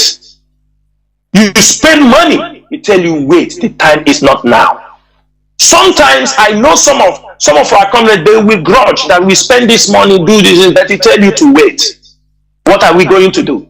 We are not people who don't obey Mazi Nnamdi Kanu. But what I'm asking, do not allow people to use those avenues to blackmail the leadership. We are not stupid. And I can tell any one of you, the best you have for now is Chinedu in the Directorate of State. Because in this movement, they need people like him, because some of us may not tolerate everything he tolerates. That is why they need somebody like him, who will critically analyze things and in a calm way and deliver the message. Our own, we don't know how to paint words. We don't put words in a diplomatic way. We are not, don't expect me to speak like a senator. We have come to fight for our freedom, and that is the only language I understand. There were Mazi Jonathan. There were. I think I will take the last caller. Caller on WhatsApp, you have been waiting for 32 minutes. Can you hear me? Welcome to the program. Yes, sir. I can hear you. Mazi Jonathan. There were. Good evening. Good evening to Mazi Chinasa and Mazi Nnachi. I greet you all. You all. And I'm proud of you all. What I want to suggest, and I'm pleading, it's just like a child watching the parents quarreling. I'm pleading to you all, most especially Mazi Chinasa Mazi and member US. Let me use it. If there is anything, any misunderstanding, we are all human beings. It can be spread out of the radio because our enemies are listening. But as for Kanu, I want to remind him that Biafran struggle is not the Kanu's family struggle. Nnamdi Kanu is not there because of Kanu family. He is there because of the entire black race, and most especially the Biafran people. So you should not understand this whole thing as revolving around the Kanu's family. No. You should put, and I'm suggesting, and I'm pleading to the DOS, because of constant mentioning of the name of this guy on this hallowed platform called Rapture, it gives him temerity. He thinks he has arrived. I believe you should give him the treatment he deserves. Stop mentioning his name here because he's not relevant. That's my suggestion. Please, whatever issue, I know we are all human beings. There must be this disagreement somewhere. The DOS have their own separate platform where they resolve every issue within them because they are listening. And it's touching we, your members. I love you all. I love you all. And I love Biafrans. I love every members. Mazi Jonathan, Mazi Ipob, and everybody. You are all my. I'm proud of you all. Thank you. There were Mazi. Thank you very much. You are the last caller, please. I'm switching off the phones, please. No need of calling. Mazi, please, your closing remarks because of time. We are going to 4 hours, 30 minutes, 4.5 hours. Yeah, really. Mazi Nnachi, before we go on closing remarks, I want to touch on this point for Biafrans to everybody to know. Then we can call it a day. I want to use this opportunity to address some issues. The adoption of IPOB members in Anambra State. And I am sending this message because I say Abakatis Onyenti Kania. Akapana noge. Eburishe Burumante. Governor Chukwu Masoludo, we want to make it very clear that call the attention of the Anambra Vigilante Group. We know that you are the one that formed them. Sometimes we are calling your name because it does not mean that you send them to kill IPOB members. But because of what we know in security operation in Nigeria, the way they operate, we are drawing the attention of everybody. The attention of... Mas, can you hear me? Go on, Maz, go on. The whole world is hearing. Okay. We are drawing the attention of everybody about what is happening in Anambra. We have never seen, yes?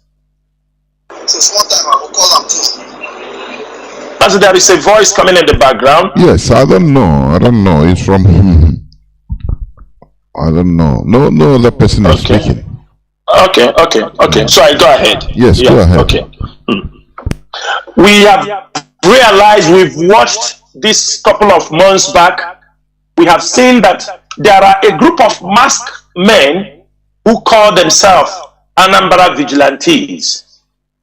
With Nigerian security and with the intelligence report we have gathered, we found that there are some elements of infiltrators, those who were chased away from IPOB. Now they join IPOB. Those who have grudges against IPOB, they join the Anambra vigilante. They are all in mask, pointing accurately to the houses of IPOB members, and most of them they have adopted. Nobody knows where they kept them, whether they are alive or they are dead. Let me make this thing very clear. Our leader once told us, talk less of when you are looking for our trouble. Any more of adoption of any IPOB member in Anambra, IPOB will declare a war against Anambra Vigilante Group. This is a very straight message, both to the Anambra Vigilante Group and to the governor of the state. You cannot be disappearing people, men, women, from their homes.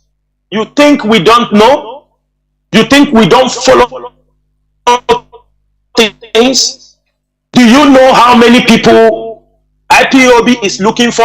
I have never seen in a very calm society where people, security men, vigilantes, will be on mask, adopting young men. What we are saying is this: we are going to make it clear for our people. Anybody, security agent, we see adopting people, there will be a mass lynching of those people. It is going, somebody will say, I'm calling for lynching on Radio Biafra. If any security or mask adopting our people, and we cannot give account of those IPOB members, you are calling for war. We have done our best. IPOB have done their best. That's why we don't come to take credit. Everybody can see the improvement in security in Anambra. In as much as we are not going to take a complete credit, but majority of the work, IPOB ESN did that job perfectly. IPOB have managed to dislodge many groups, criminal groups, and today Anambra have gone more calm. You can easily see the people committing crimes because they know our men have been drafted and we have curtailed most of these things. Nobody can take that away from us. But for all this period, Anambra have become calm. And if Anambra has become calm, then what is the essence of adopting IPOB members? Instead of them to adopt the criminals, what is the essence of adopting IPOB members? That is the question. And we are not going to come on radio to talk about it.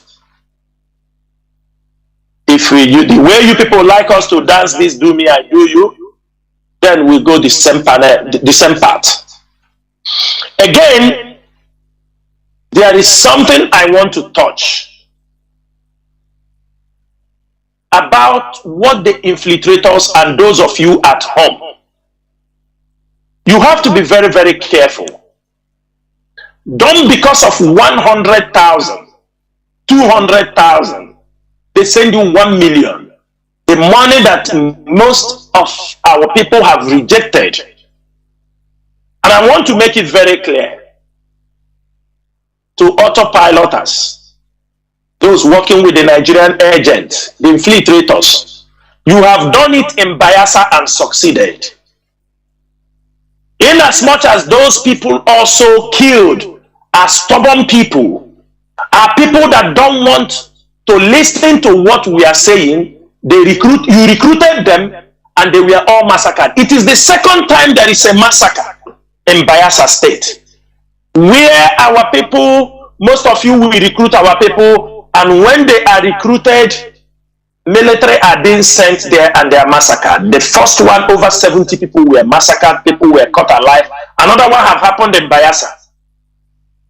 Then you are now stepping into Iguacha. For your information, the camera that you people sent with the SIM card, you sent for them to go and install in one of our schools in Iguacha. I want to make it very clear for you people that is in our custody. We have this camera, and you have the temerity to give people camera to go and install so that you can monitor the same way what you did in Iguacha last time after the NSAS.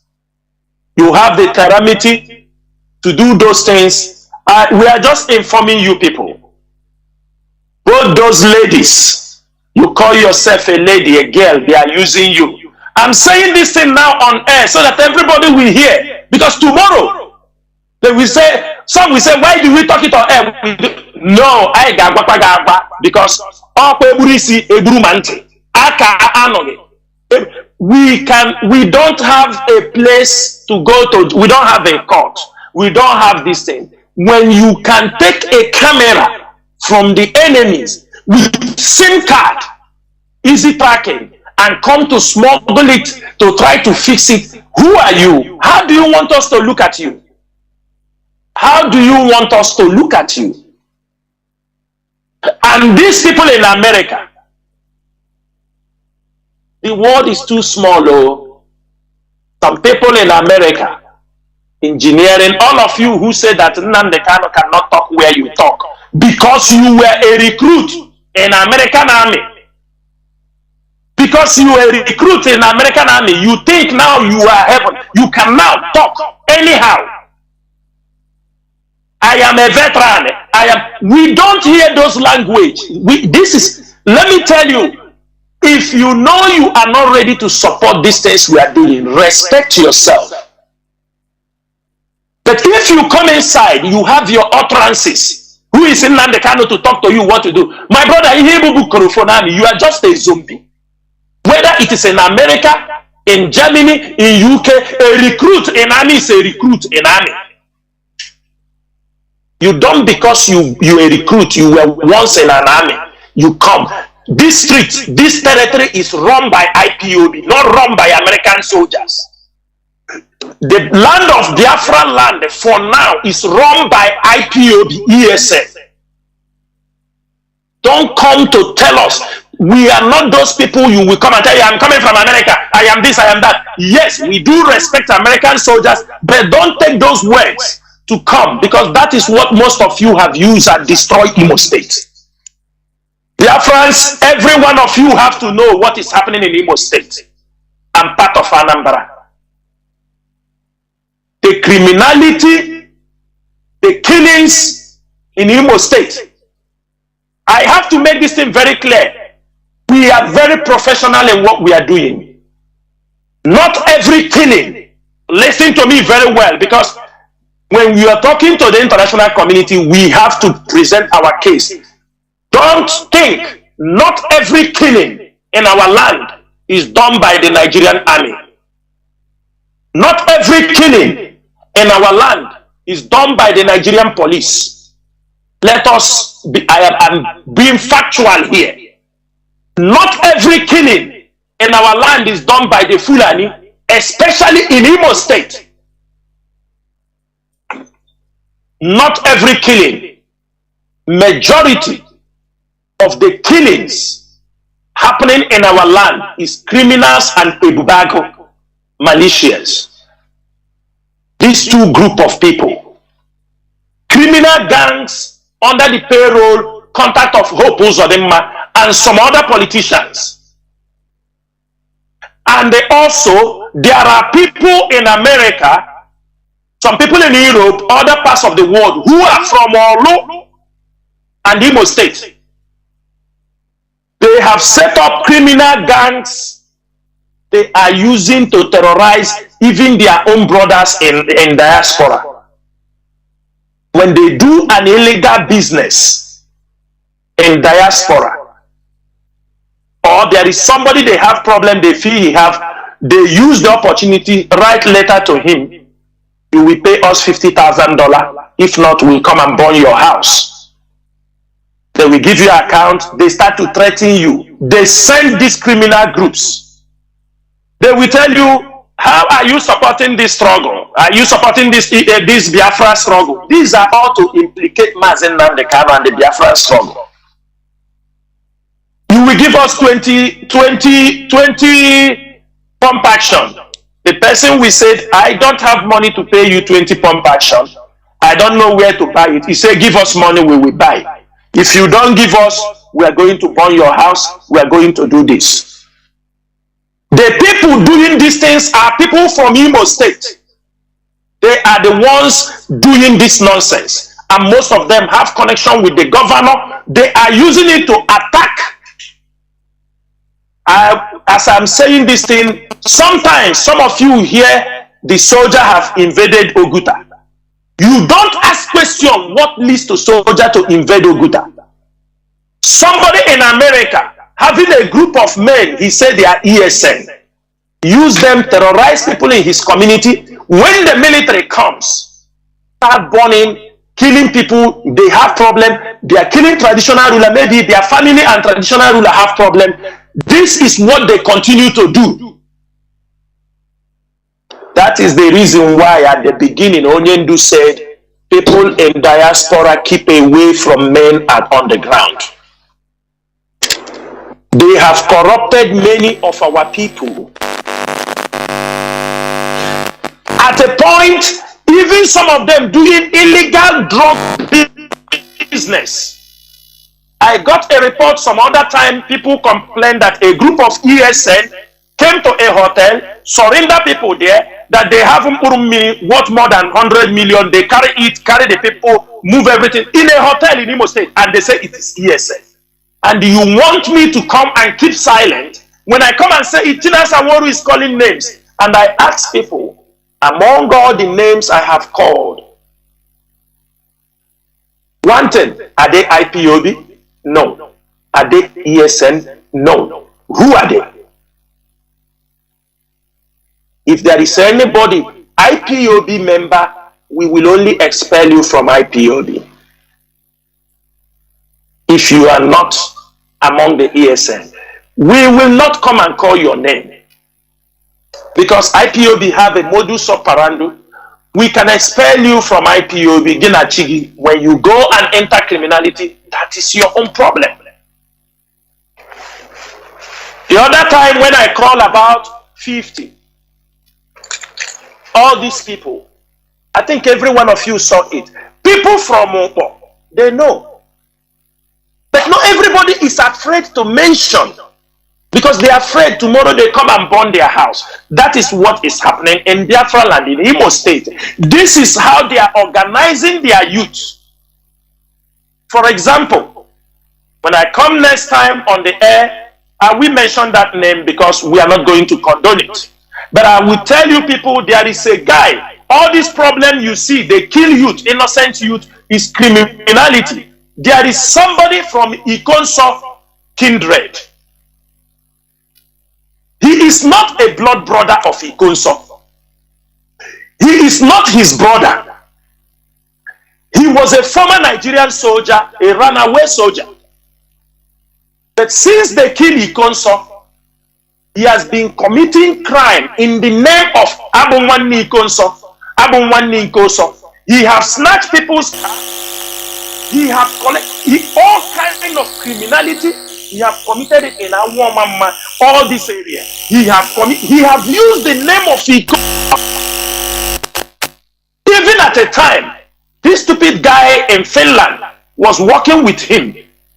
He have sent him money, couple of period. That guy now, he destroyed many people within the community. He told him, oh, he will form ESN. He's not ESN member. But he have used the name of Ikonso, the hallowed name of Ikonso. He want to soil that name. He said, I'm a brother to Ikonso, a brother to Ikonso, a brother to everywhere. He's saying, even at a point, the real brothers of Ikonso's life are being threatened because everybody think this is Ikonso's real brother. But because maybe they were childhood friends, and the only thing he can do is to use the name of our commander and be committing crime. People in our war, mama, people in all that Otulu, Amre, all of them, they know him. Though now he is already on the run. This is what people are causing in the name of ESN. Our people are being killed. And I am asking all of you, are we accepting criminality we don't know something about? For example, the last video that was trending on social media, many of you was clapping, you are happy. What is this? Do you know what? And I am asking you people, I came on air, I told you people, Mazi Chinasa came on air, told you ESN has no presence in Ihiala, in Osihitupa, all this area. In case people are deceiving you, people telling you they are ESN, that ESN is not in this area. We have no presence in this area. People that are present there is all criminals. All of you saw a young hefty man shot and then pushed inside a pit hole where there are many scars. You don't know, even maybe your cousin, your auntie, somebody you know. You don't know, maybe they be part of the people that they are throwing there. This is horrific. Let me tell you people something. Most of you don't know the problem Hope Uzodinma is causing in Imo State.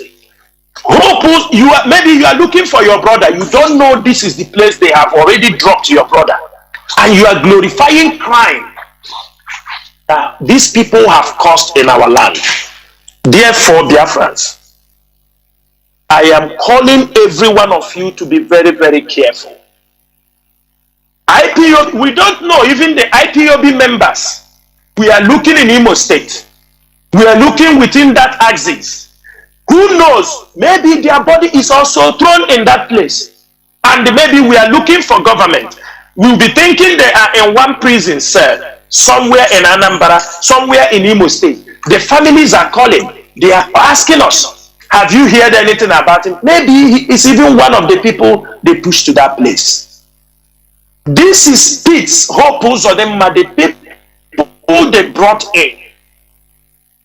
Even the people, all of you heard in one of these Toad Creek, the Creek Toad, where he said that even in his men, that Hausa people are there, all kind of people from Nigeria are there. So is that a joy youth?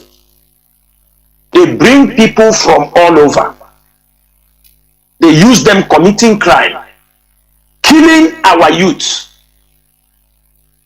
They kill, they deposit them in those places. Do you think that the Nigerian government, the Nigerian military don't know what is happening in those ASICs? They know. Because most times when ESN want to make a move, you see them, they will block all the road with 5 and 10 armored vehicles. But when these criminals will move, nobody will confront them. They go and commit all their crimes and go back. But when ESN want to try to dislodge a criminal group, you see them, all their military armored vehicle will block the whole road and there will be confrontation. But they will be there. These people will come, rob people, burn house, go back to where they base, and when they have gone, the Ebubago and the people, they will come start burning people's houses. And also, I'm telling you people, Biafrans, do not support criminality. It is criminality that destroyed Owazirike. Criminality destroyed Owazirike with his movement. The same guy who today is claiming make construction iron, tell you he's this, he's that. He's the same guy who started kidnapping with Owazirike, went to prison, he have come out again, he's still inside the same distance. People, stupid people, ESN is so big. ESN is so big to form an alliance with any mushroom. We are a monster. When ESN was launched, the world saw it. The world understood. Let me tell you, when ESN was launched, it was not hidden. Our leader made it open.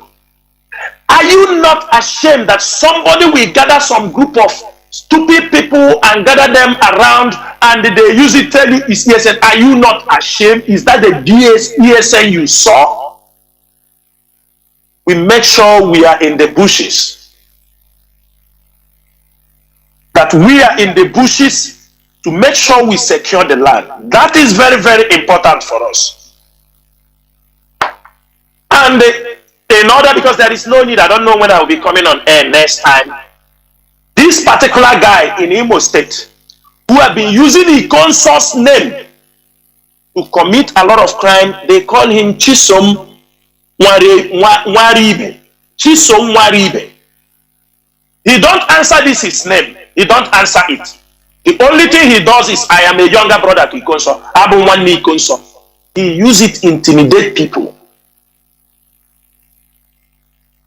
People are supporting them. You tell them, go attack this traditional ruler. You have people, you have boys, you have. This is not the why we formed ESN.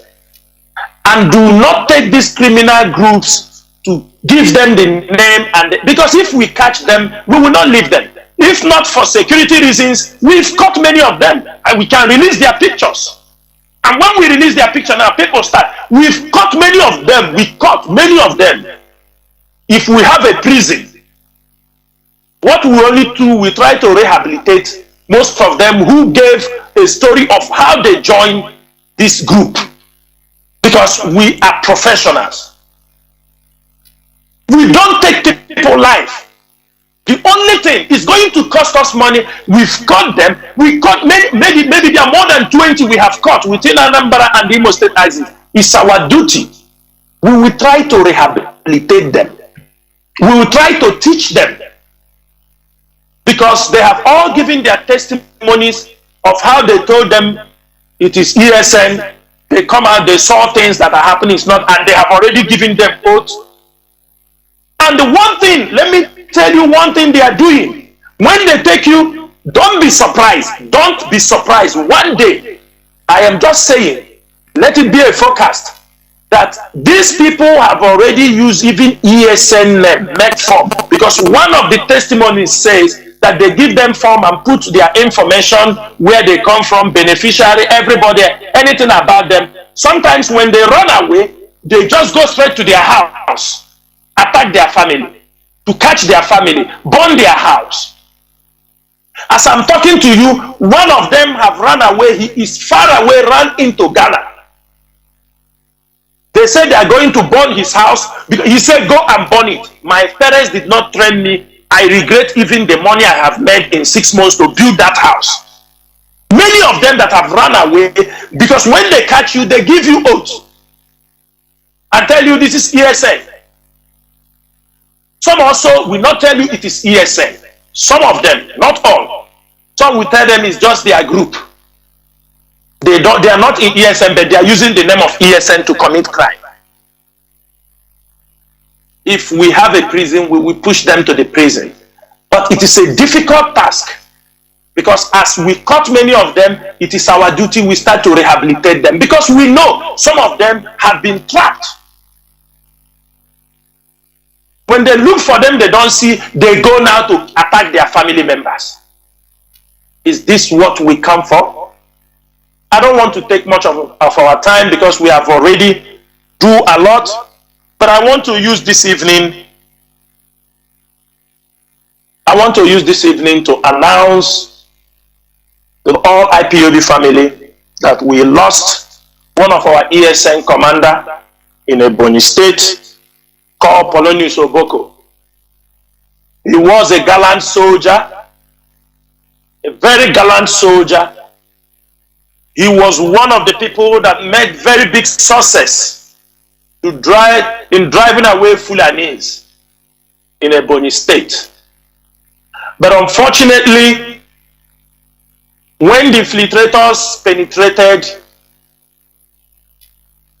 that was the time they pointed out his location and everything, and he was arrested by the Nigerian government in Ebonyi State. He was tortured to the point that the day they brought him to court, because we fought, it was not very difficult for him to walk. But we realized that he was not only done the torture, but they poisoned him in the prison. Presently, there are two of them. One is also fighting for his life because the poison affected his ear. But our comrade Polonius Oboko, from the time he was released, started having stomach problems. He was given a little treatment, but the thing started getting worse. Was admitted in the hospital. We realized that the stomach, the intestines were now cutting when operation was done, and the intestines was cutting inside his stomach.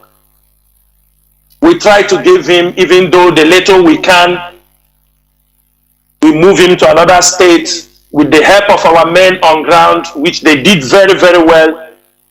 And after a couple of days in the hospital, we lost him because the poison had already destroyed his intestine. These are the kind of stories you hear within those who are fighting for this struggle. The other person, the poison affected his ears, the hearing is affected. These are men who are dedicated to make sure that some of you go to farming, and we have many of them. That's why people like Dave Umahi will never be forgiven, because Dave Umahi poisoned many of the IPOB members that are in prison, and some of them gradually are dying a slow death. And that Dave Umahi will pay dearly. He must pay dearly for this. That is the extent, the Fulanis and the infiltrators. That is the extent that they are working against this struggle. But I'm very, very happy that men on ground are very gallant, dedicated, disciplined, that we must continue to fight this battle until our leader Mazi Nnamdi Kanu is released.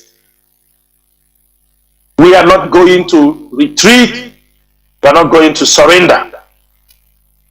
And I'm also using this opportunity to ask those who have come inside IPOB, the ESN, to commit crimes. And I will just put this message on Anambra State.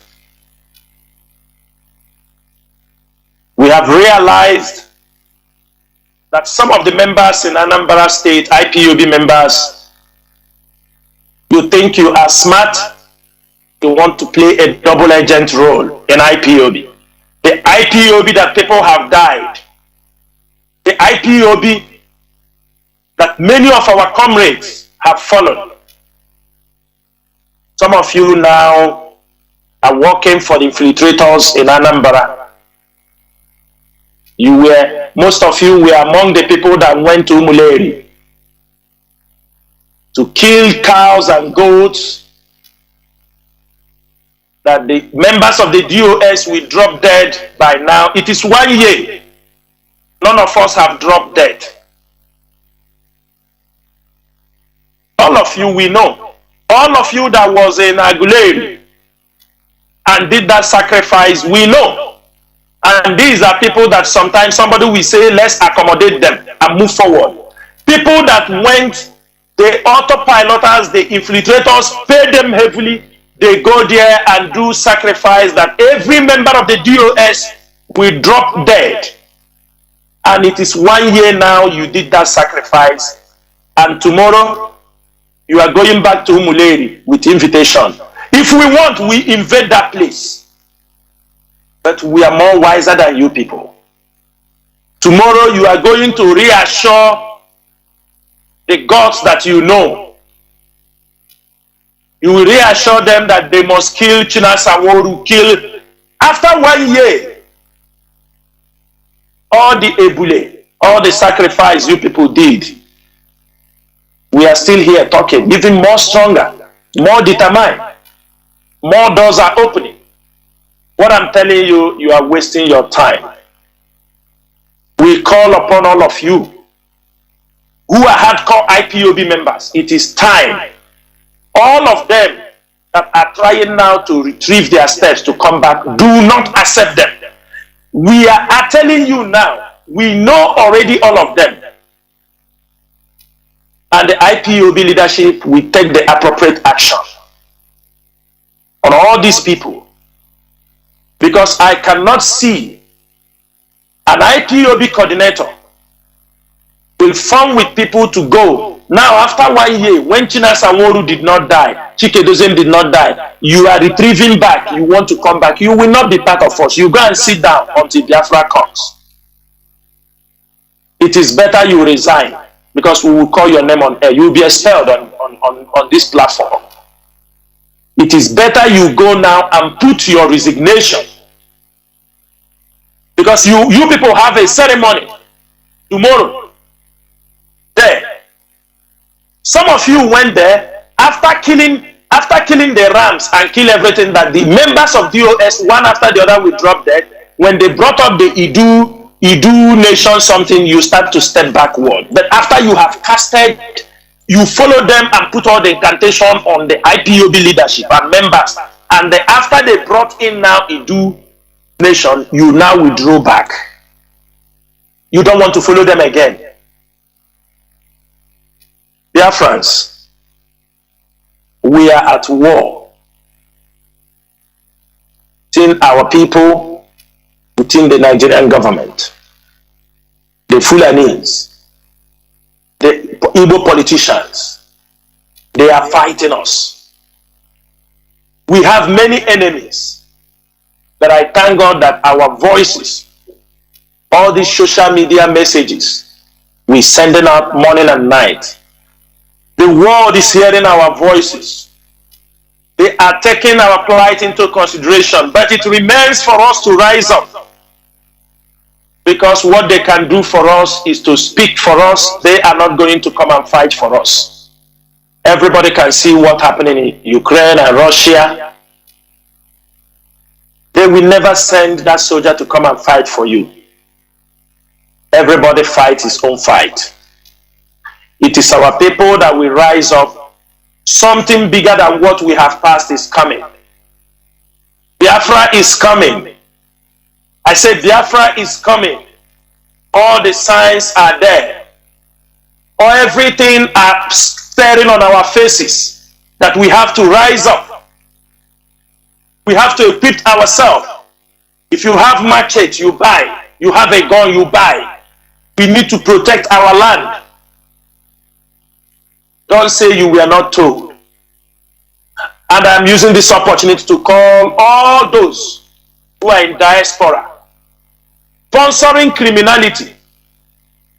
We have all your names. We know the boys you are sponsoring, but you have given them gun. You don't know how to control them. They tell you, you don't know what they are doing. Houses of our people, they go, they set people's houses on fire. They snatch their cars. They intimidate them. They take away their money, they still kill them. And you want IPOB to keep silent? You are the most foolish person. And I can tell you this month of August, if some of you that are organizing these criminal groups do not take time, don't underestimate IPOB. We can hunt you even in a country where you are. But one thing is this: sometimes we allow people to use themselves to expose themselves, so that if not something happened to you tomorrow, people will say, what did he do? But we want in such a way you will do things that the world will see. This is what you have done. All the senators who are having people in Osihitopa, all the politicians who have people they are paying, they are using as the assassination team, you will not go scot-free. We are not going to come here to mention your names, but IPOB will visit you. And the same coin you are using to exterminate and kill IPOB youth, your fellow politicians, using the name that it is IPOB.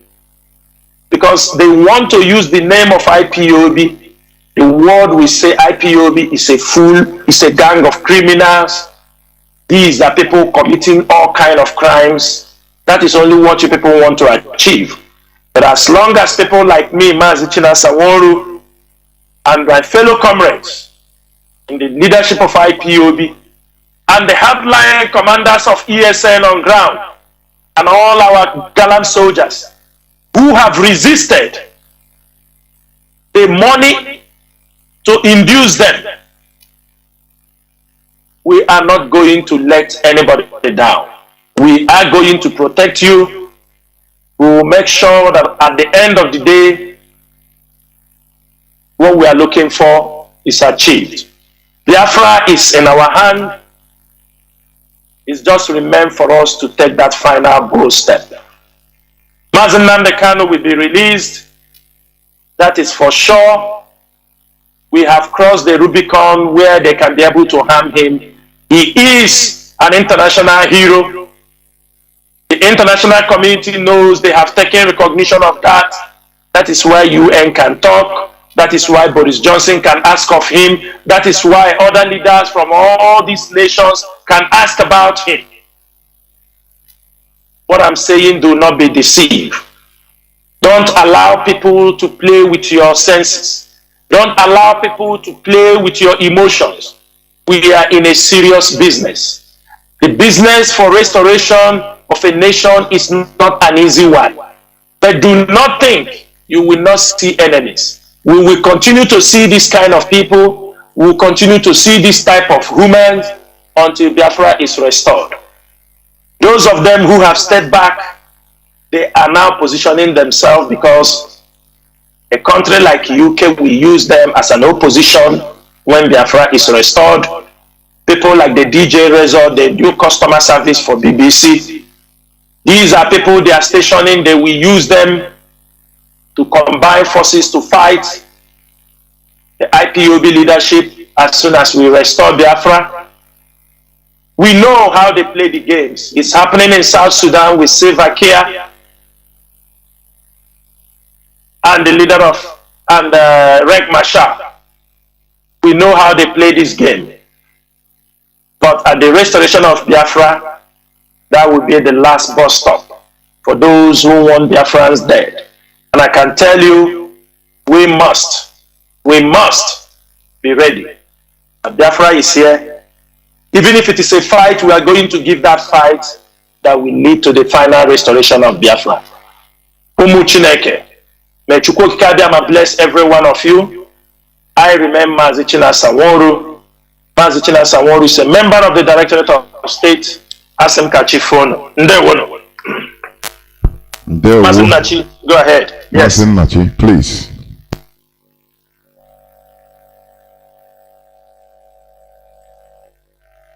Mazi Nnachi, are you there?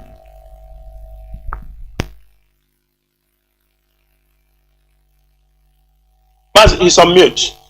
Mazi Nnachi, are you there? Yeah, please unmute yourself, please.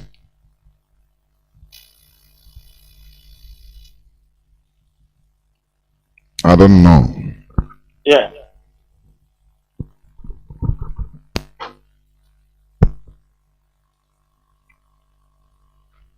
As we, I don't know whether he's still there. I saw him, but I don't know. Yeah, he's there, but I think his voice is not coming out. If it's not coming out, maybe you can round up. Yeah, in the absence of that, you know, I That's think good I if he can will round give his up in because absence. Yes. Yeah. the time Okay. is gone. Anyway, we are 5 hours plus on this program. And better nama, I mean better no, you know. So we must continue to closing the program. The only thing I will say is this: we continue, you know, our people, there is something we should learn how to be loyal and respect structure. If, for example, you say, you know, there is no way, for example, Christ would have been in this world till now in order to tell you what to do. Rather, it is the structure of Christianity that is put in place. That is what is, you know, moving on the legacy of Christ. Let me say it like that, the founder of Christianity. So our people should understand, you know, Nigeria destroyed our brains, honestly, to the extent that people, you have to do as you want. You know, you have to invoke in the impossibility in order to give you the excuse to continue doing what's to protect your thing, what you want to do. Okay, so when people say, "Oh, Mazi Nnamdi Kanu, only him can," they know that he's yes, okay. They know that he cannot do anything from the DSS dungeon. That's why they are hiding on that in order to commit what they are doing. They know that many of the things that what they are doing is wrong. You know, so legacy is what matters. Our leader is laying a legacy in our mentality and physically, structurally also. Whenever you, that is why whenever you join IPOB, you take an oath. You join the structure. That is it. So we should learn how to be loyal to the structure for our collective interests. I will expatiate more on this during my upcoming submissions so that people will understand more better. Because we Biafrans, mostly we Igbo people, we are people that have been let loose. You know, when you leave a flower to be wild, to grow wild, you cannot even like the flower again. A flower that's supposed to be okay, you know, looking good in the eyes, but once it grows wild without trimming, it becomes disorder. It becomes a nuisance. But that is a very beautiful flower when trimmed. So that is how our people are structured by Nigeria, by the caliphate. Very, very good people, but without trimming, without structure, without law, without regulation. you are just a nuisance. I'm telling you, you'll be causing a nuisance. So we should continue being loyal to the rules and regulations. That is why when you see me, even ordinary mundane things, because charity starts at home. Even ordinary calling on this platform, you obey the rules. I love it too much when you obey the rules, because it makes us, you know, the program being structured. That is how it is. So Biafrans, we continue. Nothing will ever draw us back, because there is no back to go. I used to say it here. There is no back to go. Biafra is our religion. Biafra is our identity. Mazi Nnamdi Kanu is our leader. He is in the enemy dungeon, extraordinarily renditioned. Do not forget it, because we continue hammering it day in, day out. He was extraordinarily renditioned into Nigeria from Kenya. It's a crime, an international crime. He must be released. Thank you for listening. Do not forget, tomorrow our HOD will also be on air in order to address Biafrans by 7 p.m. BT. Thank you for listening. From me, from here, Mazi Jonathan, it is simply good evening.